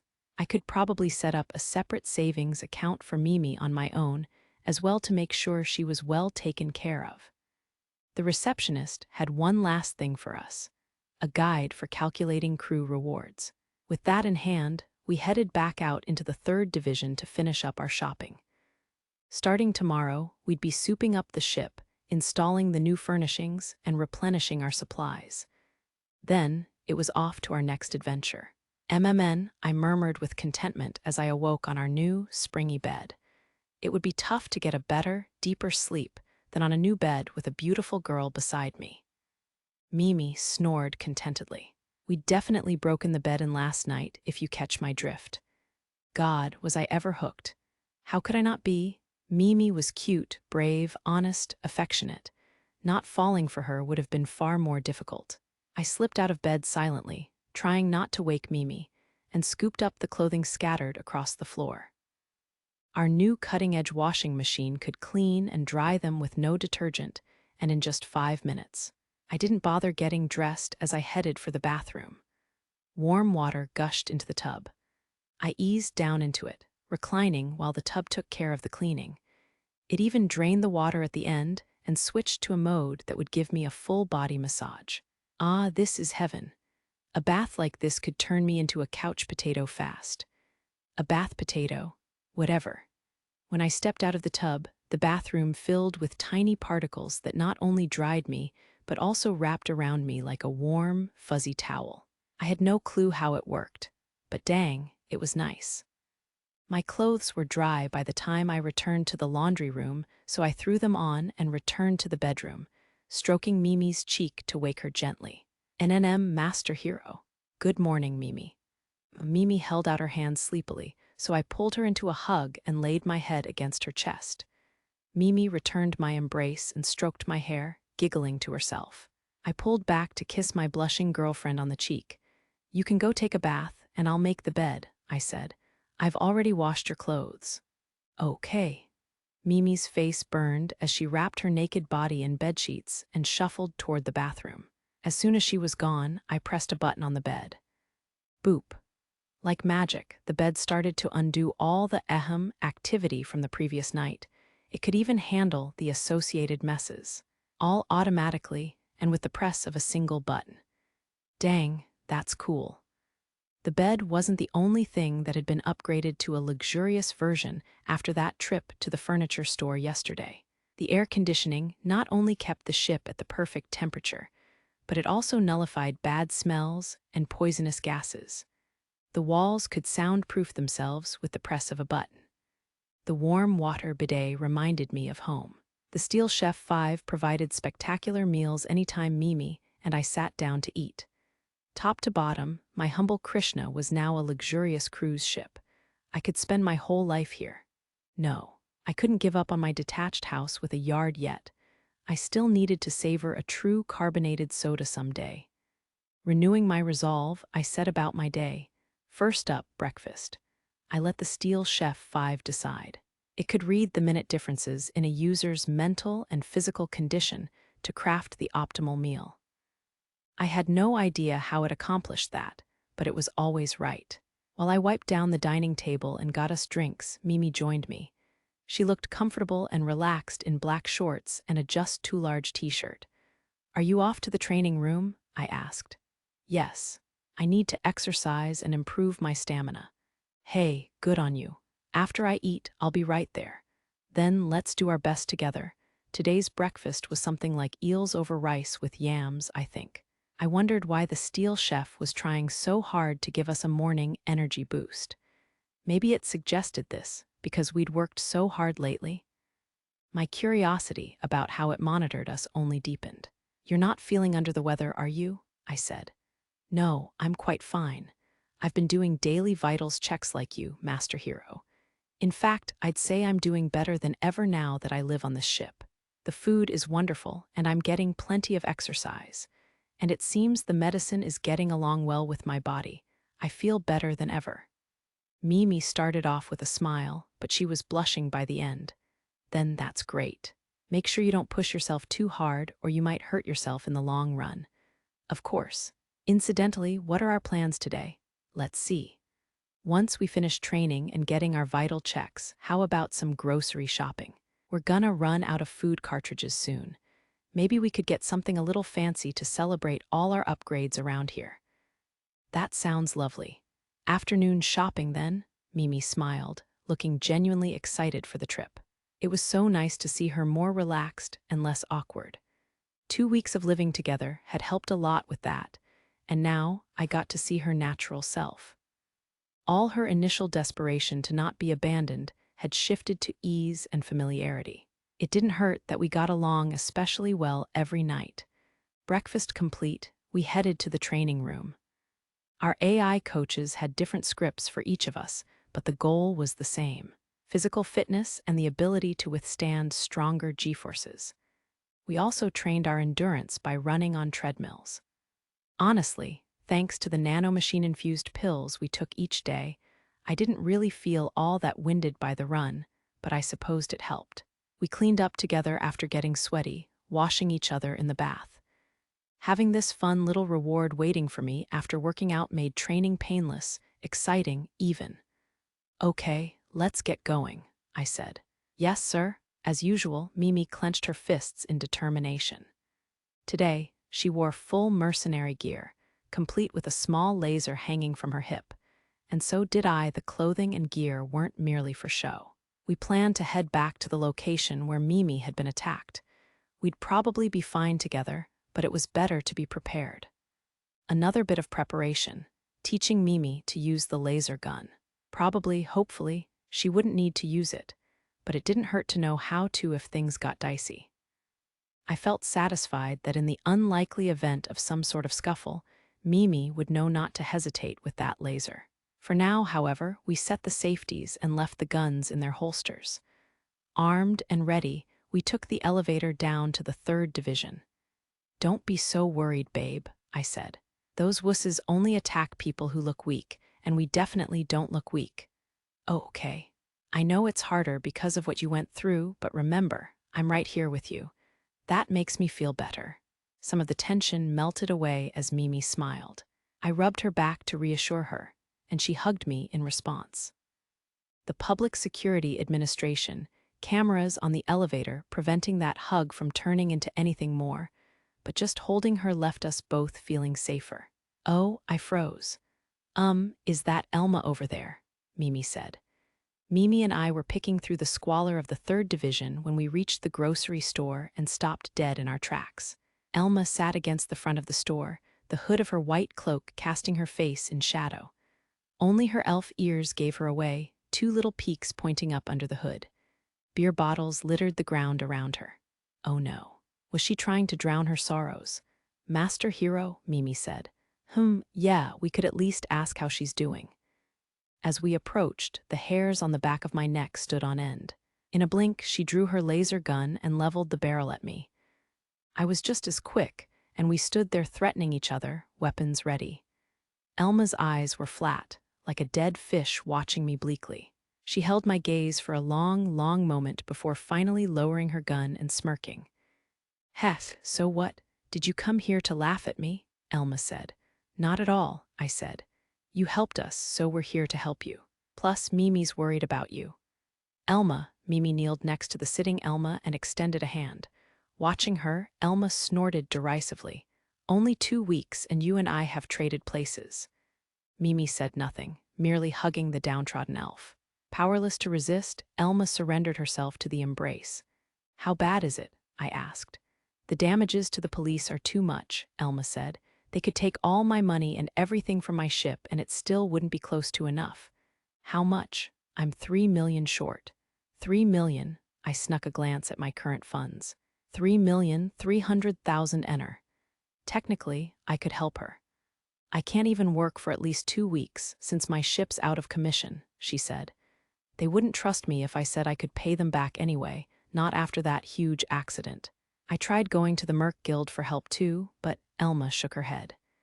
"Yeah, figures. It would take time to fix a ship that badly beaten up, leaving Elma out of work while she waited. And the sum was huge.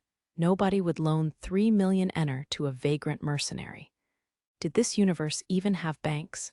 Her debt must have been truly massive. A veteran of 5 years, forced to hand over all her savings and sell everything she had, and she still couldn't pay it off. Terrifying. What's the deadline? And what happens if you can't pay it? I asked. "I've got 2 hours left. If I can't do it, they're sending me to do hard labor on Tarmin III. There are so many former pirates there. If they sent a mercenary like me there," tears spilled down her cheeks. "I was ready to die in space with my ship, but not this." "Elma, oh, Master Hero," Mimi trembled, sobbing harder than Elma as she held the elf. Her eyes were wide and pleading when she looked up at me. I crossed my arms. Saving her would be simple enough. If money really is the answer, I can just pay off her debt and be done with it. It was easy, but not appealing. If I went that route, I'd be left with just 300,000 ener to my name. That might be fine for most folks, but it just wasn't a reliable safety net when you had a ship to operate and maintain. Sure, small repairs and resupplies wouldn't be a problem, but what if something happened and the ship got damaged? I'd need to earn some cash fast. Maybe another pirate hunt? Mimi was still begging me with those big brown eyes of hers. "God, don't look at me like that." I had never planned to push help onto Elma, but this was something else entirely. She was desperate. She might even choose suicide over getting sent to that prison camp and made into a pirate's plaything. I shuddered to imagine it. None of her options were particularly promising. In the end, I really had no choice. Mimi and I owed Elma a debt of gratitude. Plus, how could we possibly sleep at night knowing we'd left her to that kind of fate? Maybe Elma would be indignant at the offer of help, but this was my life and I would live it as I saw fit. Elma, I began. What? She snapped. Come and be a member of my crew. Huh, I'll pay off the 3 million. In exchange, you can work with us. Specifically, I want you to teach Mimi the basics of being a mercenary and occasionally support me. Hold on. Are you for real? She blinked with shock, but I ignored her and checked my handheld terminal. 2 hours, that meant her deadline was 3 o'clock p.m. Make your decision. We don't have long, I said. Either you join my crew or you go to a prison station and the pirates get you. I hoped that making her options stark would help bypass her stubbornness. Being indebted to me probably wasn't an attractive option given Elma's pride, but she couldn't possibly refuse. "Why?" Elma asked in disbelief. "Mimi's gonna be sad if I don't. Besides, I'll never sleep again if I let someone who helped me rot in jail. And most of all, I just want you. I think you could really help us out." Sure, she'd messed up this time, but Elma was still a veteran with 5 years of combat experience as a mercenary. It wasn't only Mimi whom she could show a thing or two. She had managed to pilot that insane ship, after all. She could certainly pilot the Krishna, and having backup like that would be a huge asset. Mimi was a long, long way from being able to take over for me in the cockpit. "Me? Really?" A blush flushed Elma's face. Her long ears twitched. Mimi went wide-eyed as well. I wasn't sure what the big deal was, but I sought to reassure them. "Yeah, of course." Do you really see me like that?" Elma fidgeted from foot to foot. "See you like what?" "Sure, I guess," I shrugged. I liked to call her a poor little space elf, but in reality she was smart and capable. She knew a ton of useful stuff about this colony. All of her advice since I met her had been spot on, including the stuff she'd done for Mimi. And anyway, it wasn't really her fault that ship had gone on a rampage. I see. But what about Mimi?" Elma said. "What's wrong with having one more?" I said. "You agree, right, Mimi?" "I agree," Mimi said. Oh, okay. One isn't enough for you?" Strangely, Elma gulped and watched me under her eyelashes. Why was she acting so weird? Was I just imagining it? "So, what's it gonna be? You on board or not?" I said. "Why, yeah, I am," she said. "Well, welcome to the crew. Make sure you do your job, all right?" "Okay, be gentle though, okay?" No way, you're gonna work hard." What was she going on about? This was 3 million ener we were talking about here. Converted to yen, that's 300 million. She couldn't seriously expect to laze around. Oh, I get it," she said. "I'll be ready then. Sounds a lot better than being with who knows how many pirates anyway." I was definitely still missing something here, but whatever. The important thing now was just to go to the Galactic Police and pay off that debt. Elma followed us to the police headquarters. All the fine print took a while, but it was pretty simple paying off the 3 million ener and getting Elma her freedom. "Geez," I complained, "look how empty my wallet is now." "I'm really grateful," Elma said. I'll do anything I can to pay you back." Yeah, do your job and I won't charge you any interest, so take as long as you need." Okay, this was getting really weird. Something was getting lost in translation here. Maybe, probably, or it was just in my head. Who knew? "Anyway, we've got some shopping to finish up," I said. "We need groceries, and I guess we'll have to get the essentials for you too, right?" "A few things, maybe," Elma said. "I can still get most of my personal stuff from the ship." "Good. Okay, let's go buy what we need and get back to the ship." "Yes, Master Hero," Mimi said. All that settled, we started off. I have to admit, I felt like a total player with Mimi on my left and Elma on my right. That little elf was drop-dead gorgeous. I definitely didn't mind having a new crew member who was both attractive and helpful. Not that I was planning to make a move or anything. In any case, my wallet was 3 million ener lighter, which put all of us in a delicate position. Starting tomorrow, our week of lazing around would end. It was time to get to work. Incidentally, what became of that mercenary who damaged the battleship? I asked an assistant. "Oh, do you mean the elf, Lieutenant Serena? It seems she sold her ship and paid it off in full." "She sold it, and she already paid off her debt." Yes, it seems so. Just in time, too. Today was her deadline. Deadline? Didn't I demand that she not be penalized? Demanding a debt like that get paid off in just a week would be outright tyranny. I had no intention of doing that to her. She wouldn't even be able to repair her ship in a week's time, let alone also use it to earn that kind of cash. Plus, with the military having so much sway in the system, slapping a debt like that on someone was akin to charging them with a crime. Yes, I do recall, the assistant said. It seems the one who filed the claim, along with its deadline, was Barrington of the accounting office. That damn pig. I ought to rip him to shreds and feed him to the rest of his lot. There was no love lost between the accountants and the mercenaries I commanded. As such, those wretches often came up with these creative little annoyances. It would be more than a mere annoyance if word of this got around, and people started believing that making a mistake while working with me could get them imprisoned. Lieutenant Serena? Oh, apologies, I said, pulled out of my thoughts. This is a problem, though. Investigate the matter and perhaps see if you can dethrone the king of those swine. Yes, ma'am. How in the world had that elf paid a fine like that in such a short time? Maybe mercenary work was more profitable than I thought. Should I change jobs? Chapter 9. Elma. We prepared an early dinner that night. Elma hadn't had a substantial meal in a few days.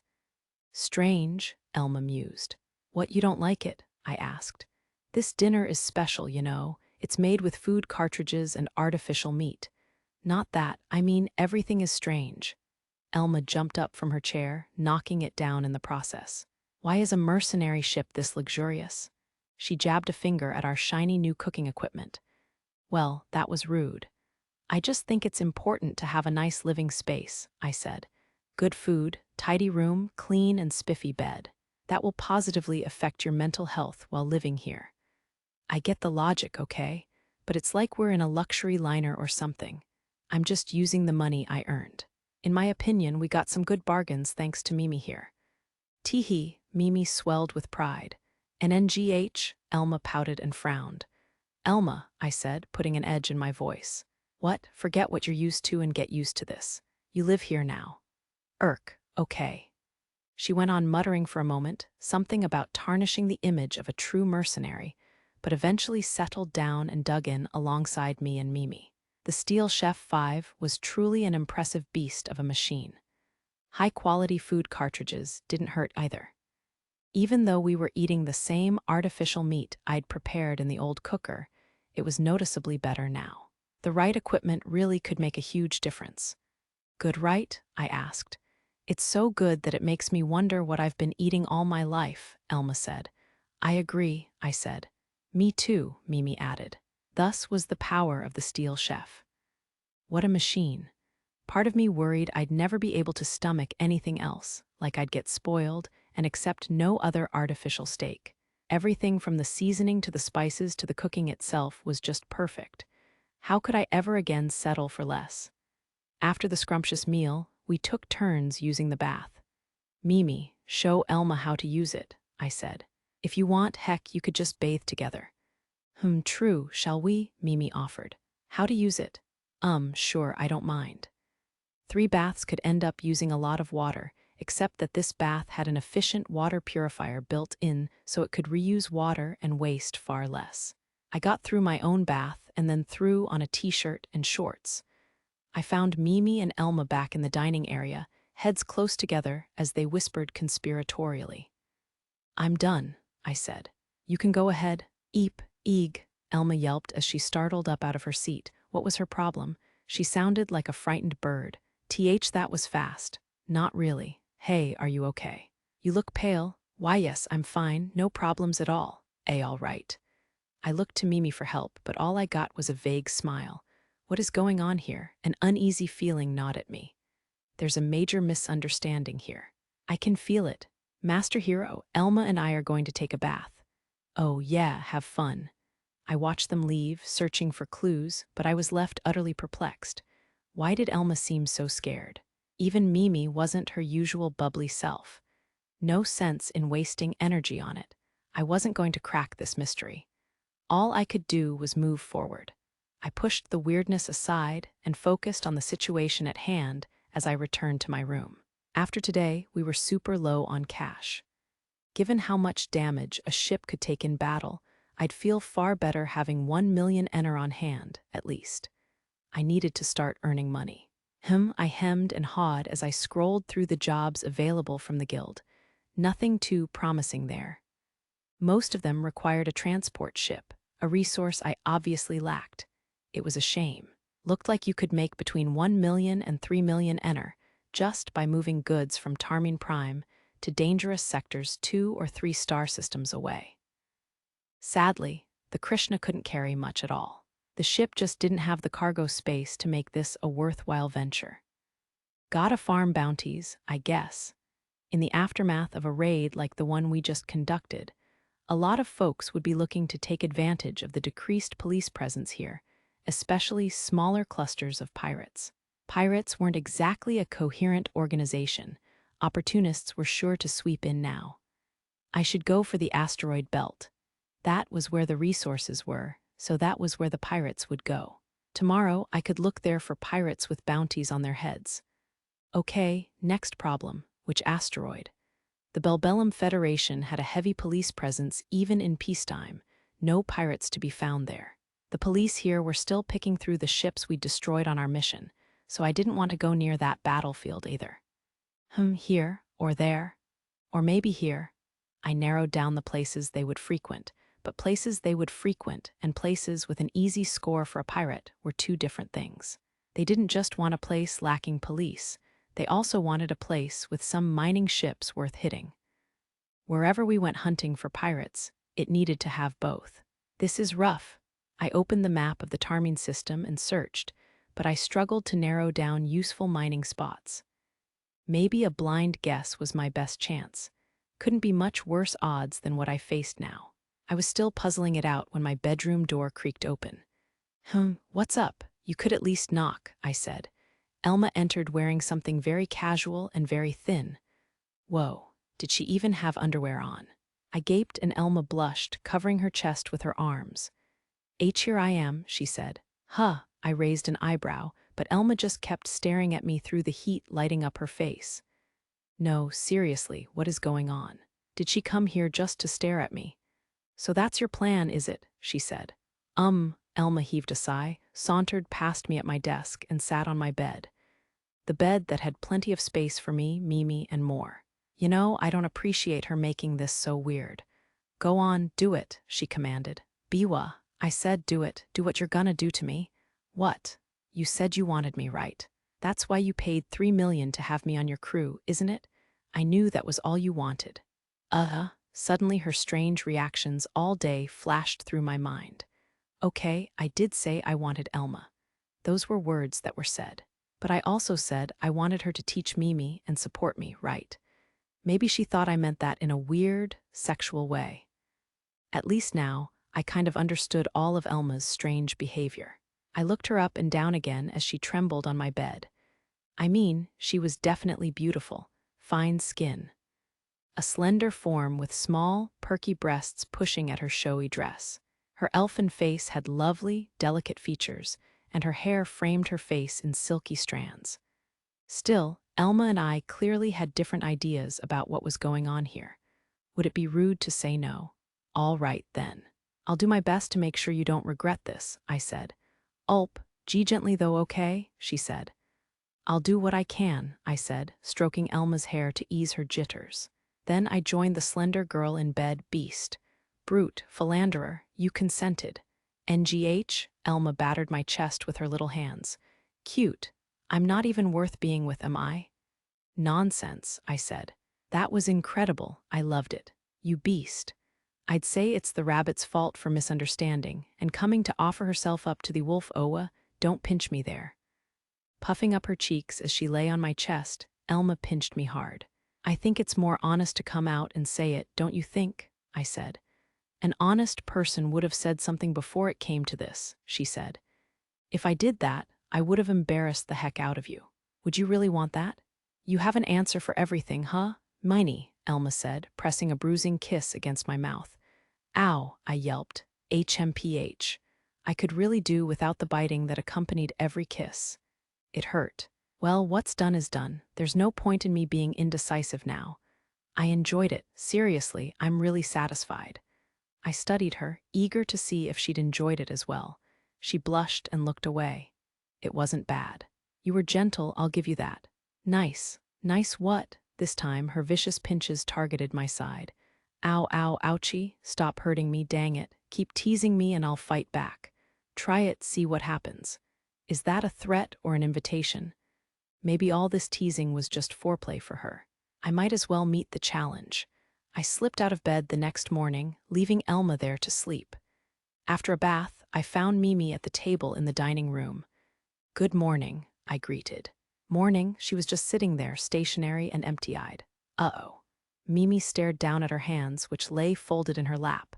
What was going on? Oh, shoot. Was she scared of being abandoned again? Hey, she began. Now. I got her up out of her chair and encouraged her along to the bathroom. It looked like she needed a little love and attention. Gotta take care of the people we care about, right? Beast. Hey, thanks. You can count on me anytime. That wasn't a compliment. Elma yelled from where she was sitting across from me.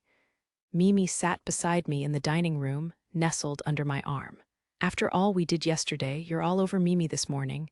You've got some nerve, bub, Elma said. I value equality, I said. Equa. Elma was not buying it. We're all crewmates, so let's get along. What's the problem with that? I asked. Why you're one to talk, buddy. Do you hate Mimi, Elma? And no, I don't. Then I'd say we're all good, I said. Besides, you knew about my relationship with Mimi before you came aboard. Kinda weird to make a big deal out of it now. But NGH, you're right, but Elma said, we can all get along and be happy. That's all we need. It feels kinda like you're toying with me. PSSH, not at all, I flashed a smile. If Mimi and I were okay with it, then Elma should be too. It was only the three of us living here after all. Anyway, that's enough of that, I said. Anyway, whatever. I don't need to waste my breath arguing with you. So what now? I'd like to discuss our plans for the future. Sounds like a serious topic. It is a little. First, we need to start making money as soon as possible. I still have savings, but if the ship gets damaged or destroyed, we're in deep crap. Well, Elma started to say something but clammed up fast. We all knew paying off her debt had depleted my funds. So we have two choices, I said. First, we could leave this star system to find some profitable work. We can't find anything here, Mimi asked. There's less work here with the pirates gone, and this place just smells fishy in general. I think it'd be better to try a different system. Agreed, Elma said. Tensions between the Empire and the Federation are getting worse these days, so systems near the border could get caught up in it. If we want to be safe, then moving is definitely the right call. Yeah, but here's our other option, I said. We stay in this system, hunt the pirate stragglers in the asteroid belt, and wait for war to break out. Demand for pirates will skyrocket during a war. It'll be dangerous since we'll be up against a real enemy fleet, but the pay will be enormous. It is true that the pirate stragglers should be a lot more active now, since police are more lax after a large-scale pirate extermination, Elma said. But they'll also be harder to find and have better gear, which means their bounties should be a lot bigger. Adding in the possibility of war, that makes this one high-risk, high-reward strategy. Both sound feasible, Mimi said. What should we do? Well, I was thinking we should talk about that now. Mimi, what are your thoughts? I said. Mimi pondered in silence for a moment. I think staying in this system is a good idea.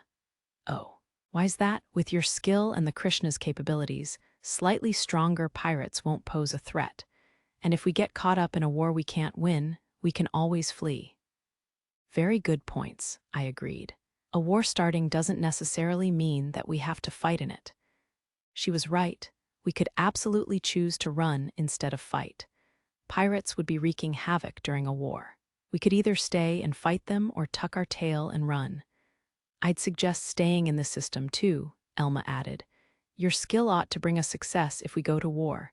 The pirates won't even stand a chance. Wow. You too, Elma? Yes, me too, Elma stated bluntly. It was nice to hear a veteran like her compliment my skill like that. Well, it sounds like it's decided, I said. Do you agree too, Master Hero? Mimi said. My perspective is a little different, but yes, I said. If we were planning to travel, I would prefer to have more cash on hand first. You never know what might happen during long-distance travel, and we haven't even decided where to go yet. Fair enough. How much do you have now? Elma asked. About 300,000. Yeah, that's a little precarious. Well, let's get out there and make some money. With nods all around, we prepared for departure. Chapter 10. The Bad Luck Band. We set to work right away. The plan was simple enough. Scope out the asteroid belt, corner any pirates we found, and take them out. By lowering our generator output, we could hide near mining ships and wait in ambush whenever a pirate came sniffing around. As soon as we got started, we found success. We were taking out 10 ships a day, scooping up their cargo in the process. The bounties ranged from 10,000 to 30,000 ener. We even found a pirate hauling around rare metal once. Score. In total, our first week earned us 1,780,000 ener. That included loot, gear, and all those juicy bounties. Mimi still got her standard 0.5%, for a total of 12,800 ener, including her take from our earlier mission. Elma's share was 3% or 53,400 ener. As for me, I ended up with about 2 million ener, more than enough to keep us secure and provide a nice safety net for our finances. Big money today, everyone. Cheers, Elma cried. She was positively giddy as she raised her booze in a toast. She chugged it down in a single gulp. I couldn't help watching the way her throat bobbed as she swallowed. They called this particular drink beer, but with no carbonation, it felt more like ale to me. Yeah, cheers. Personally, I'd passed on the beer. Ale, whatever it was, I drank chilled tea instead. I could have indulged, but I'd pass out pretty quick. Never was much of a drinker. Wow, Hero, what's wrong? You a little babby? Elma teased. Shut up, I said. I can't help my genetics. Drinking doesn't make you an adult anyway. Elma wrapped her arm around my shoulder and snuggled in close. Seemed she was the annoying kind of drunk, excitable and touchy. You seem to be enjoying yourself, Elma, Mimi said. I am. I feel like I'm on top of the world. Don't be like her, I said. Okay. Mimi eyed the bottle, but I warned her away from it. This system didn't place age restrictions on alcohol consumption, but I knew it wasn't good for young people, and Mimi was still young. Wait. Am I a monster for being with her? Well, we had both consented. When I looked it up, I found that the law in this universe was consent and a minimum age of 15. So legally, at least, I was in the clear. You're pretty darn good at this, buddy, Elma said. The ship's great and all, but you really know how to fly it. You're a pro at setting up those ambushes, too. I guess my muscles remember, even if my mind doesn't, I said. I'm not really sure how, but I seem to have good reflexes and battle sense. Are you hiding something from us? Elma said. Not at all, I said deadpan, as Elma's eyes bored into me. I couldn't give up my secrets right now. Telling them I was from another universe, and that this one was all a video game to me wouldn't help any of us. In fact, at this point, I was beginning to wonder if this really was the universe of Stella Online, or if it was somewhere entirely different. I recognized ships, goods, and other details from the game, but stuff like the star systems and galactic empires were brand new to me. I simply didn't have enough information right now to say for sure. That wasn't the only conversation I was delaying, though. Elma and Mimi got along strangely well. I wasn't ready to bring up their relationship yet. Ah, fine, Elma said. We've all got our secrets, right, Mimi? Not me, Mimi responded. Wow, really? How about your weight? Stop, don't say it, Mimi shouted, flustered, and Elma laughed. Her weight, eh? I just figured all her body fat gathered in her breasts instead of her stomach. Those melons had to add some weight to her petite frame. Mimi, I said. Yes, trust the trainer. Absolutely avoid any unnecessary weight loss. Okay, Mimi blushed and covered her red face with both hands. Honestly, I feared she was getting too skinny. Maybe I ought to recalibrate the training room's AI in secret. Oh, I said. By the way, about tomorrow. Tomorrow? Mimi said. Yeah, about tomorrow. I was thinking we ought to take the day off and go shopping together. Gotta take a breather sometimes. A breather? Mimi cocked her head at the colloquialism. Yeah. We'll get tired of hunting pirates if we just go around making money, but never enjoying it. Let's grab some good food and drinks, buy some personal things, and maybe get some clothes or accessories. There are plenty of worthwhile ways to spend our cash. Sounds to me like you just wanna slack off. Elma teased, but she was right. That's totally part of it, I admitted. Overwork can lead to mistakes that you won't notice until it's too late. Besides, I'd like Mimi to experience using her own hard-earned money for stuff she wants. Oh, I getcha. Yeah, that's important. Elma suddenly turned serious. Even flushed from the ale, she abruptly shed some of her drunkenness. Mimi squirmed. I could understand her discomfort. She'd been handed 17,100 ener, or 1,710,000 yen. That was a big paycheck at her age.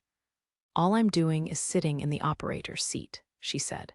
This is too much. I know you're still learning, but you're part of the crew, I said. You risk your life the same as me and Elma. That's a fair reward, I promise. He's right, Elma said. You don't have to be modest, especially since that pay includes your services to him. I mean, if you don't like doing it, I said. Nobody said that, Mimi said. It's not true at all, Elma said. Elma and Mimi shouted their objections over each other. Mimi blushed with her eyes fixed on me, while Elma looked away entirely, her ears going red to the tips. Master Hero, I love you from the bottom of my heart, Mimi said. I mean it, you are everything to me, and I would offer every last bit of myself to you. Mimi leaned over the table as she spoke, just like a heartfelt, dramatic love confession from a movie or novel. And it was for me. Was I dreaming? I wouldn't go that far, but you did save me, Elma said. If not for you, I'd be in awful trouble right now, so I kinda owe you. I'm grateful to you. Not that I don't think you're a good guy. If I didn't, I wouldn't do all that stuff with you, regardless of whether you saved me or not, dummy. Part of me had feared they'd been with me only out of duty, like they had to pay me back that way. Their confessions lifted a huge weight off my shoulders. Hey, why are you crying? Elma said. Master Hero, Mimi said. Gah, sorry, I said, swiping at the tears on my cheeks. I'm just really glad that's how you both feel. Honestly, I was a little worried. Worried? Why? Mimi said. PSSH, stupid. What girl wouldn't be won over by a prince in shining armor who saved her life? Elma chuckled and kissed me on the cheek. Without you, I'd be stuck in prison. You kept me out of that hellhole, so you're my prince. Don't worry about it, Kay. Me too, Master Hero. If you didn't save my life, who knows what would have happened? You're my hero. My hero, Mimi stepped around the table to wrap me up in a hug. Alcohol soured her breath. Wait, had she had some by mistake?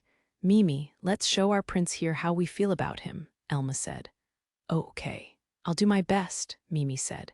They each grabbed me by the shirt and dragged me up. I let them pull me along gladly. When the sun rose the following day, we were all cuddled up together in my bed. So how about that shopping? Elma proposed immediately. Yay, Mimi chimed in.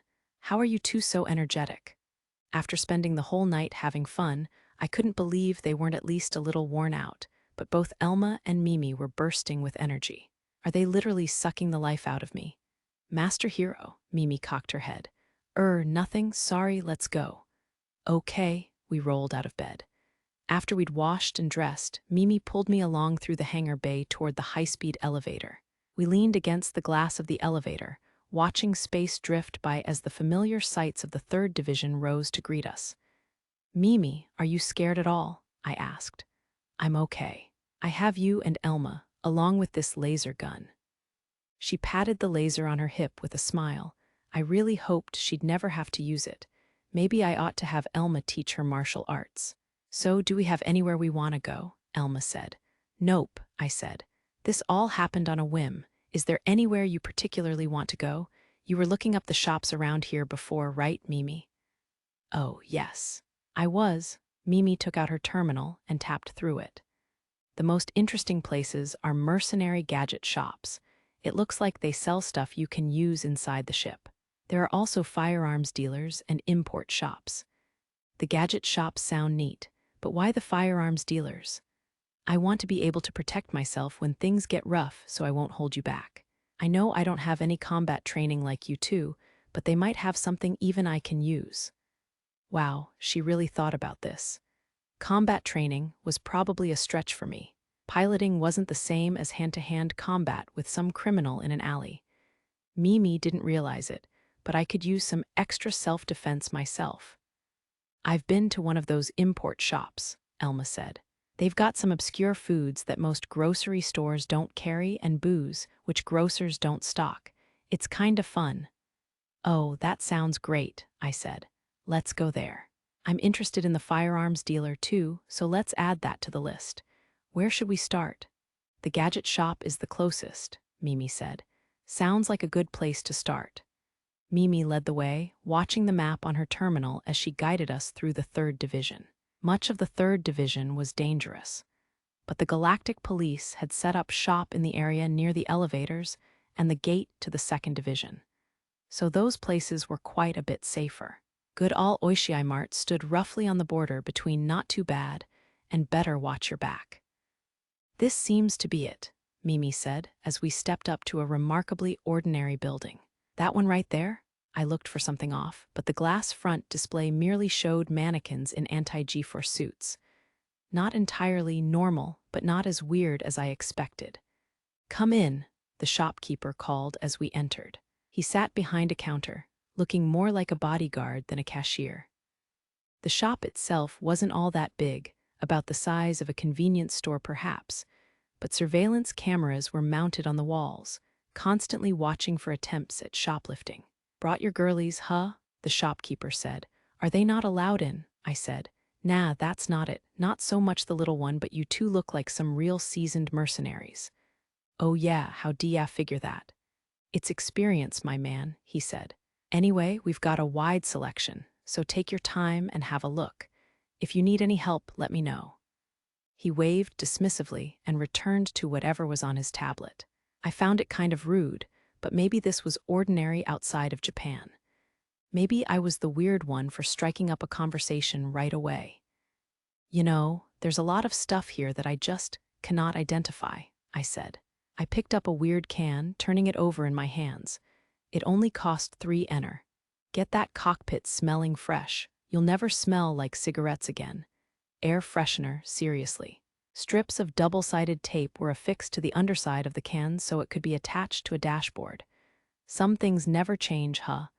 Master Hero, could we find any use for these anti-G-force suits? Mimi asked. Nah. The Krishna's cockpit is constructed to cancel out some of the G-force from acceleration and quick rotation, so we don't need them. You haven't felt any G-force worth fainting over yet, have you? That is true, but I thought they looked rather stylish. Disappointment sobered some of her excitement. I had to admit the design was pretty cool, but our life support systems were more than up to the task of handling G-force. Sorry, but we simply don't need them. This is neat, isn't it? Elma headed over carrying some sort of techno-looking ball. I had no idea how it could possibly be useful. What is it? I said. It's a gravity sphere. They're really convenient. Lifting the sphere in front of her, she pressed a button and the ball whirred with waking machinery. What happens next? I said. Then you do this. She pulled a straw out of the sphere. Placing the straw between her lips, Elma released the sphere. It kept floating in front of her, not held up by anything. A neat trick and all, but I didn't really get what the practical use was. Okay, I have no idea what's going on, I said. I've never seen one of these before. You put a drink in it, and then you can drink any time during battle. And look, Elma did a quick twirl in place. The gravity sphere followed her. So it's a bottle that stays in midair? I said. Yep, she said. Press the stay button, and it floats in place for 3 seconds before following the closest object. These babies can withstand high G-forces with no issue. It'll never spill, and it automatically keeps your drink at the perfect temperature. So this is what people mean when they say modern technology is a waste of money. But I guess it's convenient. I poked the gravity sphere as it hovered near Elma's shoulder. It recoiled quite a bit, but wobbled right back into place. What a strange little device. It must be expensive, right? They're 500 ener each. That's not bad. 500 ener was 50,000 yen in Japan, a pretty outrageous price for what amounted to a super fancy water bottle. Maybe if you accounted for the technology inside that thing, it was a steal in this universe. I wasn't sure, but either way 500 ener was barely pocket change to me. It is convenient, I agreed. Maybe I'll get one. I will too. Let's just call it equipment for the ship. How about we pick up 6 for all of us to share? I said. Really, I'll take you up on that. Elma smiled sweetly. That smile of hers was devastating. I looked away, bashful, and heard her giggle as she headed to the counter. Nothing else really caught my eye. The shop carried plenty of strange, interesting things, but none we particularly needed. We paid up front at the counter and sent the order to the ship before moving on to the next shop. Next up is the firearms dealer, Mimi said. Firearms, eh? I said. For some reason, even just the word gets me excited. Boys will be boys. Elma shook her head. It turned out the firearms dealer was right next to the gadget shop. It's a little loud, I said. I mean, it's a gun shop, Elma said. Iron bars protected the front display windows of the shop. Even the door looked heavy and guarded. It opened automatically with a heavy groaning noise. "Aw, yeah, this is the good stuff," I said. The guns instantly caught my eye. The store also carried custom parts, interchangeable energy packs, and holsters for every size and shape of weapon. An old man with sharp eyes watched us ogle the wares from the counter. "Kid, we sell weapons here," he said. "Stuff that kills people. You don't bring your little girlies in here on a date." "Don't worry about us," I said. "We'll be quiet." HMPH. The guy went back to disassembling the gun on his counter, but he didn't put up any further protest. None of the shopkeepers around here seem very interested in customer service. "Do you have combat equipment?" Elma asked me. "A little. It's not stuff I use much, though, so I stashed it in the cargo hold." Well, mercs don't fight much in person. All the more reason to have a backup plan. I hefted a laser rifle off its display. What in the world was this thing made of? It almost felt light enough to break the first time you fired it. How had they managed that? Meanwhile, Mimi examined the handgun lasers.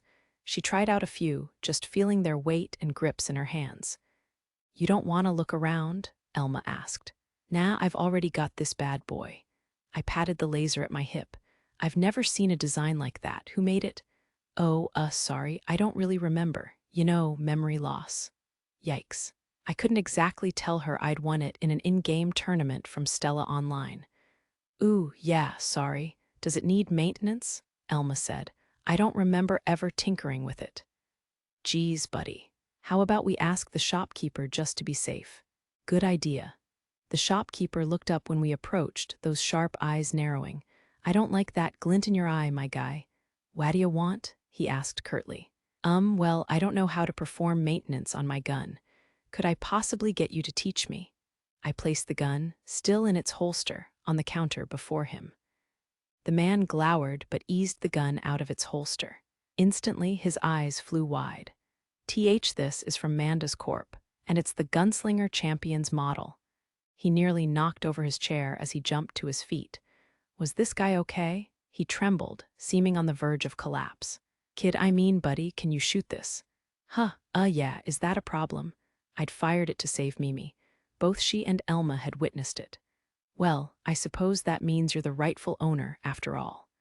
He sat back down with a heavy sigh, closing his eyes as though the whole ordeal had exhausted him infinitely. "Hey, Elma, why's he so surprised?" I said. "I dunno," she said. "Manda's Corp only makes one-off, super high-quality weapons. Is that really Amanda's gun?" "The details are beyond me," I said. "It does seem better than the ones you can pick up in any old shop, though." "Obviously," the man howled. "It's a limited model from Manda's Corp. You'll never find a better gun than this in all the galaxy, boy." He thrust my gun back at me. "What about the maintenance?" I said. That thing doesn't need maintenance. It could get scratched or chipped, and the nanomachines inside it would fix it immediately. You'd best not mess with it. Nobody but you can fire that thing now. Huh, wow. Looked like this gun was even better than I imagined. In Stella Online, you couldn't trade it or even give it away, but I never could have fathomed how that would translate into this universe. Suddenly, I appreciated my little laser gun a heck of a lot more. Maybe it deserves a polish once in a while. Mimi browsed a few different guns, but ultimately stuck with the one the Mercenary Guild had given her. In the end, we left with just some cleaning cloths and backup energy packs before heading for our next stop. Next up was the import shop, right? I asked. Yes, they handle many obscure foods. Mimi was especially excited for this one. Small wonder, given her dream of trying all the foods in the galaxy. You can't go wrong with food, I guess, I said. Yep, Elma smirked. What was she so smiley about? I didn't have to wait long to find out. Master Hero, look, quivering. Mimi pointed at an animal cage. Something I could only describe as a facehugger thrashed against the bars, whipping around gnarled legs that horrifyingly resembled human fingers. An appendage like a cross between a tentacle and a scorpion tail beat against the cage. I had no clue what this thing was, but I knew I never wanted to get anywhere near it. It's live food that rich people eat, Elma said. Wanna try it? I think I'll pass. There's also a processed version. She held up a packet of vacuum-sealed facehugger. Erg, people eat this stuff? No way. They say militaries in other systems use them as rations, Elma said. You can eat the whole thing from top to bottom. Is it good? I said. Who knows? I've never tried it, but it's nutritious as all get out. Elma shrugged. I looked to Mimi for help, but she just shook her head. Good point, Mimi. I couldn't handle this either. Horribly, Elma continued. If you want to eat everything in the galaxy, this is like the basics. We're beginners, okay? Let's start easy and work our way up, I said. Why, yes, I agree, Mimi said. Oh, Master Hero, they're selling very tasty-looking meat over there. Ooh, let's take a look. We fled from Elma as she closed in on us with the vacuum-packed monstrosity. We're not running away. We're just charging toward a different objective, I swear. Is this cartoon meat? I was in awe. The massive cylinder of meat sitting on a single huge bone truly looked like something from a cartoon. About 3 kilograms each for 76 ener. It's already cooked, so you can just chow down on it. Not bad. The package says it's smoked, Mimi added. Okay, let's buy it. I'd love some. Yes, sir. 7,600 yen for some cartoon meat. Not cheap, but I couldn't resist.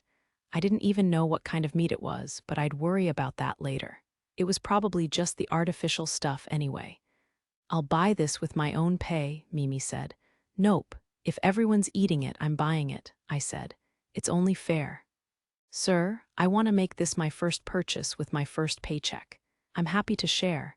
Mimi pleaded with me with her eyes, seemed like she was really serious about this. All right, well, thank you for treating me, I said. Yes, sir. Thank you, Mimi proudly placed the vacuum-packed cartoon meat in our basket.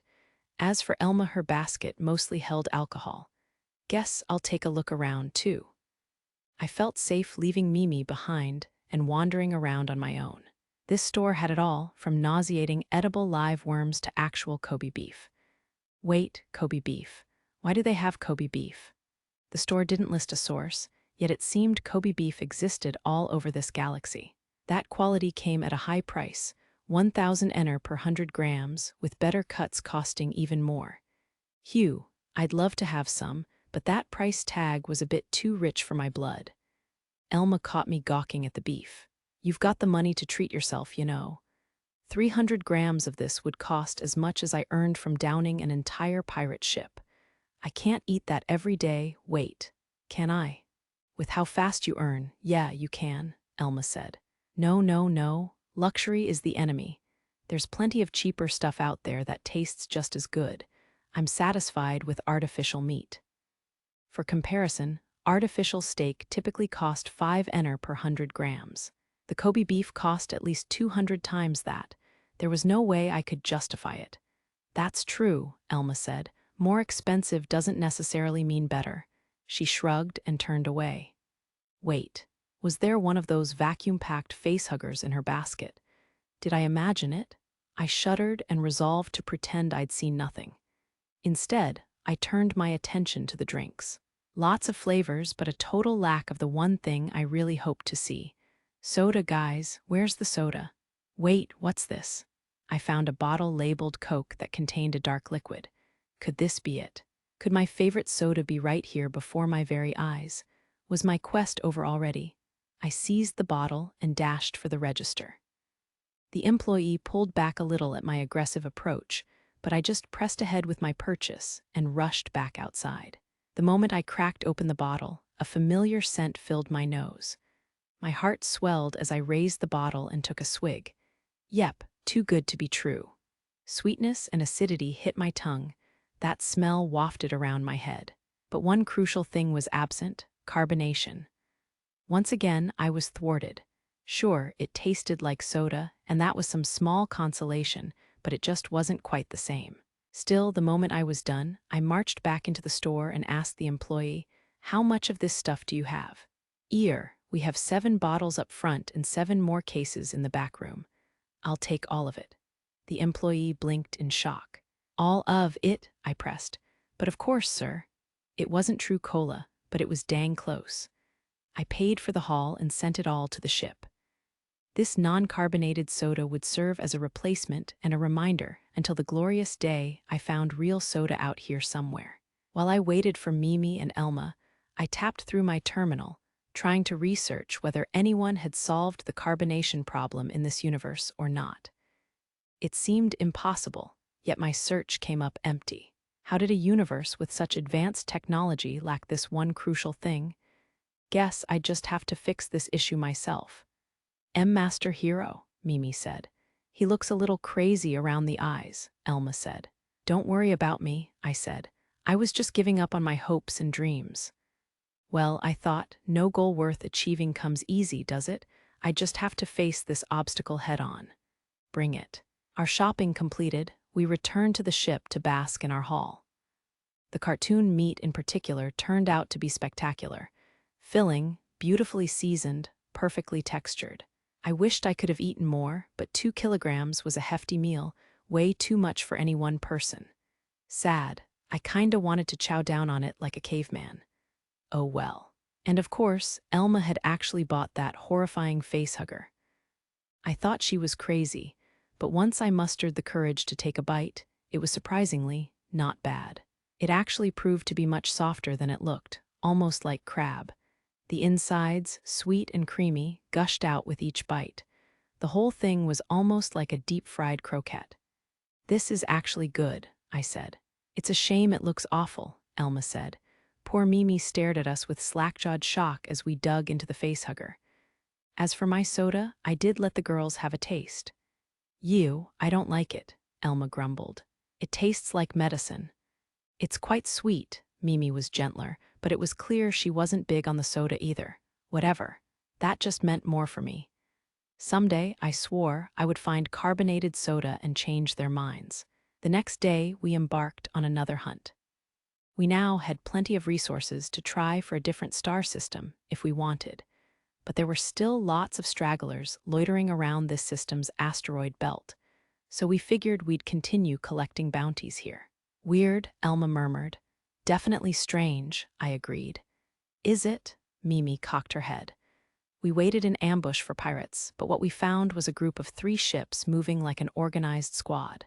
They didn't look like pirates, and it seemed like they were avoiding other ships. "What do you think?" I asked. "Seems sketchy," Elma said. "Yeah." Mimi still looked confused, but the situation was already becoming clearer to me. I began to suspect this was a covert recon force from the Belbellum Federation, perhaps trying to place trackers so they could monitor the Graken Empire's fleet, in other words, to monitor the police. "That's no good." I shook my head. "If we move, they'll catch us." "Yeah, for sure," Elma said. "What would happen then, you think? They'd come kill us, I imagine." "True, that sucks." "Are they dangerous?" Mimi chimed in. "Dangerous as they come, Mimi," I said. "It's probably Belbellum." She analyzed the radar, watching the blips with renewed interest. Oh no, Elma said. Looks like they found us, I said. The ships shifted, spreading out to corner us. Clearly, we'd interrupted their mission, and now they were coming to get rid of the witnesses.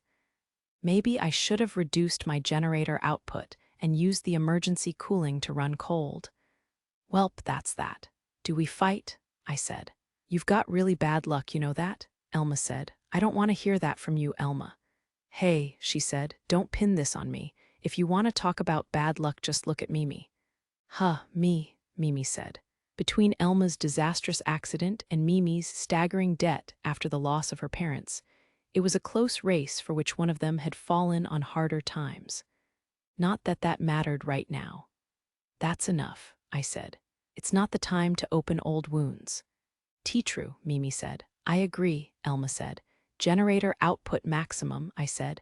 We're gonna fight. Mimi, ask them about their affiliation. Understood, sir. We jumped out from where we were hiding behind the asteroid, positioning so the enemy couldn't surround us. This is Silver Rank Mercenary Captain Hero of the Tarmine Prime Mercenary Guild, Mimi announced. Call sign Krishna. I am his operator, Mimi. To the unidentified ships approaching us, we request that you identify yourselves. Mimi opened the communication lines, but they didn't answer. She tried a second time, again to no effect. As an aside, you might have noticed that my rank went from bronze to silver. That happened about 3 days earlier, when the guild said they couldn't just leave me at bronze after I'd done so much work. The unidentified ships have deployed their weapons, Elma said. Figured as much. Let's fight back. Deploy weapons, I said. Understood, she said. Deploying now. As usual, I'll take care of the chaffs, flares, and generator output. Thanks. Let's do this. We dashed into a sharp turn, weaving through asteroids as we dove toward the closest ship. You love to pilot like a madman, huh? Elma stiffened up as we narrowly evaded obstacles. I've gotten used to it, Mimi grinned wryly. This wasn't madness, though. We skimmed the surface of asteroids, emerging from the shadows to take a chunk out of the flank of an enemy ship. How? The enemy pilot shouted. I fired off my flak cannons, sending shrapnel slicing through their shields and the belly of the ship. One down, I said. Your flak cannons still terrify me, Elma shuddered. Aren't they great? I said. You're the only person who would use weirdo weapons like these. But they're strong, weird or not. My flak cannons made up for their short range with huge damage. They could even challenge large craft as long as you took down the shields first. Fighter 2 is down, an enemy pilot screamed. That's not a silver merc skill. Be careful, keep your distance, the other said. Well, yeah, Elma drawled. Typically, if you see a flak cannon, you keep your distance, dummies. The remaining 2 ships, terrified of close-range battle, zipped out of the asteroid belt before wheeling around to face us. Oh ho ho, you want a face-to-face battle. Against the Krishna of all ships, I'd better oblige them. I hid the ship behind an asteroid, only the 4 weapons arms emerging to fire. Wah, his ship has arms. Those lasers are strong, it's too much. We can't take it. They tried to evade and fire back, but the asteroid blocked their shots and made it even easier for me to target their ships. Lasers could be easy to avoid, but I was hitting them a solid 80% of the time. For the Krishna, that was more than enough. He's too strong. Retreat. The 2 Federation ships turned to flee, but I didn't plan on letting them scurry away. I activated the thrusters, boosting out from behind the asteroid. Seekers, Fox 1, Fox 1. They launched heat-seeking missiles in a desperate bid to escape. Flares, I said. Sir. On my orders, Elma activated the flares, decoy heat sources that would lead the missiles on a wild goose chase and leave us unscathed. Damn it, meanwhile, I blasted through the Federation ship's shields with the green rays of my heavy laser cannons. Their protective plating glared red as it heated up to melting. It wouldn't save them now. We can't esca wag. Try as they might, the Federation ships were just too warped and sluggish to get away. They exploded in bursts of flame. Well, how about we grab their black boxes and data caches and then we head home, I said. Home, Mimi said. Yeah, home, Elma cut in. The police are gonna pay a good price for that stuff. I see, Mimi said. I'll take care of selling the data, I said. I've got connections with the police. Connections, eh? Elma seemed intrigued. Just don't bring any trouble back with you. Ha ha ha, I'd never do that. In and out. 20 minutes tops. What do you have to say for yourself? Elma demanded. Sorry, I said. Master Hero, Mimi sighed. I'm so sorry. 2 hours later, I was on my knees on the Krishna's dining room floor. Make no mistake, I executed my mission just fine. I did. It was just, while Elma and Mimi took care of maintenance and resupplying, I'd headed to the Galactic Police's headquarters. Lieutenant Serena herself met with me and accepted the black boxes and caches we'd recovered. Then I got my reward. A perfect job, right? Wrong. Apparently, our accidental involvement drafted us into the war.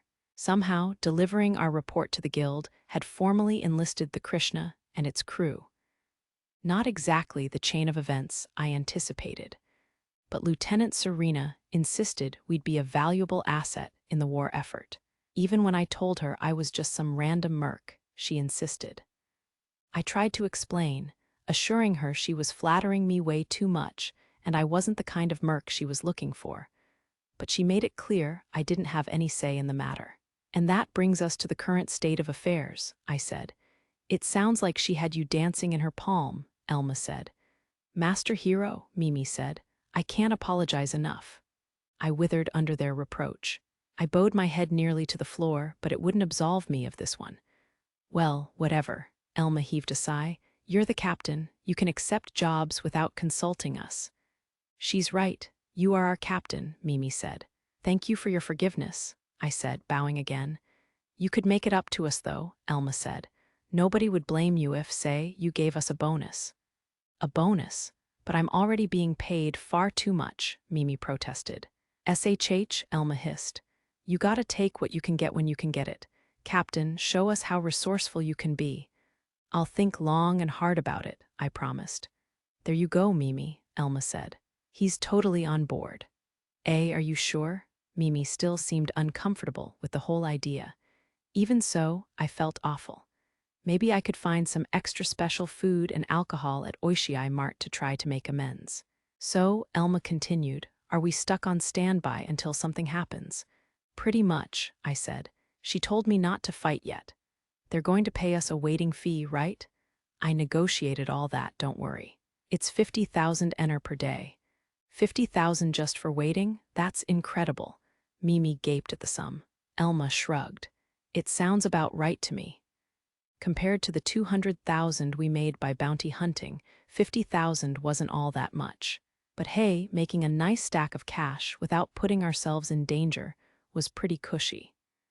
It was enough to entice us to accept the Empire's request and agree to go on standby.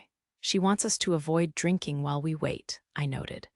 No, Elma wailed, but I kind of agreed. We never knew when they'd send us into battle.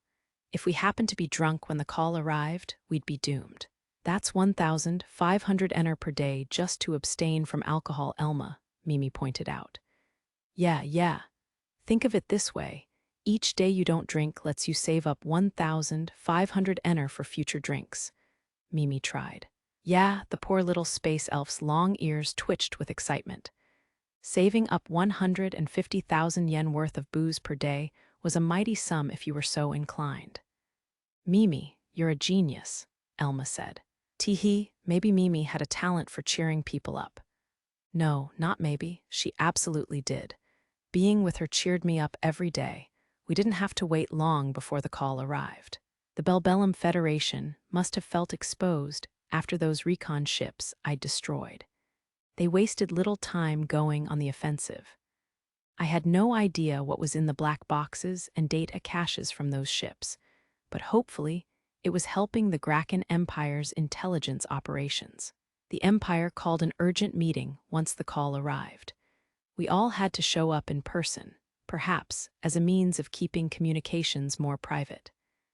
After we arrived at the headquarters, a soldier led us to the most enormous briefing room I'd ever seen. With so few people to fill it, the chamber felt like a cavern. The few people already assembled turned in their chairs to eye us as we entered. Whoa, look at that. He's got girls, 2 of them even. That's the silver rank, Elma, right? Why, she with him? She blew up her ship at that pirate gig. Maybe that's how they met, huh? Die, you lucky jerk. Just explode into pieces. Yikes, those were some intense reactions to our appearance. We hurried toward a trio of empty chairs and took our seats. Mimi, you sit in the middle, I said. Oh, yes, sir. Elma seemed to be in silent agreement with me. These mercs weren't trustworthy. Neither of us wanted Mimi stuck sitting right next to some ruffian. More mercenaries arrived until every seat was filled.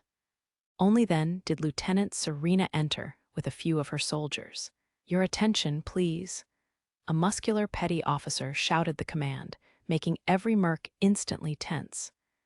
We will now begin the meeting regarding the Tarmine system's defense, Serena said.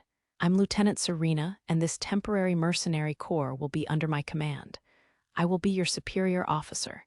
Be sure that you address me as Lieutenant Serena. Yes, ma'am, everyone said in unison. Good. Now let's explain the current situation. George. Ma'am. The petty officer, George, dimmed the lights and put up a giant holographic map of the Tarmine system. Currently, the Belbellum Federation's ships are advancing on this system, Lieutenant Serena said. As they're already in hyperdrive, we have little specific information. Based on independently obtained data and hyperspace sensors, the Imperial fleet believes this is an attack force composed of 8 battleships, 24 heavy cruisers, 32 light cruisers, 64 destroyers, and 128 corvette warships. A whisper of shock rippled through the room. That was no minor incursion. With a force like that, the Federation was angling for a full-on military confrontation. To be frank, Lieutenant Serena continued, the enemy's forces outnumber the fleets currently stationed in this system. This comes as no surprise. We've already called for reinforcements. As long as we can hold strong tomorrow, the reinforcements will arrive in time. That's why our mission is specifically to hold the system for 24 hours starting tomorrow. That is the time we need to buy. Well, it looked like the black boxes and data caches really did help. No wonder they'd paid me so well for them. Your job as mercenaries is to hide in the asteroid belt and launch guerrilla-style strikes against any Federation ships that try to pass through. Most likely, you'll be fighting their destroyers and corvettes. If you happen to take down a cruiser or battleship, though, you can expect quite the reward. Lieutenant Serena smirked as the mercenaries chuckled. Taking down a cruiser or larger ship sounded great in theory, but mercenaries usually piloted small or medium craft. Lieutenant Serena could offer any reward she wanted, but we weren't likely to take out a cruiser or battleship. We probably wouldn't even get through their shields with our weaponry. I said we, but I meant they. They wouldn't get through. My Krishna, on the other hand, carried a secret trump card. Accomplish the mission by any means necessary, Lieutenant Serena said. The ends justify any means necessary in this case. Oh ho, any means. Should I announce my secret trump card? No, I can't do that yet. I'd looked it up. It was way taboo in this universe. Better to leave it in my unscannable cargo areas for now. In that case, can I still go for it? There's not much to lose. Permission to speak, Lieutenant Serena? I asked. Oh, you're never mind. Permission granted. Lieutenant Serena granted the request but frowned at Mimi and Elma beside me. Why, I wonder? Oh well, couldn't worry about it right now. We may have a secret plan or, well, a scheme in mind. Do we have permission to carry it out individually? I said. A scheme, you say? Could you elaborate? Yes, ma'am, I say scheme, but it's pretty simple, I said. When they exit hyperdrive, our ship will go in alone, destroy their flagship, and escape. A simple hit-and-run operation. Lieutenant Serena's face went deadly still, unreadable, and the mercenaries burst into an uproar. Mimi shot me an uneasy glance, while Elma's mouth hung wide open. Have you lost your mind? Elma hissed. The words, "That's a suicide mission," dumbass, were written all over her face. I believe we can do this, I said. And if we fail then, you've got one less idiot on your hands, Lieutenant Serena. You've displayed impeccable skill in both the previous mission and in cleaning up stragglers for us, Lieutenant Serena said. We certainly don't want to lose such a valuable asset because of a foolhardy plan. No need to worry, ma'am. We've got this. though I'm not exactly planning to fight fair. Lieutenant Serena held my gaze, still unconvinced. Maybe she saw through my vague promises and realized I had something up my sleeve. Still, eventually she sighed and shrugged. Very well, she conceded. If that's really what you want to do, then I will look forward to the completion of your work. If you succeed, expect a large bonus. Thank you, ma'am. I couldn't stop the grin that spread across my face. Victory. I heard a few mutters of crazy and idiot among the mercenaries assembled, but they didn't know about my trump card. Soon everyone would. Stupid, stupid, dumb fathead, are you crazy? Mimi, Elma's being mean. Elma, you're being rude, PFFBT. Don't stick your tongue out at me, Elma said. Charging into the Federation fleet alone isn't just crazy, it's downright idiotic. I don't want to die because of your dumb plan. Elma narrowed her eyes at me. Her shouts echoed around the cargo hold. She'd been raving ever since the briefing. I couldn't blame her. I'd feel the same way if someone told me we were diving into 200 enemy ships with zero information. Calm down, I said. I'm not just recklessly charging in. I've got a good plan. Let's hear it then. I pulled some duct tape out of our toolbox. What we're actually doing is simple. We'll exit faster than light travel when they exit hyperspace in order to hide among their warp-out reactions. With that, they won't notice us. Okay, good so far. What happens next? Elma said. Once we leave FTL travel, we immediately activate emergency cooling so we can run cold. We hide among the space debris and approach their flagship. Aren't they gonna catch on? What if they decide to shoot down the debris, huh? With this ship's shields and acceleration, we can force our way in even if they happen to spot us, I said. Once we're close enough, we'll launch 2 reactive anti-ship torpedoes at the flagship. And once we do that, they're gonna go crazy. Reactive anti-ship torpedoes? You have those on this ship. Yep. I just hate to use them, since they're ridiculously expensive. Excuse me, what is a reactive anti-ship torpedo? It made sense that Mimi hadn't heard of a weapon like that. They're weapons made to deal major damage to ships with big shields, I said. The tip of each one carries a shield saturation device and explosives. Even the biggest, baddest battleships in the galaxy would explode after 2 of these bad boys. That's incredible. Why doesn't everyone use them if they're so strong? Mimi said. They're expensive, Elma said. Just one of them costs 500,000 ener on a good day. You're wasting your money unless you're up against something huge. I can't believe any mercenary owns even a single one. 500,000 ener, Mimi blinked in disbelief. Anyway, I get the plan so far, Elma said. I feel like it's too big of a gamble, but that's mercenary life, I guess. If you think it's doable, I suppose I believe you. But how do we get back out after all that? Once the flagship explodes, the Federation's leadership will be shaken, I said. The Krishna is going to be surrounded. If we try to escape when the time isn't right, they'll just shoot us down. So you do know it's suicide. In normal circumstances, she'd be right. Even the Krishna would be left defenseless when surrounded on all sides like that. Even if the enemy used weaker weapons for fear of friendly fire, we wouldn't last long. Except, that's why we're putting this baby on one of the torpedoes. I threw back a tarp concealing the greatest of all my contraband, the singing crystal. Pale light radiated from within its glass container, its song still faintly audible. Destroying this thing would summon a horde of crystal life forms. Nobody knew why, but the whys didn't matter right now. All that mattered was that we had the power to unleash a cascade of space beasts on the enemy fleet. MGH. WH, what is that? Elma said, reeling away from the container.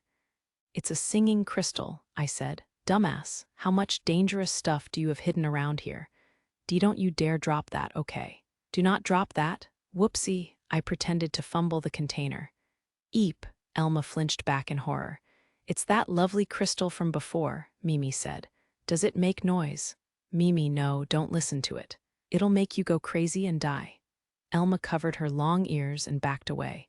Huh, really? Mimi edged away as well. It just makes you kind of homesick, that's all, I said. Hef, but maybe that is kinda poisonous for us. I had no way of going home. Mimi had no home left at all. and I didn't exactly know what Elma's deal was, but she struck me as some rich girl who'd run away from her family and had no desire to ever go back. Not a group of people who could risk getting homesick. I carried the crystal to the ammunition storage area. Cramped within that tight space, we'd find the torpedoes. Spinny, spinny, rap, rap. I duct-taped the singing crystal to one of the reactive anti-ship torpedoes. That ought to do it. What? That won't do it at all. Elma was waiting for me when I crawled out of ammunition storage. She smacked me right on the head. Ow, Mimi, our resident angel, soothed away the pain. Elma, don't be violent. Don't boss me around, Elma said. You might not know, but that crystal is serious contraband. If it falls or even bumps into something, it could break and bring tons of crystal life forms this way. It's as dangerous as it gets out here. Is that true, Master Hero? Mimi asked. More or less. Stop sounding so indifferent, Elma said. You've been storing all this dangerous stuff without telling us, and you won't so much as apologize. Okay, yeah, sorry. Calm down, I'm getting a headache from all this yelling. I raised my hands in surrender. Anyway, that's our trump card, our hidden weapon, you could say. Throw that into the middle of the Federation fleet, summon the crystal life forms, and escape in the midst of the confusion. That's my plan. That would confuse them, I guess, but it's way too dangerous, Elma said. Dangerous was one word for it, yes. Insane was another. Crystal life forms were no joke. They'd go on killing until they killed each other. The crystal was essentially a biological weapon. The monsters it summoned could cause serious damage. But if we win, who cares? I said. Even if there was collateral damage, we'd still make it out of there. The moment we could, we'd escape. Even besides the crystal life forms that could assimilate other life forms into themselves. The enemy commanded more than 60 large craft with wide-bore laser cannons and reactive warheads that could wipe out the whole asteroid belt. Not sticking around for that. You're weirdly brazen today, but I guess you're right, Elma said. Let's forget about all that for now. What matters is this moment. I faced my crewmates. This plan is extremely dangerous. If we mess up, we're dead. So if you'd like, you can leave. We're not leaving, Elma interrupted. We already agreed to roll with the danger of being part of this crew. Besides, Mimi and I kinda owe you our lives. There's nowhere for us to go if we leave, Mimi added. Master Hero, we'll go wherever you go. I wouldn't go that far, Elma said. But it does look like we have a real chance of winning, so count me in. All right, guess that settles it. Maybe I was worrying for nothing. The plan was extremely dangerous. One slip up and we were dead, but it should work. Still, the thought of failing them and causing all our deaths terrified me to my very core. Anyway, forget all that, Elma said. I raised an eyebrow. What was with the sudden change? Don't you think it's a little unfair that you were hiding a singing crystal from us, knowing that it was dangerous? Elma said. And GH, what could I say? She was absolutely right.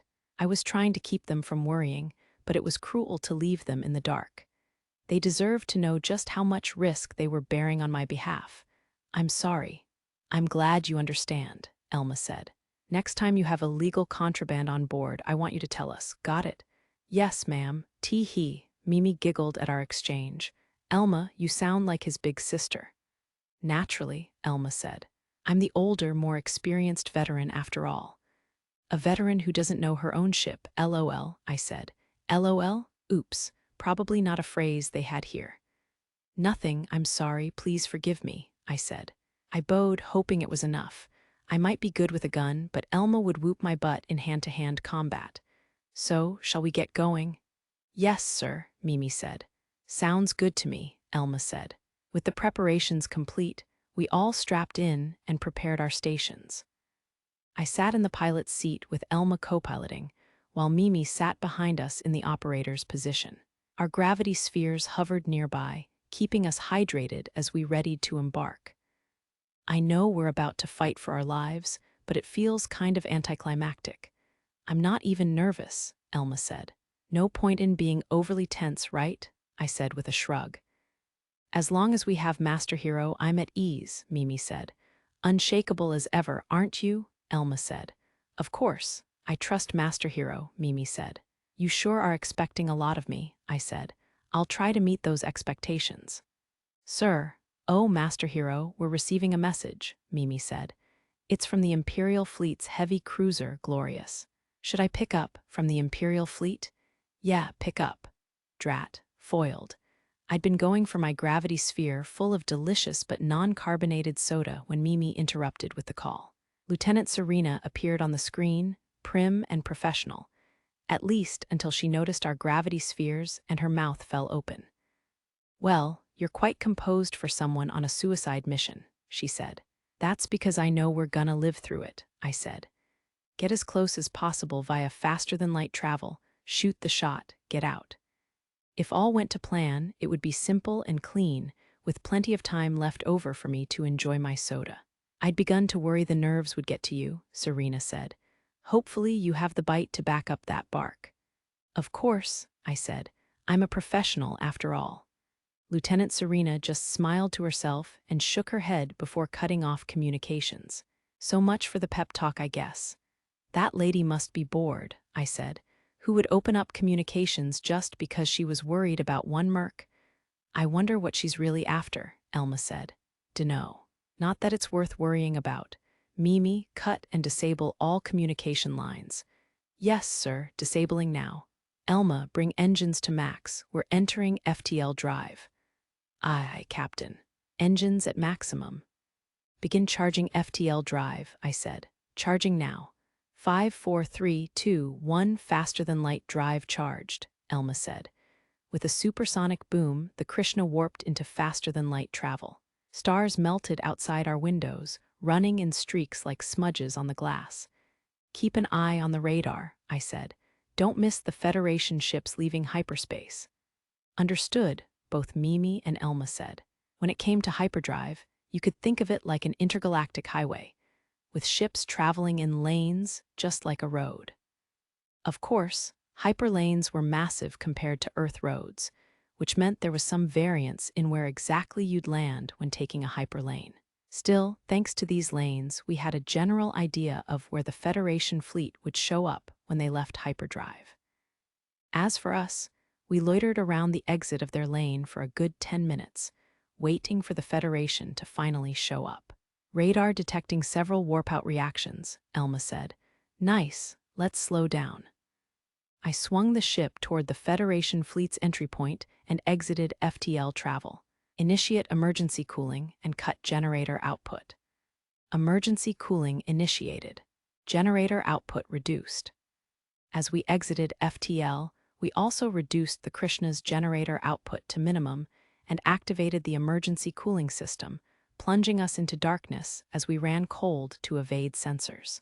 Awesome, everything's going to plan so far. Let's sneak on in, I said. This is a really clever idea, Elma said. How'd you come up with it?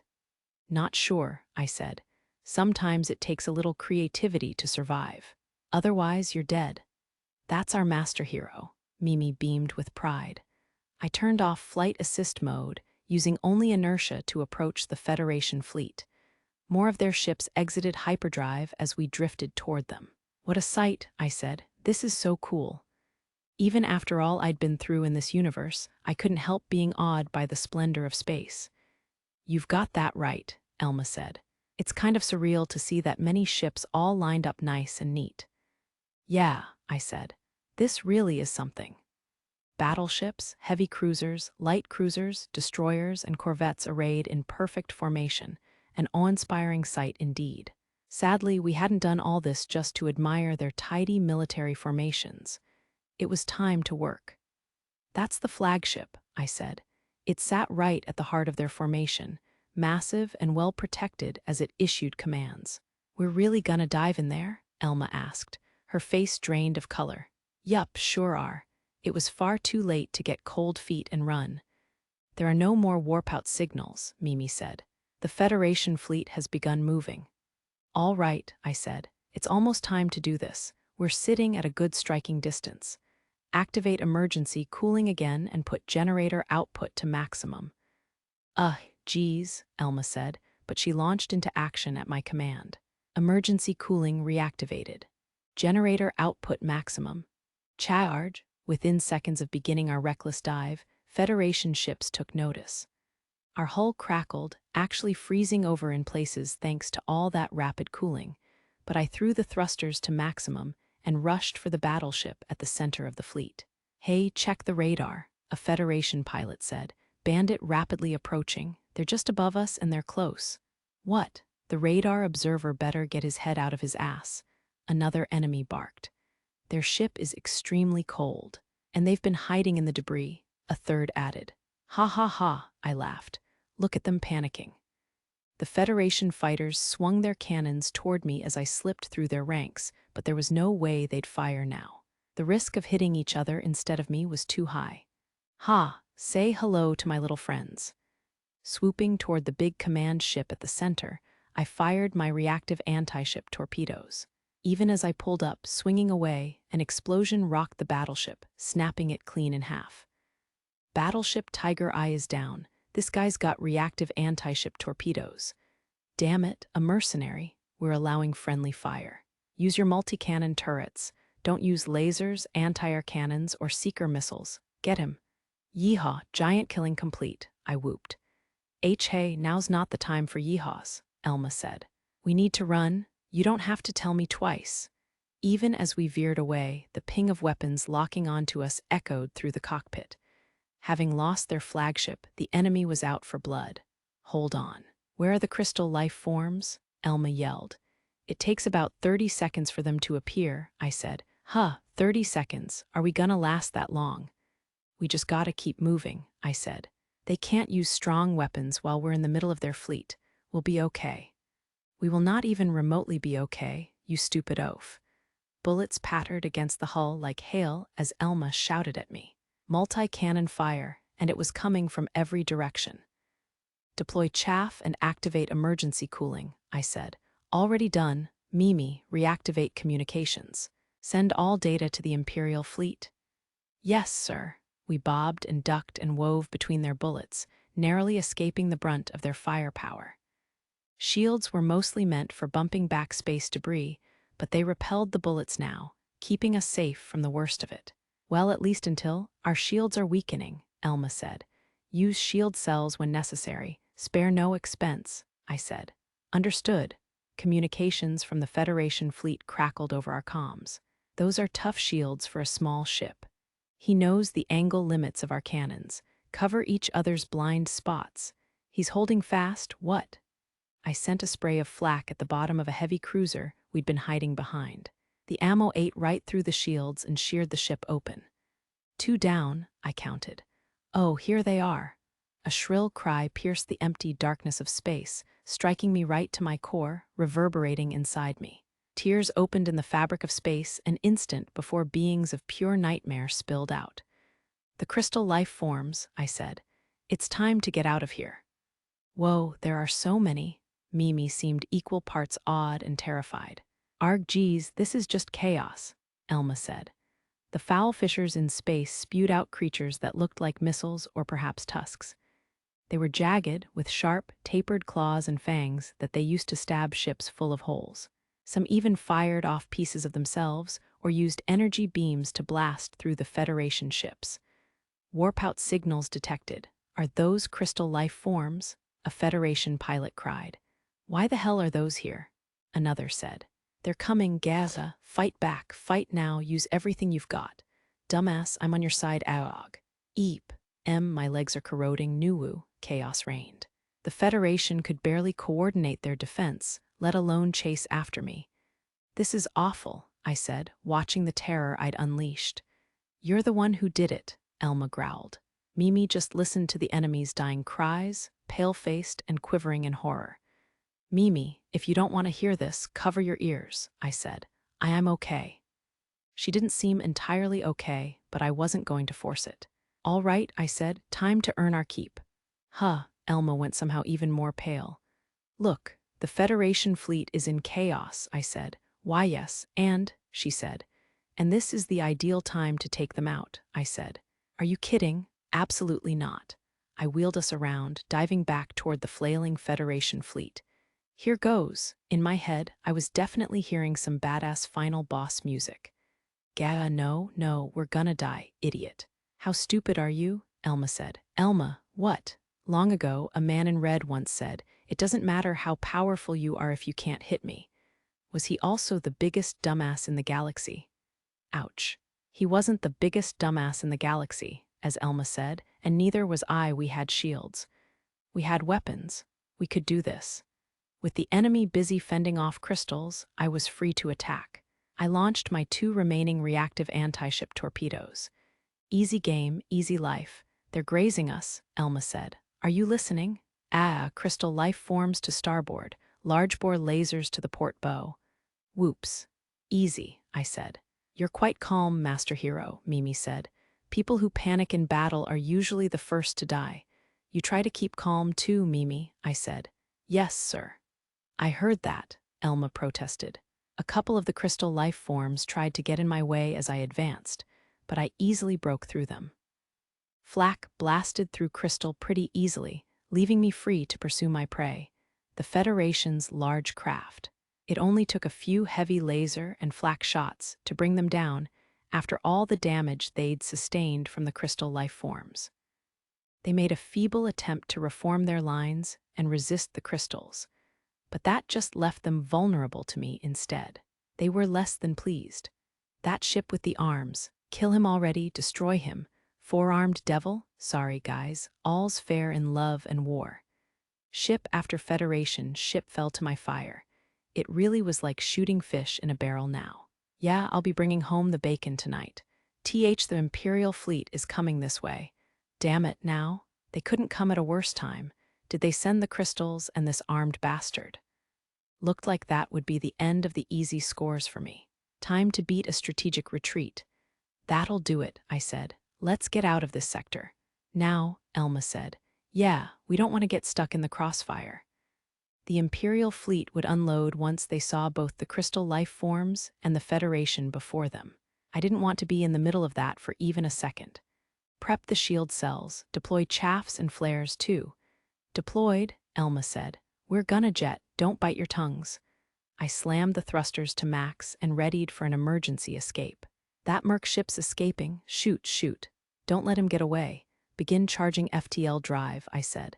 Charging now, 5, 4, 3, Elma counted down. The target's charging his FTL drive. Damn you. You'll regret this, buddy. Sorry, no time for regrets. Later. One final parting shot for the enemy. 2, 1, activating FTL drive, Elma said. Boom. Thunder clapped as we shot out of the sector, leaving behind neither light nor sound for them to pursue. Normally, they could try to follow our wake, but they were a bit preoccupied. I thought we were dead, Elma sighed, slumping down in her chair. Ha, don't be silly, I said. I don't think she was being silly, Mimi said. Still, Master Hero, that was incredible. Mimi watched me with stars in her eyes. I had to admit, it felt dang good. I wasn't inclined to stop her. So, Elma gathered herself. How much did we make? I couldn't even keep track of how many ships we downed. Mimi, did you? I said. Yes, sir. 3 battleships, 4 heavy cruisers, 2 light cruisers, 13 destroyers, and 21 corvettes. That's a big catch, I said. I think it was 2 million per battleship. 500,000 per heavy cruiser, 300,000 per light cruiser, 100,000 per destroyer, and 50,000 per corvette. Our total is 10,950,000 ener. We're rolling in it, girls. 10,950,000, Mimi repeated in a daze. Those 4 torpedoes cost you 2 million total, right? So your actual profit is more like 8,950,000. My cut is 3%, so 268,500 ener, Elma said. And Mimi's cut is 44,750 ener, I said. 44,750, Mimi struggled to pronounce the whole sum. I needed to subtract their cuts from my haul, which put me at 8,636,750 ener. I had 2 million in savings already, plus the black boxes and data caches from before, which had sold for about 500,000. Adding all this up, I had roughly 11,130,000 ener. I'm loaded. I have 11 million ener in savings now, I said. Yet it's still not enough. Not enough. What are you trying to do, buy a new ship? Elma said. I'd like to go to a safe planet and build a detached house with a yard, I said. Ooh yeah, Elma said. Not even close to enough. Well, shoot. I'd figured as much, but hey, I could have been wrong. It made sense, though. Between buying landowners' rights and purchasing the land itself, I probably needed hundreds of millions of ener. 11 million was a drop in the bucket. With your skill, maybe you'd be better off working for the Imperial fleet and being a knight or something, Elma said. I shrugged. As I understood it, the Graken Empire had what basically amounted to a feudal system. Nobles governed each sector, guarding their bloodlines and preventing commoners from rising in the ranks, except through knighthood. Even a commoner could become a knight by proving themselves in the imperial fleet, and knights could receive landowner rights and act like nobility. Still, that kind of life held no appeal for me. With the titles of a noble came the duties of a noble. Being a soldier or royalty or whatever sounds annoying, so I'll pass, I said. If I can throw money at the problem, that's the way I'd like to do it. That sounds like you. Honestly, I agree, it sounds annoying. Elma smiled and shrugged. Mimi hadn't quite recovered still. She kept muttering ener to herself as she stared off into space, focused on nothing. It was probably best to leave her be. Anyway, what do we do now? I asked. It feels a little weird to rejoin the battle at this point. Why not? Elma said. If we keep going rogue, the other mercs aren't gonna like us. We'd be better off hanging with them to show we're part of the team. Fair enough. Let's do it. I pointed us back toward the battle. We burst out of FTL travel right above Lieutenant Serena's battleship. Krishna here. We've finished our duty and returned intact. Lieutenant Serena responded quickly. A job well done, Krishna. It seems you've made quite the profit. Yeah, you could say that, I said. We did shoulder a hefty amount of risk after all, so it's not like we didn't earn it. You are correct, Serena said. Provide us with your data, if you please. Do you plan to join us in this route? I'd rather not. If I come away with an even bigger payday, the other mercs might start giving me the side-eye. Plus, we're hurting for ammo, chaffs, flares, and shield cells after all that. Very well. Then you're free to guard one of the bombardment units near the main fleet. Incidentally, I have to wonder why those crystal life forms appeared in a place like this. I guess their flagship had some dangerous cargo on board when I destroyed it. I didn't really expect her to buy my excuse, but I had to give her something. Besides, she didn't really have a good way of proving me wrong. Well, I suppose we can leave it at that. Lieutenant Serena out. The communications channel closed with a click. Welp. I guess we just wait until the fight is over, huh? I said. Thanks to your disruption, it looks like this is gonna be a one-sided battle, Elma said. Not a bad day's work, if I do say so myself. I'd like to tell you not to get too cocky, but I guess you deserve it, huh? Elma said. I think you did a great job, even if I thought we were about to die that whole time. That's our master hero. Mimi puffed out her ample chest in pride. Looked like she'd recovered from her shock at last. Good. Maybe we could calm down from the battle together a little later. The defense of the Tarmine system ended in a blink. Though the Graken Empire anticipated a hard-fought battle, victory arrived rather easily. According to the official records, crystal life forms descended on the Belbellum Federation's fleet the moment they left hyperdrive, immediately unleashing chaos and destruction. The casualties were overwhelming. 90% of their ships destroyed, and very few surviving soldiers. The rout was so complete that the Federation instituted a media blackout to prevent further shame. The Graken Empire knew little more than the Federation about the appearance of the crystal life forms. In the aftermath, speculation about how and why the crystals had appeared ran rampant. On top of the strangeness of the mere presence of the life forms, many wondered how they'd done so much damage to a Federation fleet that should have been capable of avoiding such abject failure. Quickly, one theory pointed at a certain mercenary and a certain Imperial commander, Captain Hero and Lieutenant Serena. Somehow, their combined presence had delivered a miraculous victory for the Graken Empire. Of course, nothing was known for sure. What they did know for certain was that both Captain Hero and Lieutenant Serena Halls went on to many, many more military victories. Again, seriously, Elma and Mimi shot me looks of pure exasperation at the message that popped up on my terminal. I agreed with the sentiment completely. The Kraken Imperial Fleet is always looking for spectacular pilots like you. The message from Lieutenant Serena read. You'll get the red carpet treatment, substantial benefits, landowner rights, and much, much more. I want you for the Kraken Imperial Fleet. I was getting something along these lines pretty much every day. Did this count as spam? Geez, what the heck? I said incredulously. That woman's gonna be personally knocking on our door soon enough. She looks like a hunter pursuing her prey, Elma said. I certainly don't like it. I appreciated pretty girls wanting me, but when it was for military service, I had to give a hard no. Red carpet treatment or not, it didn't pay as well as mercenary work. I would lose my free time, too. Heck, for all I knew, I might lose my Krishna at some point in the process. And anyway, as nice as the perks sounded, I could buy most of them, including landowner rights, simply by continuing to work as a mercenary. All I really needed was cash, and that was simple enough to come by without enlisting in the military. Okay, let's run, I said. Run? Are you sure? Mimi said. They won't care, Elma said. We mercs can go where we want. Running away before it turns into a big deal is our best course. We've finished maintenance and replenished everything but the reactive anti-ship torpedoes, so we can leave any time. Ah, forget the torpedoes. I'm not using them that often. Let's just get out of here.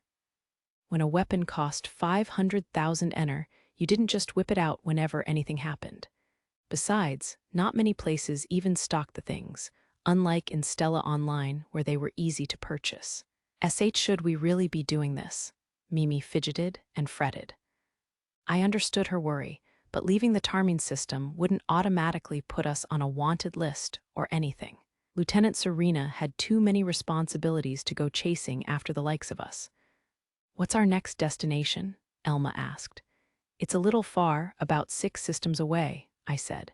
6, so it's that place we were discussing yesterday, Elma said. Yep, that's where all the Empire's latest medical tech is, I said. The Aryan system, right? That's the one. Tons of medical stations and biotechnology existed in the Aryan system. Looks like they're known for genetically modified crops and a wide variety of artificial meat. How about their booze? Elma said. If they've got genetically modified crops, I imagine they can use them to make alcohol. That sounds lovely, Mimi chimed in. I look forward to new culinary experiences. I took the helm, with Mimi in the operator's seat and Elma as co-pilot. We all strapped on our seatbelts. Mimi, can you send a departure request? I asked. Yes, sir. Elma, you control power output and subsystems as usual. Yeah, gotcha. They've accepted our request, Mimi said. Nice, off we go. I detached our docking gear from the hangar bay, lifted the landing gear, and launched us into space. Immediately, the vastness of space swallowed us up, leaving me feeling small and insignificant in the scheme of things. That excited me more than it deterred me, though. We were free to fling ourselves off to the farthest stars we saw. How about we start with the Deluma system? I said. Very well, I'll set the route. Mimi operated her console, booting up the navigation. I followed the blips that would lead us to our first pit stop along our journey. I'll begin charging the faster-than-light drive now, Elma said. All right, countdown please. 5, 4, 3, 2, 1, activating FTL drive. A familiar boom preceded the Krishna's dive into faster-than-light travel. Destination, Deluma system. Begin charging hyperdrive, I said. Hyperdrive charging, Elma said. Successfully connected to hyperlane, I said. Counting down. 5, 4, 3, 2, 1. Activating hyperdrive. Space warped around us as we entered the hyperlane. It was time to set off for the ends of the universe, not the game's universe, the real universe. Yeah, those are some real accomplishments. Are you sure about this, though, Serena? My uncle frowned from the other side of the screen. I smiled. Yes, I said. I've been insisting on a roaming, pirate hunting force for some time, haven't I? Hopefully, they'll live up to that. With your ability, you could have transferred to a more promising unit. I know you won't listen to me, though. Settle this as you please. Thank you very much. Well, that's that. Goodbye, we bowed to each other and cut communications. The hologram window blinked out. I won't let you go that easily. I spoke to myself, watching through the window as a certain ship dashed off into space, trailing light warping in its wake. Extra one, Mimi and Elma, even with faster-than-light travel on our side. We faced days of travel along hyperlanes to reach the airing system. We took shifts keeping an eye on the monitors and radar, while the ship cruised along on autopilot. Good job, Mimi, Elma said. Want me to make some tea for you? Thank you, black tea would be nice. I nodded, grateful for a break from my shift in the cockpit. I joined Elma in the cafeteria, dropping into one of the seats around the table. Here you go, Elma said. I put sugar in for you too. Thank you, it's very good. The Steel Chef 5 cooked everything for us, even tea. It was incredible that it could handle both tea and meat with the same precision. But I had to confess, everything that came out of the cooker was delicious, dangerously delicious. If I didn't watch it, I'd overindulge pretty soon. Suo. Today's your ride, right? Elma smirked. Huh, try as I might to play it off, heat lit my face. Ha ha, you're still so innocent, Mimi, it's cute. Goodness, don't tease me, please. My ride meant, that I was going to Master Hero's room tonight, which meant that we were doing stuff. Really, though, Elma said, how are things going between you two? Think it'll work out? Yes. Master Hero is very sweet, and he gave me this job. I've never felt so fulfilled before in my life. I sipped my tea to ease my embarrassment. Still, it was the truth. I was happy working as an operator, helping Elma and Master Hero as much as I could. It felt good to be an essential part of the team. Yeah, he's a good guy, Elma said. I gotta wonder why he chose the merc life, though. Maybe he comes from a distinguished family, I said. It feels that way, right? He lacks sense in a way that makes me feel like he hasn't seen much of the universe. I can agree with that. He seems confused by many things that anyone would know. That guy might think he can fool us, but he's totally wrong. Elma giggled with mischief. Somehow, a simple food printer like the Steel Chef completely awed Master Hero, yet operating a terminal or a whole ship seemed as natural for him as breathing. How does someone that naive get by? Elma said. That's going a little far. I tried to protest, but found myself grinning instead. Elma was right on the money. Master Hero was naive. He got excited over every little piece of tech or glimpse of the universe, like some kid who'd been raised entirely inside and never experienced the world. It's bad manners to probe into a merc's past, so I'm not gonna bug him over it, Elma said, even if he's a little awkward sometimes. I understand that sentiment. Master Hero's curiosity could certainly get him in trouble, but it was endearing and infectious as well. It's kinda cute though, isn't it? I wonder why. Teehee. It sounds to me like you're in love, Elma. Elma's face went bright red, ears twitching. Oops, but it was only fair for the way she teased me. I am not, cut it out, Elma said. That's what you get for teasing me.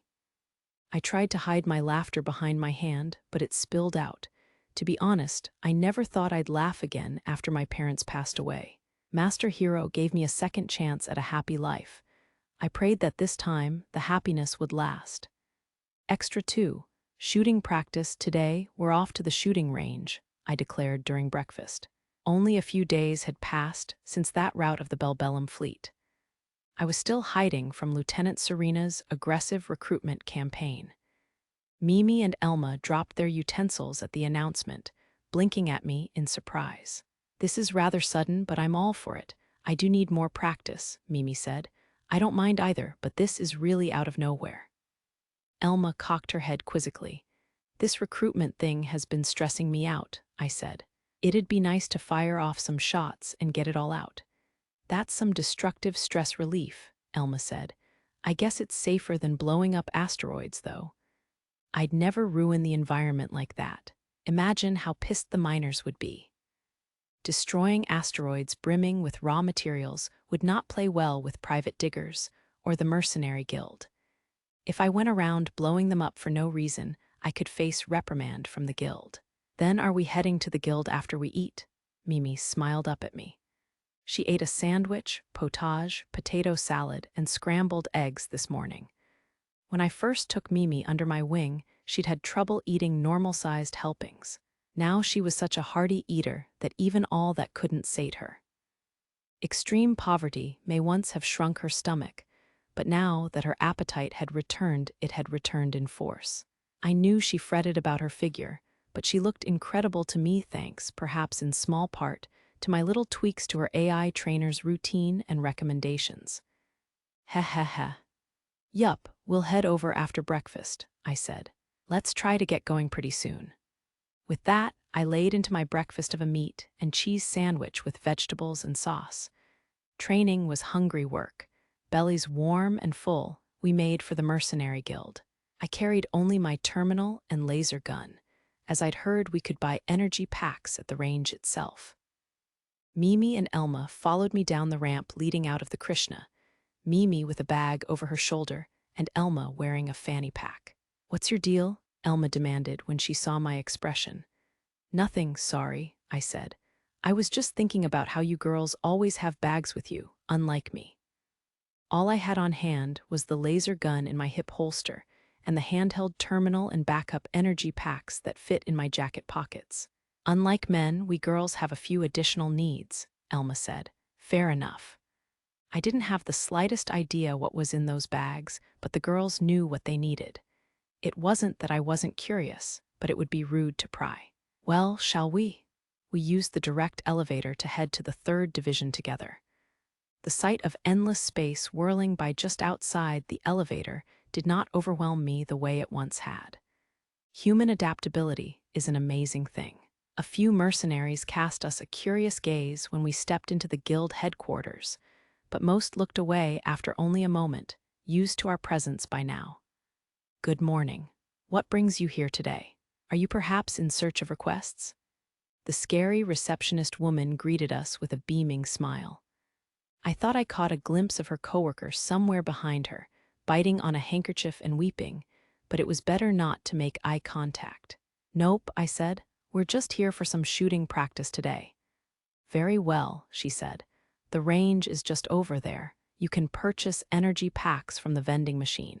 Please take the utmost care to avoid any accidents, as the guild claims no responsibility for any injuries that may occur in the shooting range."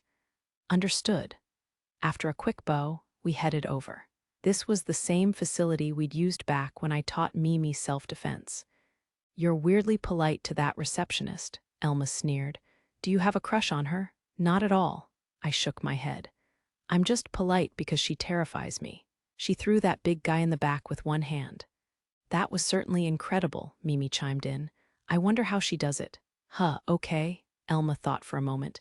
"Maybe she's been genetically modified or she's a souped-up cyborg." "Ewa, that's even scarier," I said. "Do people do that to themselves?" "Mercenaries don't, since we fight mainly on ships. People who guard big shots, fight hand-to-hand, or investigate new planets often do it, though." Wow. Are those real jobs? Stella Online didn't have those missions. But as I'd learned, much that came from the game did not make it to this universe. And vice versa. Mimi was first up at the firing range, practicing with her laser while Elma supervised. In the meantime, I surreptitiously attempted to figure out how my own weird sci-fi weaponry worked. "This is how you handle it," Elma said. "Understood." "Yes, Elma," Mimi said. "Thanks, Elma. I'll watch her actual shooting practice once you're done," I said. "Really? Okay, then I'll do my own practice." I stepped in for Elma, using one of the wider shooting lanes designed for instruction. I gave Mimi pointers on how to improve her form, grip, and overall technique. But to be honest, most of my knowledge came from observation and imitation. "Don't close either eye when you aim," I directed. "You want both eyes open. Be both eyes." "Yeah, it'll be hard to get used to, but you can't close an eye. That makes your vision narrow and reduces your accuracy. See, you don't just focus on the target and shoot blindly. You gotta let your gun do the focusing. Line it up through the sights and then find the target from there." After a couple of initial stumbles, Mimi hit her target. I hit it, she exclaimed. Yep, you're doing well. Let's add some targets. I operated our lane's console to add 4 targets at varying distances. The targets light up in order. Shoot whichever one is lit up, but take it easy. You won't get punished for missing or anything, so there's no reason not to take your time. Okay. Mimi's breathing went quick and shallow with excitement. Good. If she enjoyed practice, she'd probably get more out of it. She started strong, but once her accuracy started to dip, I called for a break. It makes your arms tired, right? I said. Holding them out and keeping them tense for so long takes a lot out of you. Yeah, my arms do feel weak. Mimi massaged her biceps to ease the tension. Back home, I'd played around with airsoft guns a bit, so I knew how stiff and tight your shoulders could get from practicing for too long. Rest a while, Mimi. I'll do some practice myself. Okay. I worked the console to set up my own targets. I started with one close-up stationary target, then a few faraway targets like Mimi's. A couple of them moved, dipping in and out of sight. Each round, I ramped up the difficulty. I focused and took a deep breath. The world seemed to slow down around me as though time itself stretched out. Pew, pew, pew. I fired repeatedly, blowing through the targets. Why I could do this despite never using a real gun back on Earth still baffled me. But I had to use whatever I had to survive in this universe, so I wasn't inclined to question it. One energy pack depleted, I called it a day. I could hold my own at least. You're incredible, Master Hero, Mimi said. I startled. I'd completely forgotten she was there, too deep in concentration. Was it that impressive? Yes, it was incredible. Seeing you shooting down targets with such speed and accuracy was incredible. In her excitement, she just kept repeating that word, incredible. Mimi might have been exaggerating, but Elma leaned over from her lane and said, I was watching from my lane, and yeah, your skills are kinda godly. I guess you'd expect that from a champion though, wouldn't you? Well, I think I did okay, yeah. This was actually only my second time ever firing this gun, the first being when I saved Mimi, but they didn't need to know that. Taking my evasive response for humility, Elma smirked. Are you bad at taking compliments? You know, maybe you're right. Living in Japan, I never really got compliments. If people knew I was a world-class gamer, they'd probably cringe, not be impressed. What's with the funny face? She asked. Sorry, I was just thinking that nobody's ever complimented me like this. Oh, true. Your whole past is a mystery, right? Where in the universe did you grow up if nobody praised your level of skill? Elma said. Maybe a place where there wasn't much fighting, I suggested. I dunno where that would be. We elves live mostly traditional lives, but everyone knows how to use laser guns. That's heart-crushing. Elves living deep in the forest while carrying around sci-fi weaponry kind of killed the aesthetic. Or maybe it just made them cooler in a weird, roundabout way. Wait, what were you imagining elves were like? Elma stared, but I just shrugged. Her traditional elves might ruin my love of fantasy. I really didn't want to know. Mimi, how about some more training? I said, trying to change the topic. Sure, I'll do my best. Don't push yourself now. I had to chuckle at Mimi's fist clenching and heavy breathing. She was just so determined. I was glad to see it. She'd be a lot safer if she could defend herself from now on. We spent the whole day teaching her how to take down multiple targets, how to use cover effectively for protection, and how to maneuver in a gun fight. My arms are aching, Mimi said later, exhausted. Warm yourself up in the bath and get in the medical pod, Elma suggested. It'll get better, trust me. Mimi, how about we add some strength work to your training regimen? I said. I don't want to be bulky. Mimi's face clouded over at my suggestion. You know, putting on some muscle makes it harder to get fat, I said. I'll do my best. Her attitude changed in the blink of an eye. It was startling how quickly she could change her mind about something. Cute, but also maybe a little troubling. Whatever. It wasn't my place to rain on her parade. After that, Mimi started putting a little extra oomph into her after-meal training.